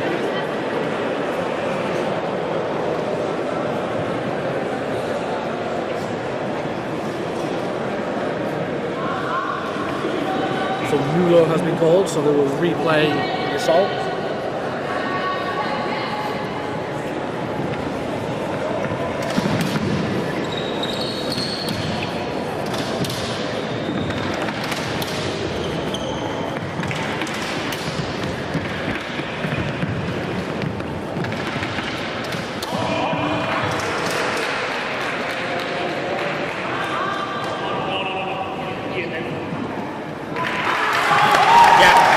Really good serve by Pietro there.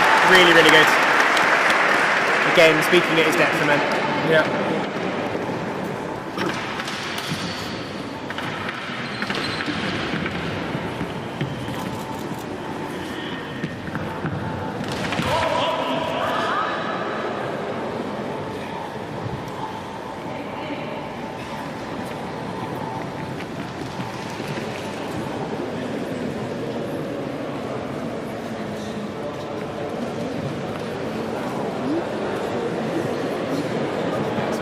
What we're seeing here is that Javi declared an all contact that he felt at the same time that Pietro was declaring an E contact, withdrawing his blade, moving backwards, and now it's about whether or not the all can get Javi to stand. Yeah. This is what, that's my opinion. And that is. Yeah, and that's the way it's landing. Yep.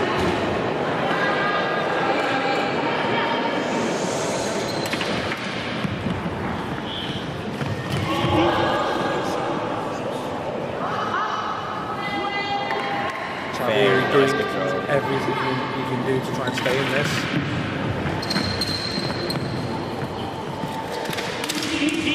Just trying to find that. Oh, we've lost the tip and the internals of the blade. Today is certainly a day for losing the tip of sabers.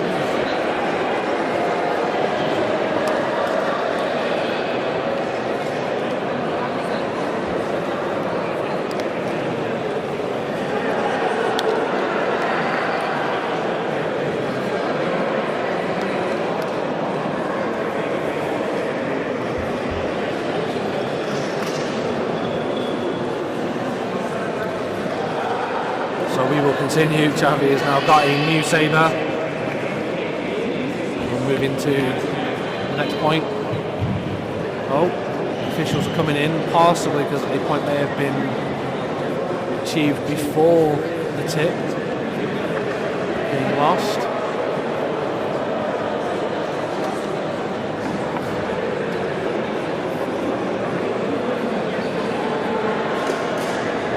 And just like that, the saber has been repaired and is ready to go already.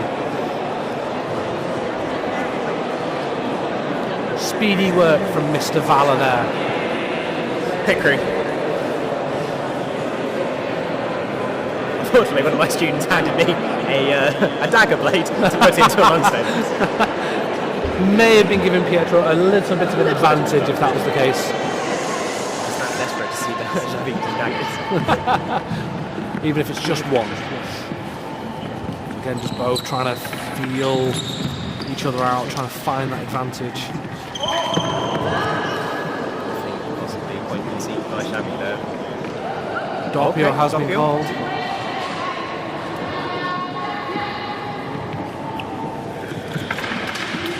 Neither one really letting any openings really happen.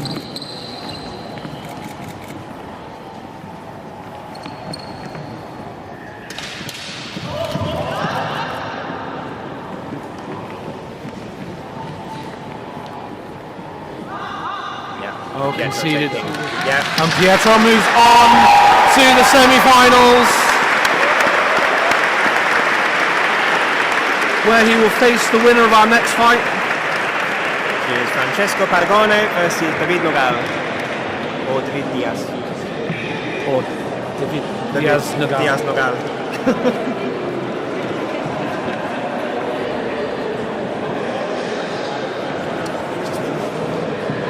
Francesco is in the orange and David is in the red.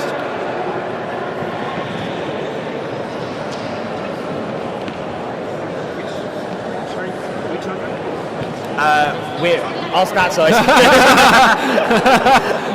Being asked by the athletes what side they should be on. Which side are they on?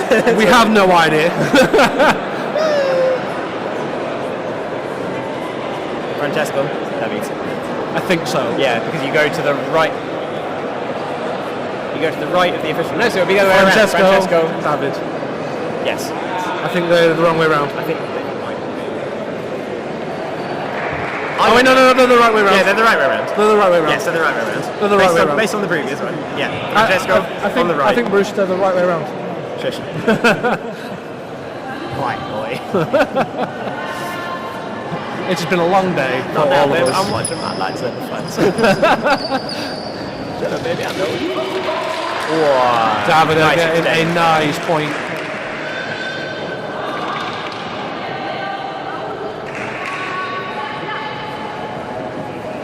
I'll admit I've not really seen much of these two.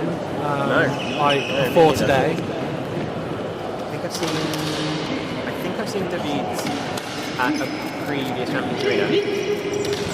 I don't think he got this far.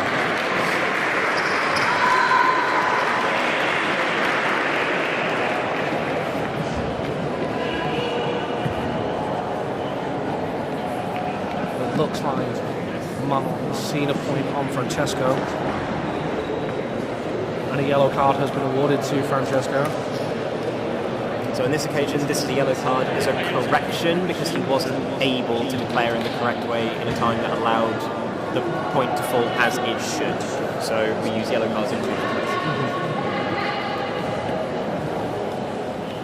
ways. In Francesco's previous fight with Simone, he did receive a number of cards for declarations.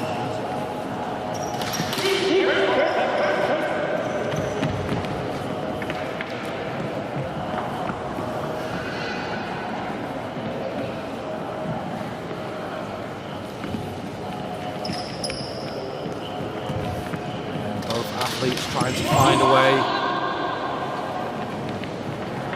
I think Francesco was conceding point first there. Yes.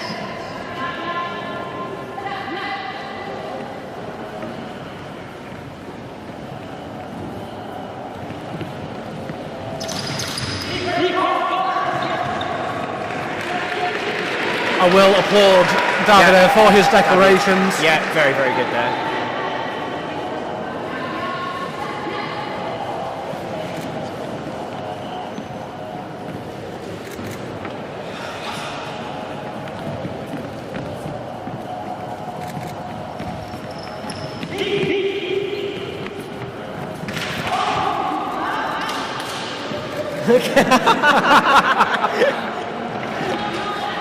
Just a little exchange as they both remove their blades to return to their starting position.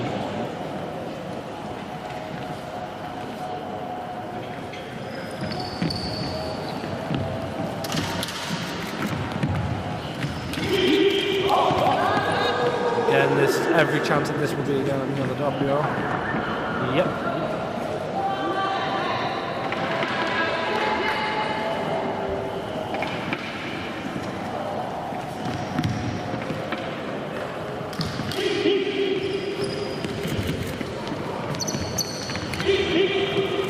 Francesco doing everything he can to try and stay in this. Davide trying to close it up.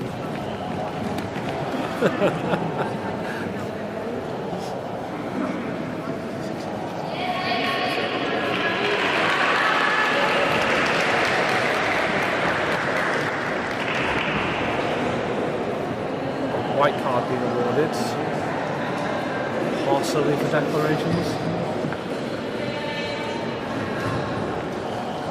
We will see in a second. Yep, white card for declarations again.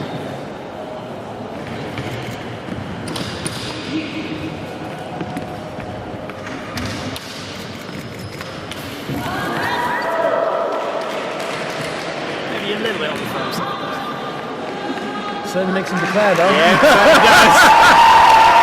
Well on to Davide. He continues on to the semi-finals where he will face off against Pietro. And now we're on to our last two bouts of the semi-finals.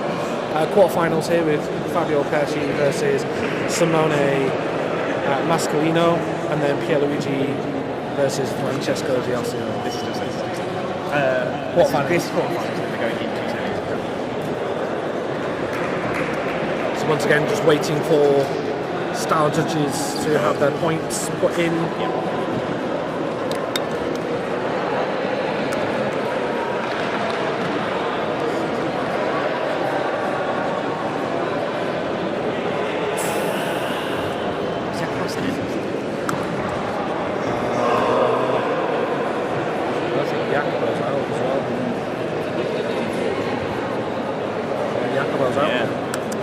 So it's only really Carlos who is still in and in to keep pumping up those numbers.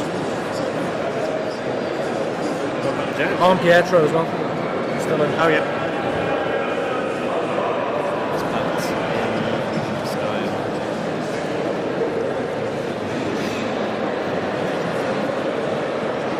That's 30th.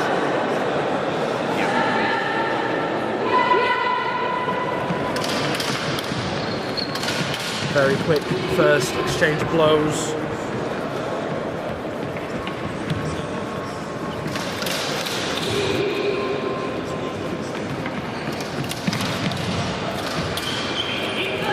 Oh, and footy. Oh, and what might have been quite a bad fall. No, he's just been. He looks like he's okay. Yep, it's fine.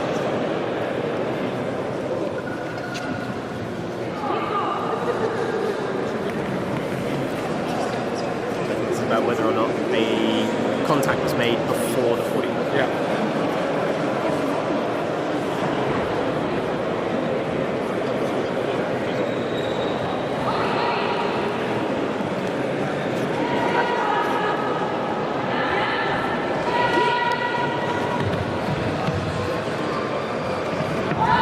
I missed that. I completely missed that. Again, another cheeky point there from Fabio.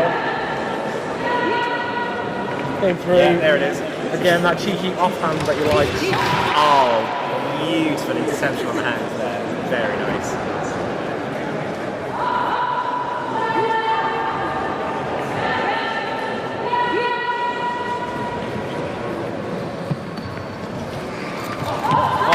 Yeah, trying that offhand Again. strike again and just it not working twice in a row.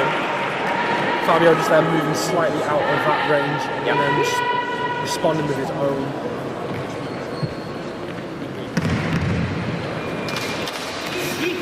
Simone will be trying everything he can now just to try and stay into this.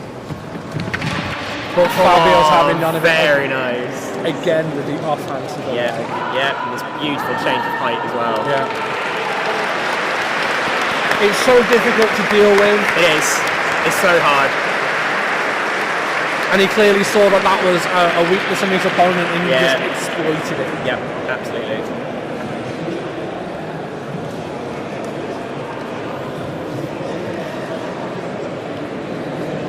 And we're now into the last fight of the quarterfinals. Pierluigi Chimenti against Francesco D'Adosio. LudoSport Emilia versus LudoSport Roma.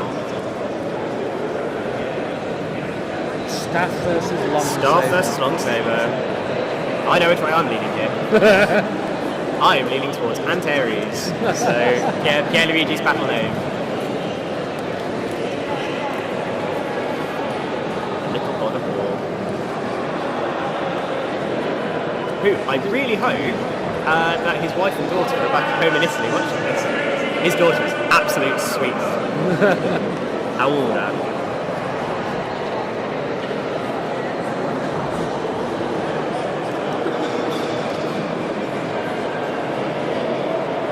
So Upi, the athlete using the Longsaber, Francesco D'Adosio, he is at least a 2-time world arena champion.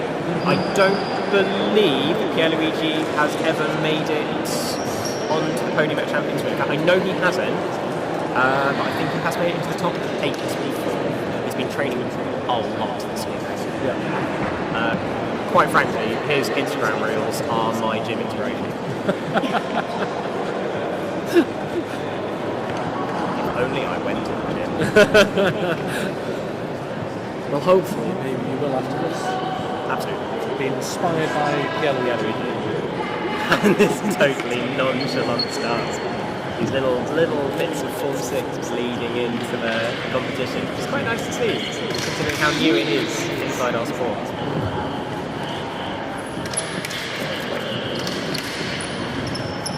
Very nice control of the distance from both of them here. That was a very nice exchange. Nice. Very nice exchange.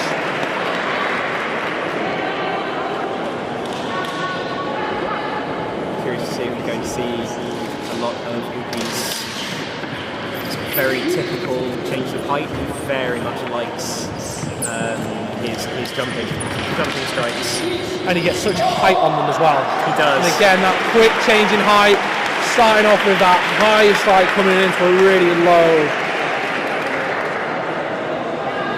Trying to draw that saber up.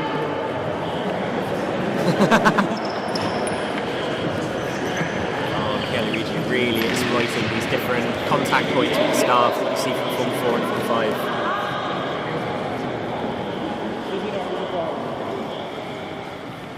Francesco Excellent, conceding the excellent point. spectrum.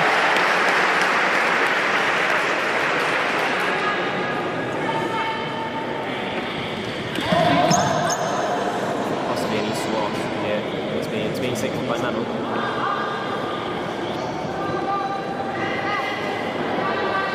I mean, that's not agreed with by the head official of the arena.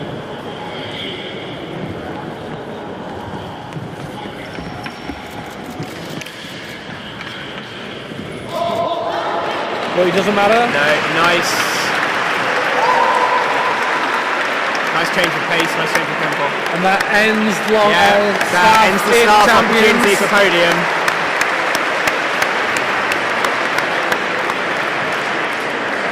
Some really nice stuff there. Yeah, definitely. That was a lot of fun to watch. Yeah. Some nice exchanges.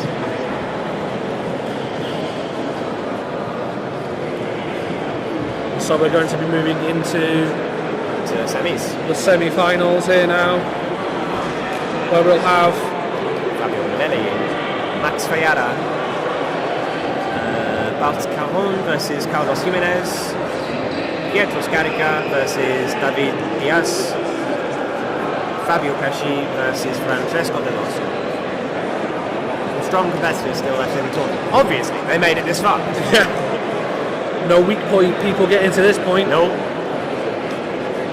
But it is quite interesting actually because both Fabio and Francesco are from Roma. Ah, nice. Nice. We're going to see a little bit of inter academy rivalry. Yep.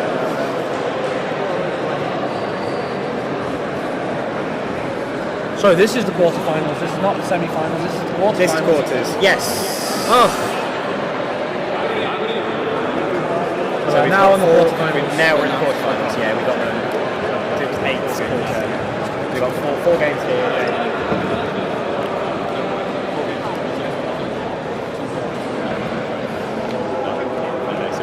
We now have 4 fights. So we're currently left at 8.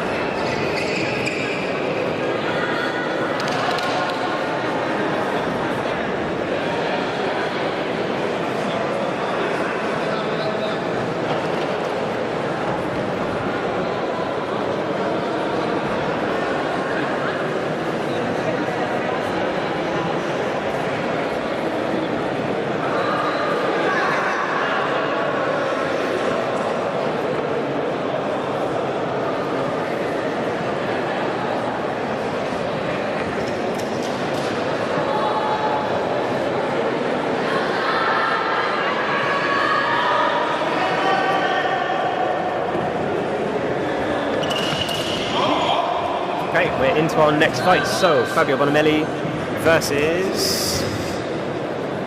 I can't get into the laptop.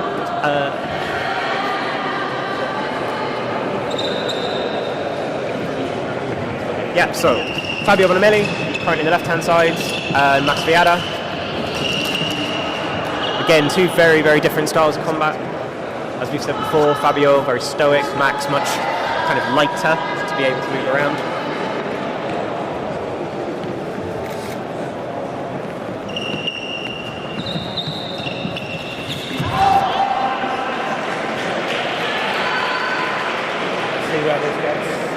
Yep.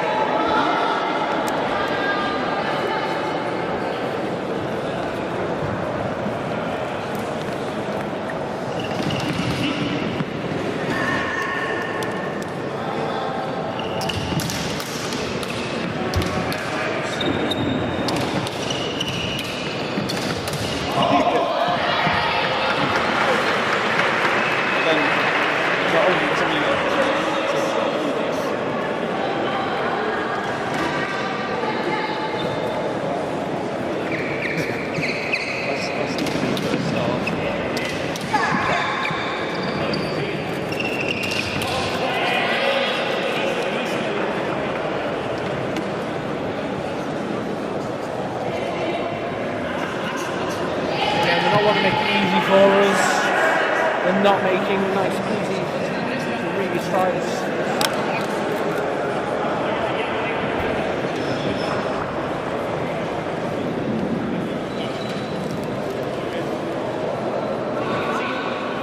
Ooh, it's beautiful.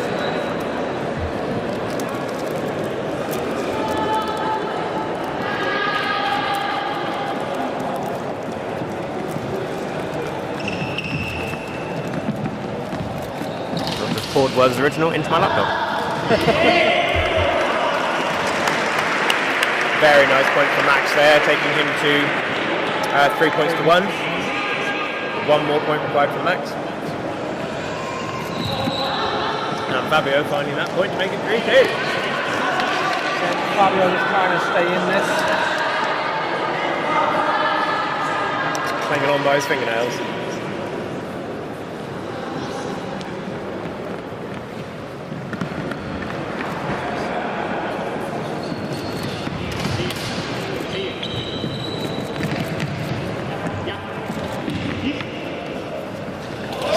Carlos coaching from the sidelines.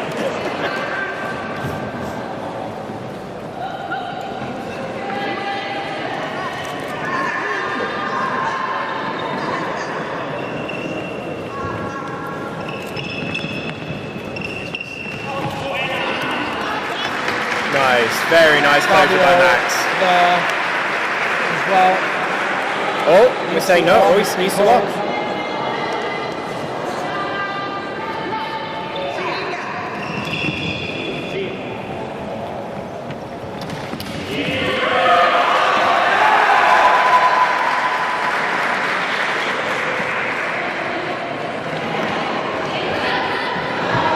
The audience clearly saw something.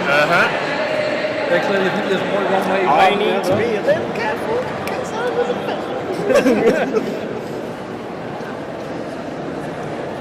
Just get some clarification of how it's got something to check it to see whether the individual is under the saber. Yeah.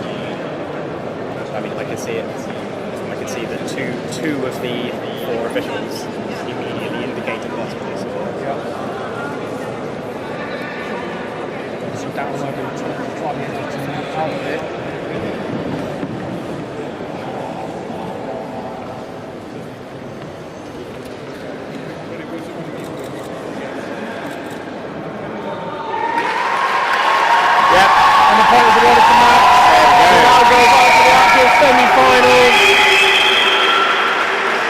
Rather than the fake semi-finals that I was saying people were going to before. Yeah. It's actually the quarterfinals. Yeah, that's because we can't count, or we don't understand tournament structures. I mean, we do. We're just not good at it. Yeah. It's a spreadsheet. It makes it sound like the It does. the quarterfinals. It does. The next fight will be Bart and Carlos. Now, like I said, we're not meant to have favourites here, but I think my opinion about how I want this to go is... Now, these two have trained together, they've done technical courses together, instructors courses together. There's a lot of love and respect between these two athletes, so I'm really hoping that they give each other a good run here. Yeah. I also made my opinions known to Bart very clearly. This is the first rotation from Bart that I've seen during the day. That may be the last and one. And then he died.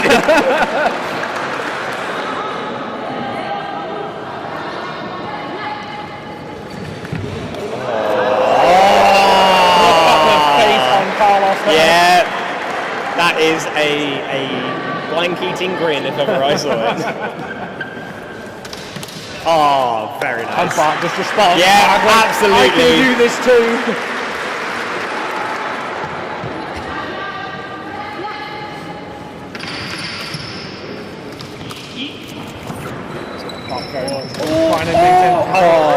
And Carlos just bullying his way through the blade on this one.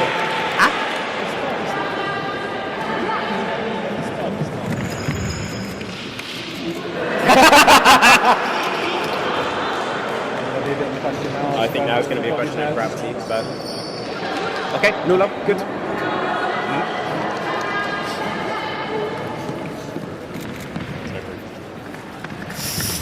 Oh, come on, Bart. Come on, Bart. And Carlos found it. Did he? I thought I saw a contact from Bart, but okay. Looking at the officials, they fair enough. gesturing towards Carlos. Fair enough.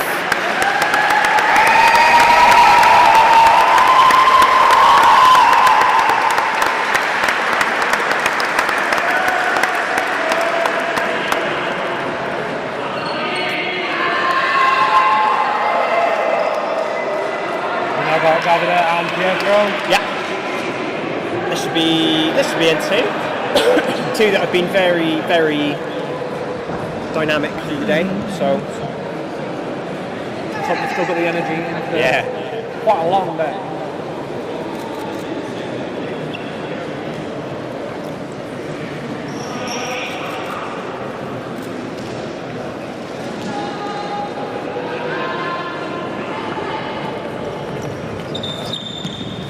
such a different style of combat to what we saw in the last bout. Two here wanting to show that they can do this. Maybe a little bit too much happening out of measure, but maybe it's to decide.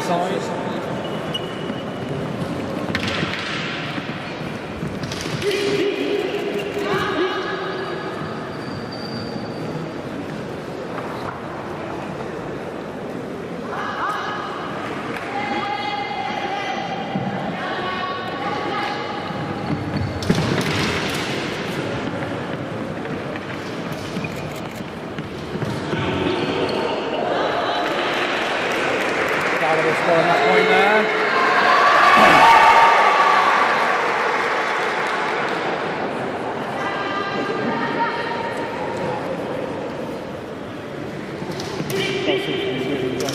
Yeah. Wonderful to see. Yeah, watching the smile just growing on people's faces in the middle of these points. It's great.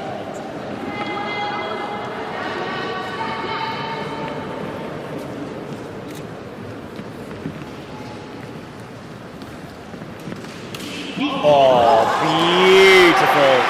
beautiful little contact there by David.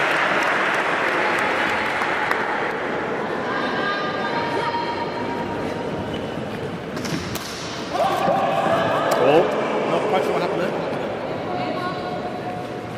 Only because Greta was standing directly in my eye line. Yep.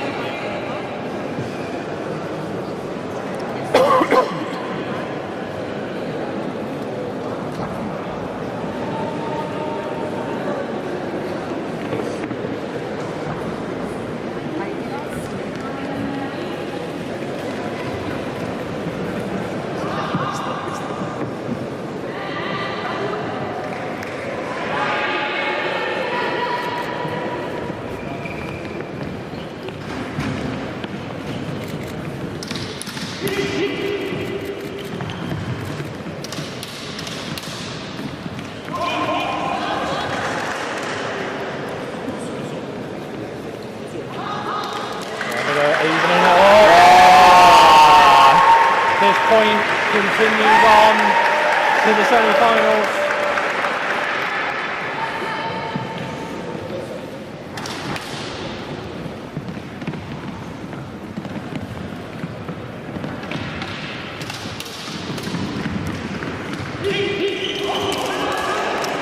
Beautiful. Oh, slight possibly. Okay, not clear enough.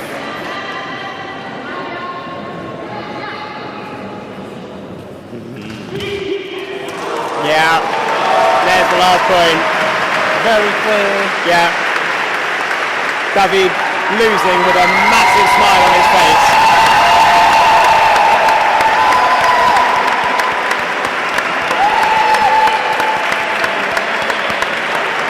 Leave no doubt. Yeah, absolutely.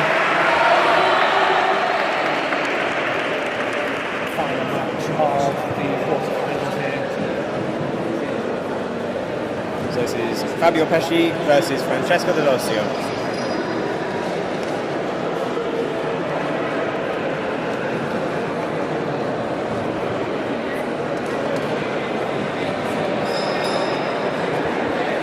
It's like, oh, someone scored a 2 in Styles. Right? No. there weren't enough scores there yet. Okay.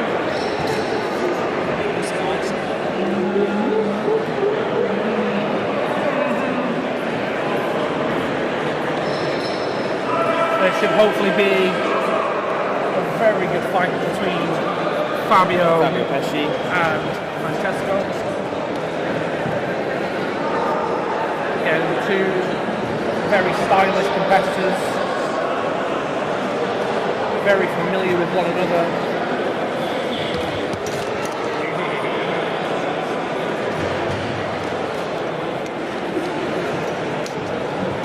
Here we go, final fight of the quarterfinals.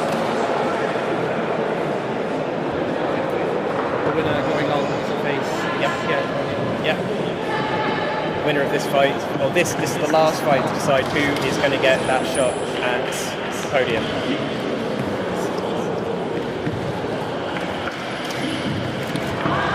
Very very nice. Yeah, very, very nice. Fabio not allowing Upi to mess with his measure.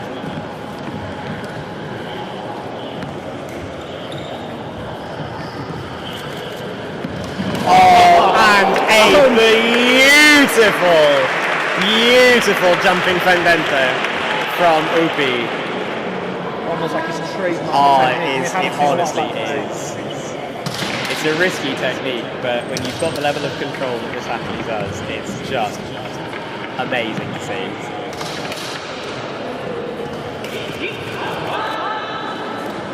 An E, an O, and 40.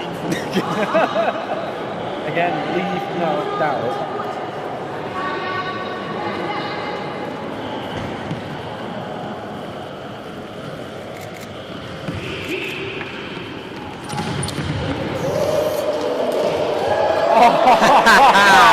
Really committing to that last strike, not allowing it to fall short. And lasting that long as well when Yeah. you're on the ground like that. Thought of it was only a matter of time. Yeah, very, very nice. But we'll see what the officials are going to say. Yep. Oh, interesting, interesting. Okay, so quite possibly then there was an E on the way through.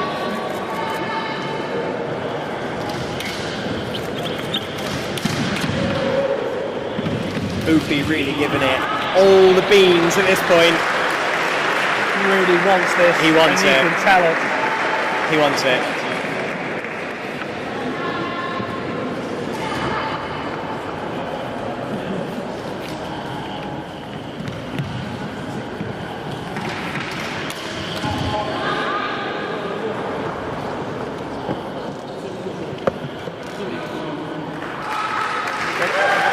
Yeah, really good show from Upi there. Really, really good show.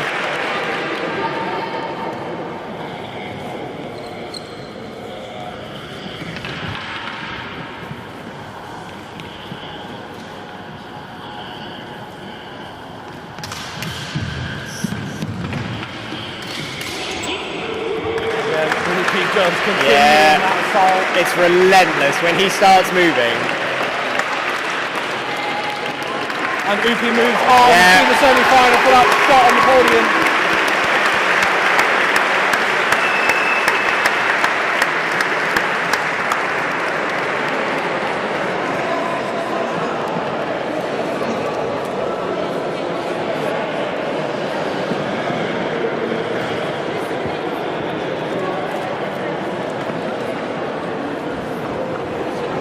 So we've now got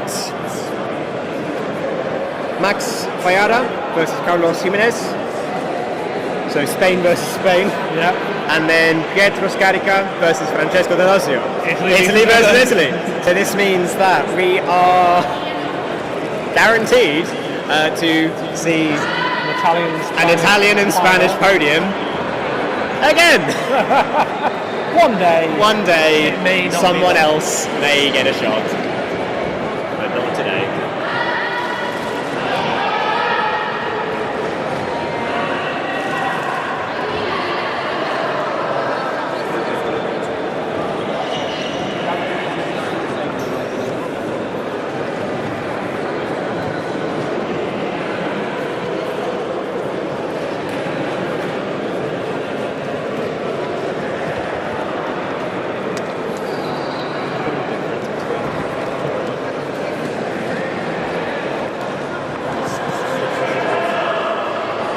Ridiculously close.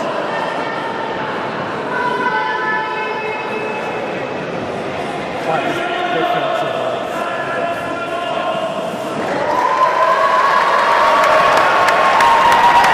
our first semi-final bout here between Carlos and Max. Yep. Max in green, Carlos in red. And they're both just grinning at each other here.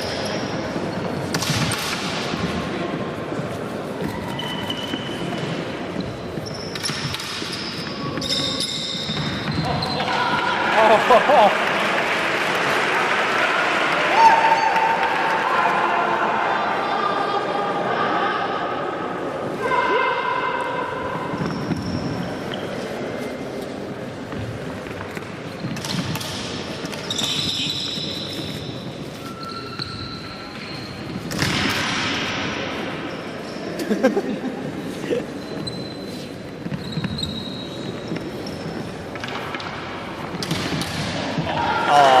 just Carlos bullying his way through on this one.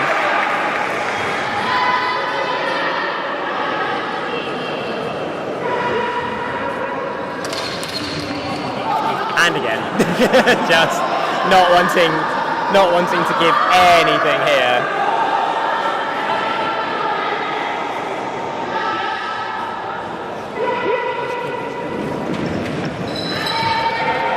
And Carlos' blade is deactivated. Yeah, absolutely. Should really be the athlete's responsibility, but at this point, we want to see this go.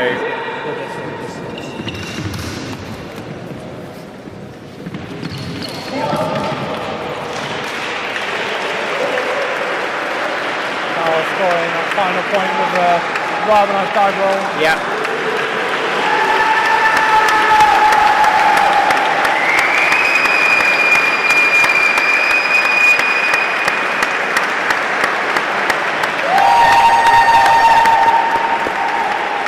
So Carlos goes through to the final.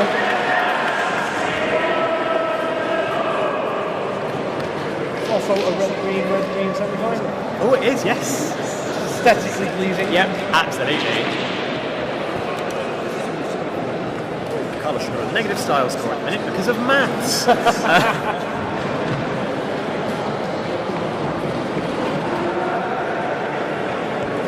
Yeah, so Carlos ending around the 6.56, 6.6 mark. Max landing on 6.133. And now Pietro Scarica versus Francesco Velocio. Again, hopefully this will be with a very strong impression. It certainly is already.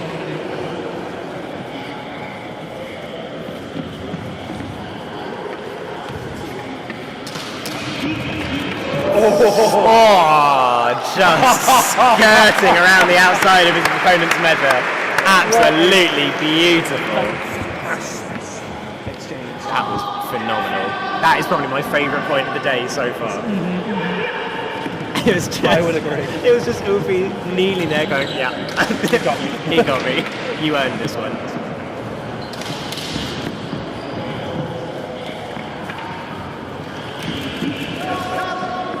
Yeah. All by gravity. Underneath the blade when the contact was made.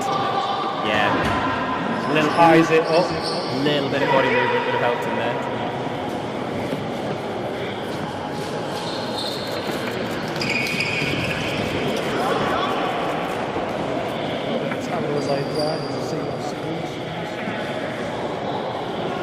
Point awarded to Ubi.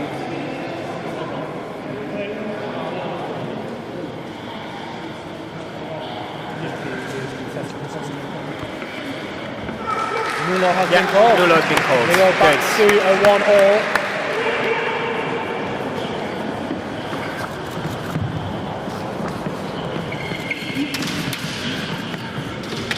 Oh, and again, as we've seen, he's moving through that space. As we've seen quite a few times now, if you really commit to these points, your opponent is wanting to maintain blade contact. If you remove your blade and your opponent is stuck at that point, it's good to see. It doesn't happen enough. He just again pulling Pietro into that one. Very close battles already.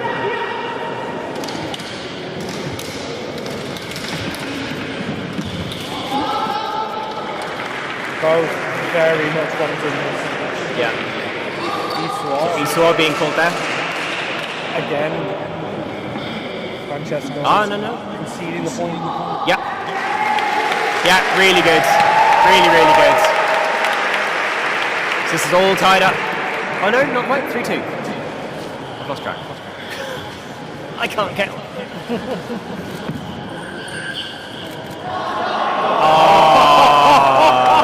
Is this Altoa?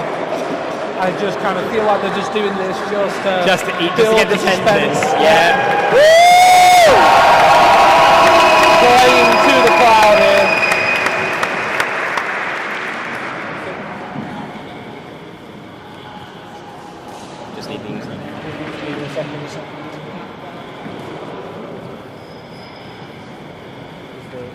bump to the head and some Possibly. grabbing some more time. Looks at it. It's fresh one there. Okay. Make this way back in. Okay. I think we're fine. I think we're going to continue. Yeah, I think we're good.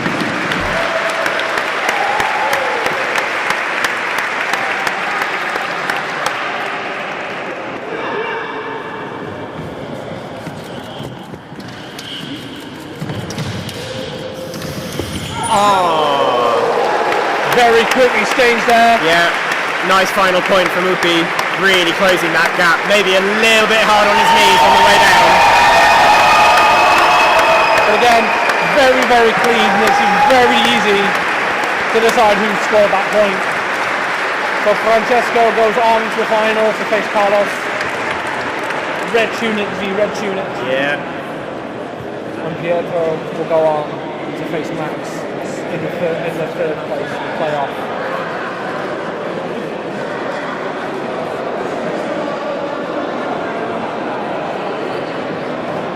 No doubt taking a couple of minutes now. Yeah, just to Pietro to take his breath back a little bit before going on to the third place playoff. And then we will have our final to see who will be Champions Arena 2025 World Champions.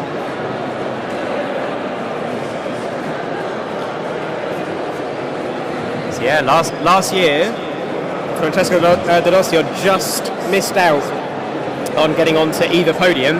This year, he's got one final chance to get onto that podium.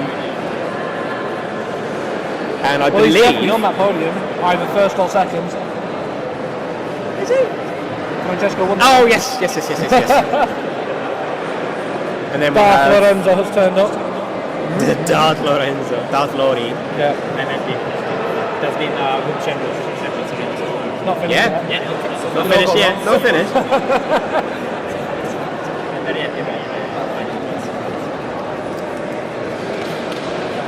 Speaking of which, it looks like we are just about ready to go into the first of the two.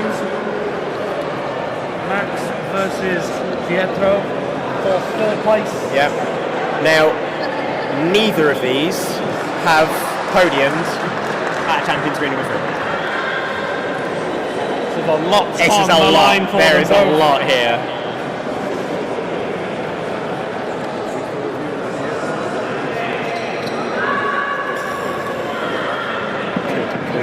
Could do it. Could do it.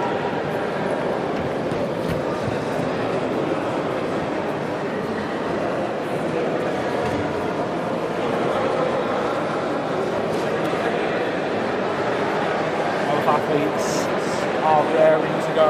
Yeah. Just not wanting to cool down at this point. Not wanting to let that adrenaline wear off.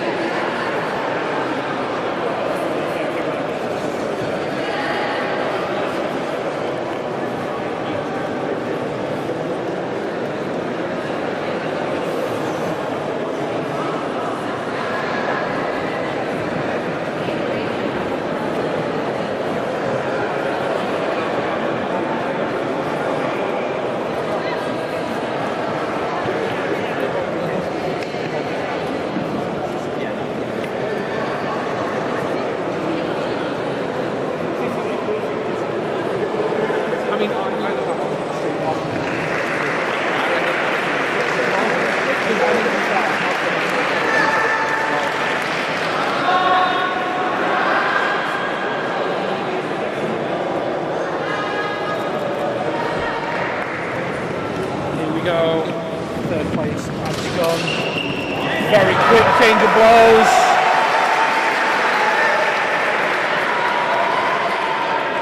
Max just a little bit quicker with that first point.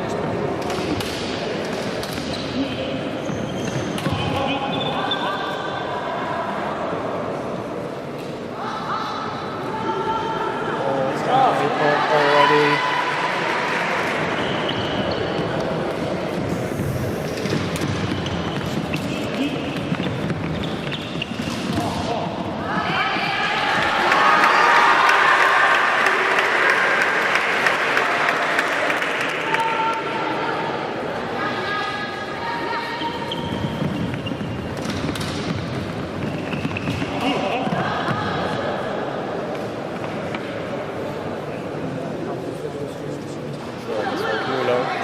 Very messy for me as well on the outside.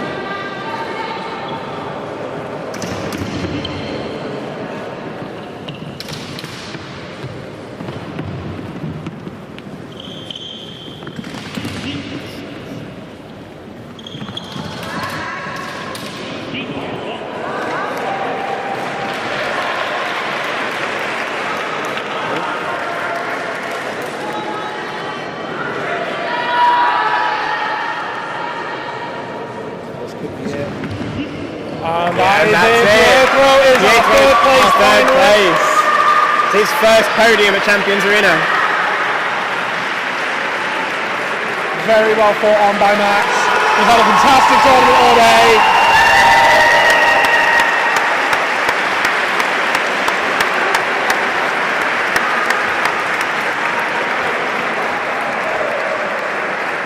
And now for the main event.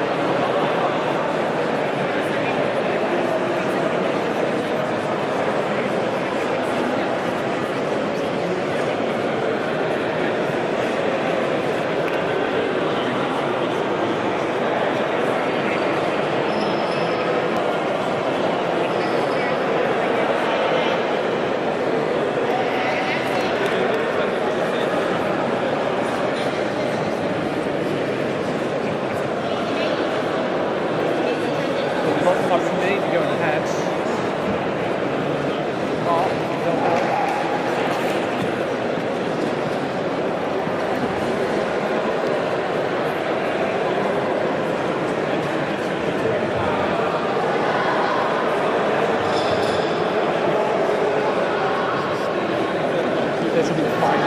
This is we're just deciding whether it's potentially going ahead because of the hit Francesco top to the head in pool stages. But it looks like we may be going ahead. Carlos has come to the arena with the saber, lit and ready to go.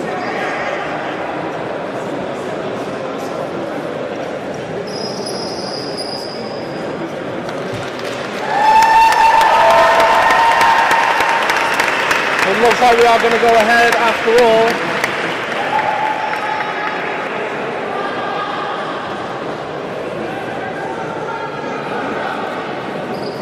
So first to 4 points for this final fight. No time limit.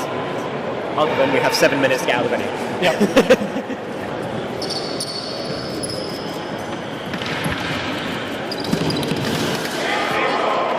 I think first point there to Carlos. Yep. Starting off strong. Yep. He's still very smooth. Yeah, definitely. This is the third or fourth time that they've met in the final Champions League.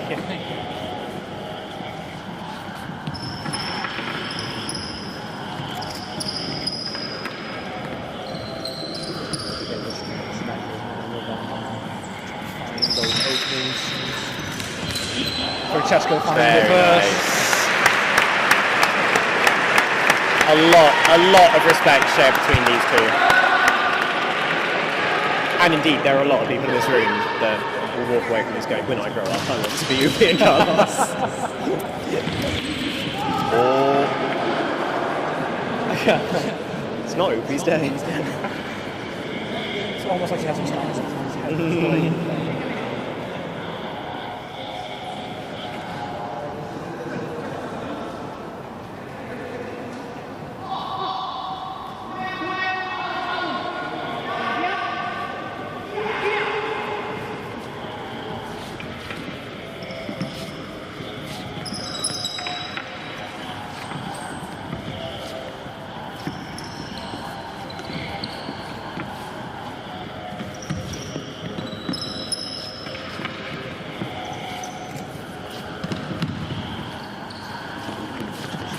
Yeah, just trying to find that. Managed to find it. Yep. Just given to some of the officials, but Yep. goes to Carlos, Upi. Carlos just confirming that he felt that contact. Yeah.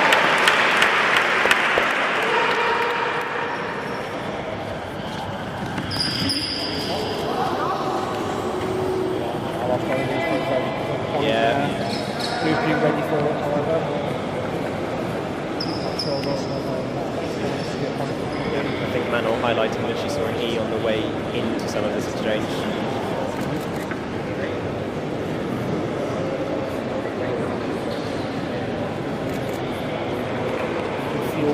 Yeah. I feel the temperature dropping for sure. Freezing in here now. Bless my southern bones. Did you not bring your thick t-shirts? I have you know that all of my t-shirts are very intelligent. Oh, thank you, Sam. I've just been covered up. I've just been swaddled by our videographer. Like some kind of wounded goose. There's definitely Oh, no doubt about that one.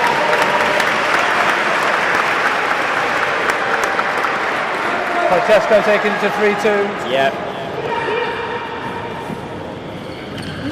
And Carlos not allowing Yeah, that to Carlos happen. just not letting him get too far ahead. Coming down to this last point now. First to 4.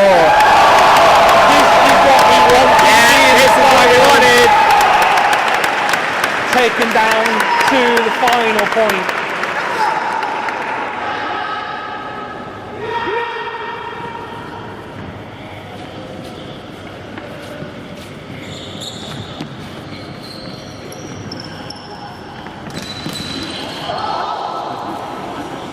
Nope. Again, a very quick assault. That is going to potentially be Doppio. Potentially for the last point, we might see something clearer than this. Not sure if either athlete have anything to add.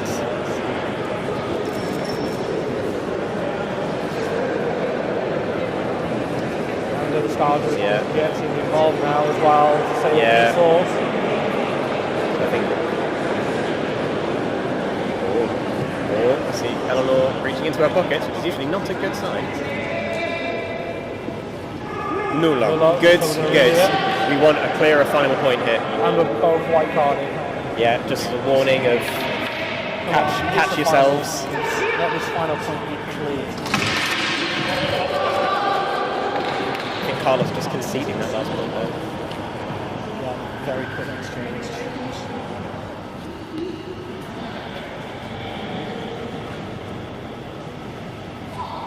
Oh, Carlos winning! Carlos, once again, world champion. World champion. What a tournament this has been. There's been some highs, some lows. So this is Carlos's third time of being arena champion. Now we just need to wait and see how everything's going to land with style scores. Yep. And so we're going to be going into the prize drawing now. Well, not the prize drawing now, the prize giving. It's not a raffle. We'll be going into the prize giving now. So thank you for watching. What a tournament it's been. I've been Daniel Salmons. I've been Bruce Fowler. And you've been bored listening to us witter on. Hopefully not. Hopefully not. I hope you've all had a good time. And we will go into the prize giving ceremony.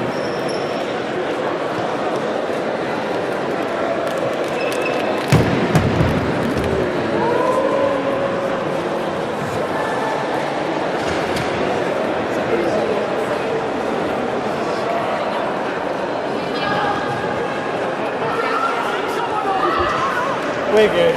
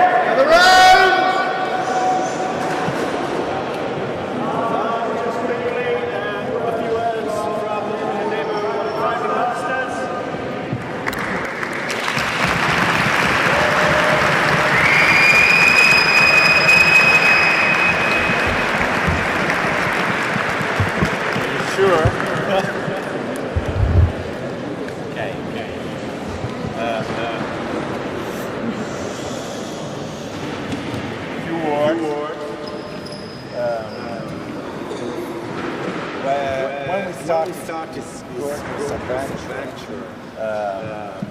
There was no arbitration. There was no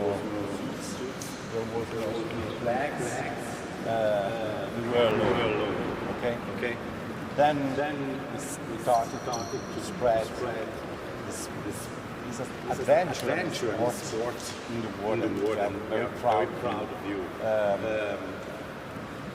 I thank you all. I thank Carlos and the people for final because we can see where we can arrive. But during the first years, me and Gianluca was very afraid because all the time Milano wins. Then something changed, and all the time Italy wins. Okay. And all the time me and Gianluca said each other, we need competition. Something change.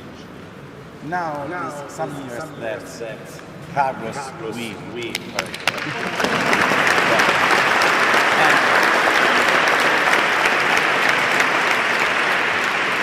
It's incredible, and I'm happy for your results, but everybody can arrive there. And what we want to say is you can do it. Okay, Italy, okay, all things. Spain, okay, all things. We want to see all the other nations. You can. You have to train, fight to arrive here. So I'm very proud about Spain, Italy. Thank you for this marvelous show. But please, Japan. England. USA. Germany. Wake up! Okay. See! 5 push-ups. Yeah. Everybody. Yeah. Okay.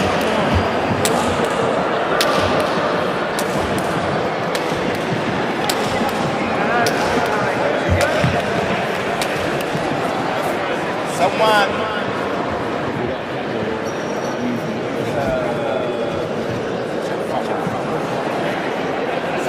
told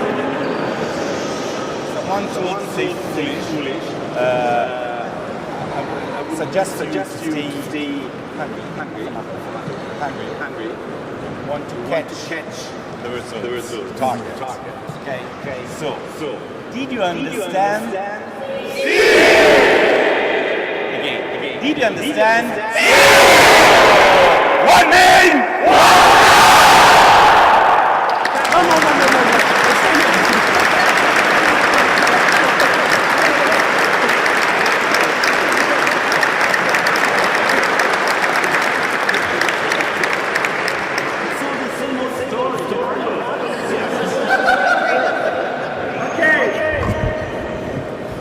We now announce the winners, starting with the arena. In third place, Pietro Scarica.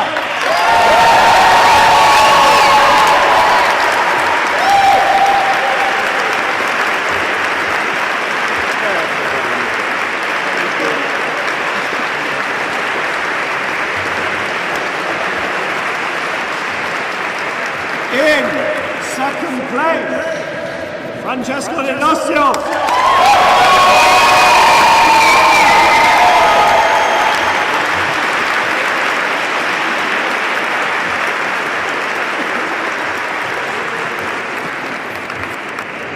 And in first place, Carlos Jimenez Moyano.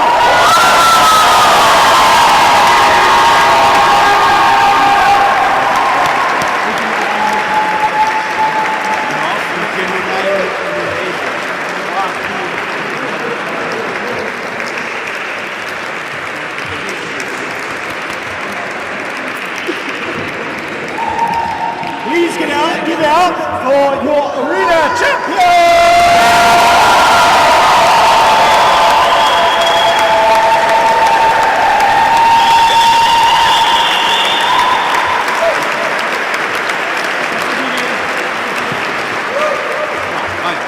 Okay,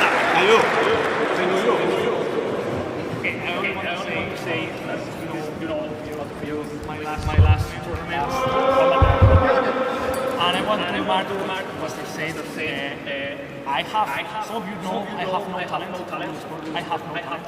It's just training, no much training. And I promise you what Master will say about it's all about training, about pushing generations, and what I want to give my new step in the sport.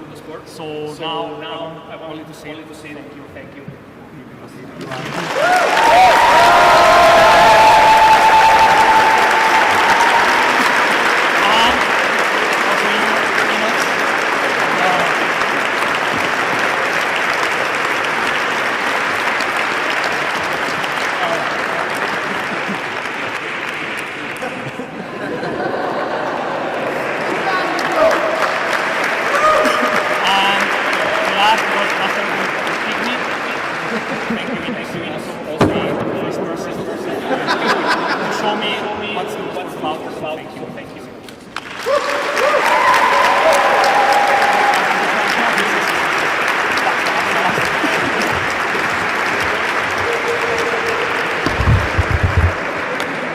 Now on to style.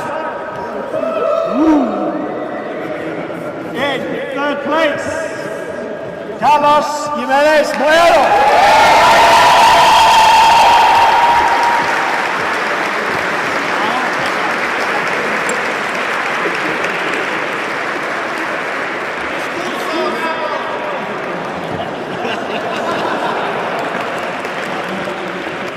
In second place, Simone Brigazzi.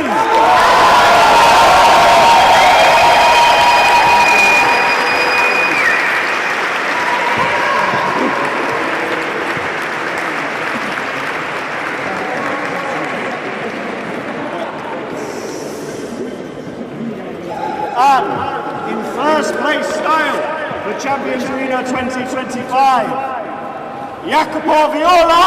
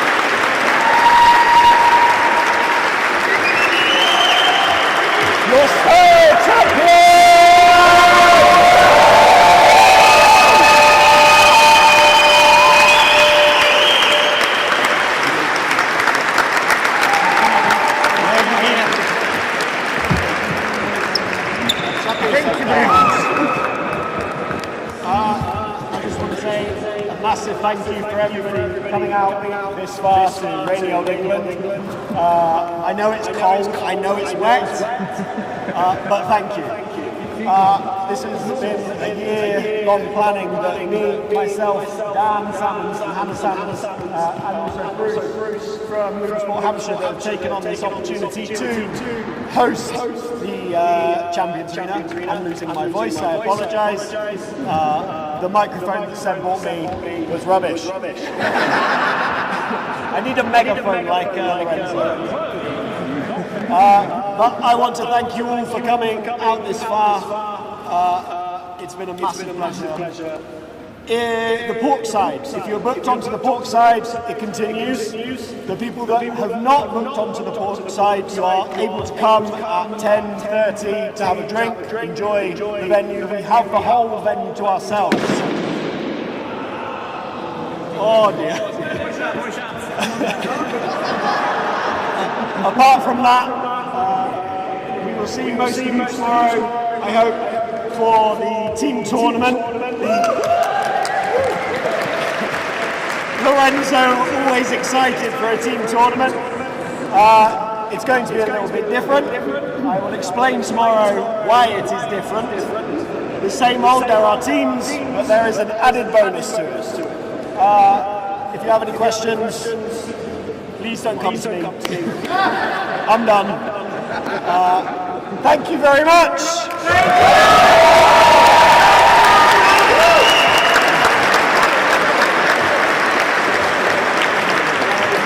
Okay, so first of all, thank you, Luke, for hosting and managing the Champions Arena.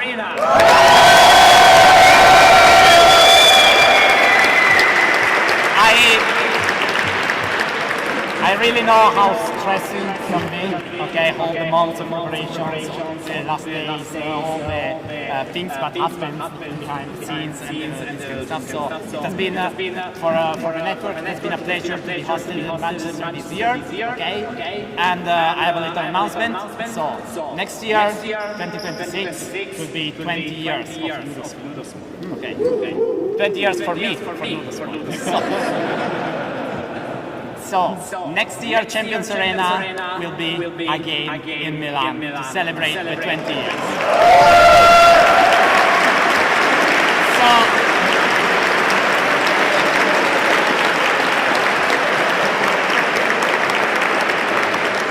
So I'll see you there the next year. Thank you.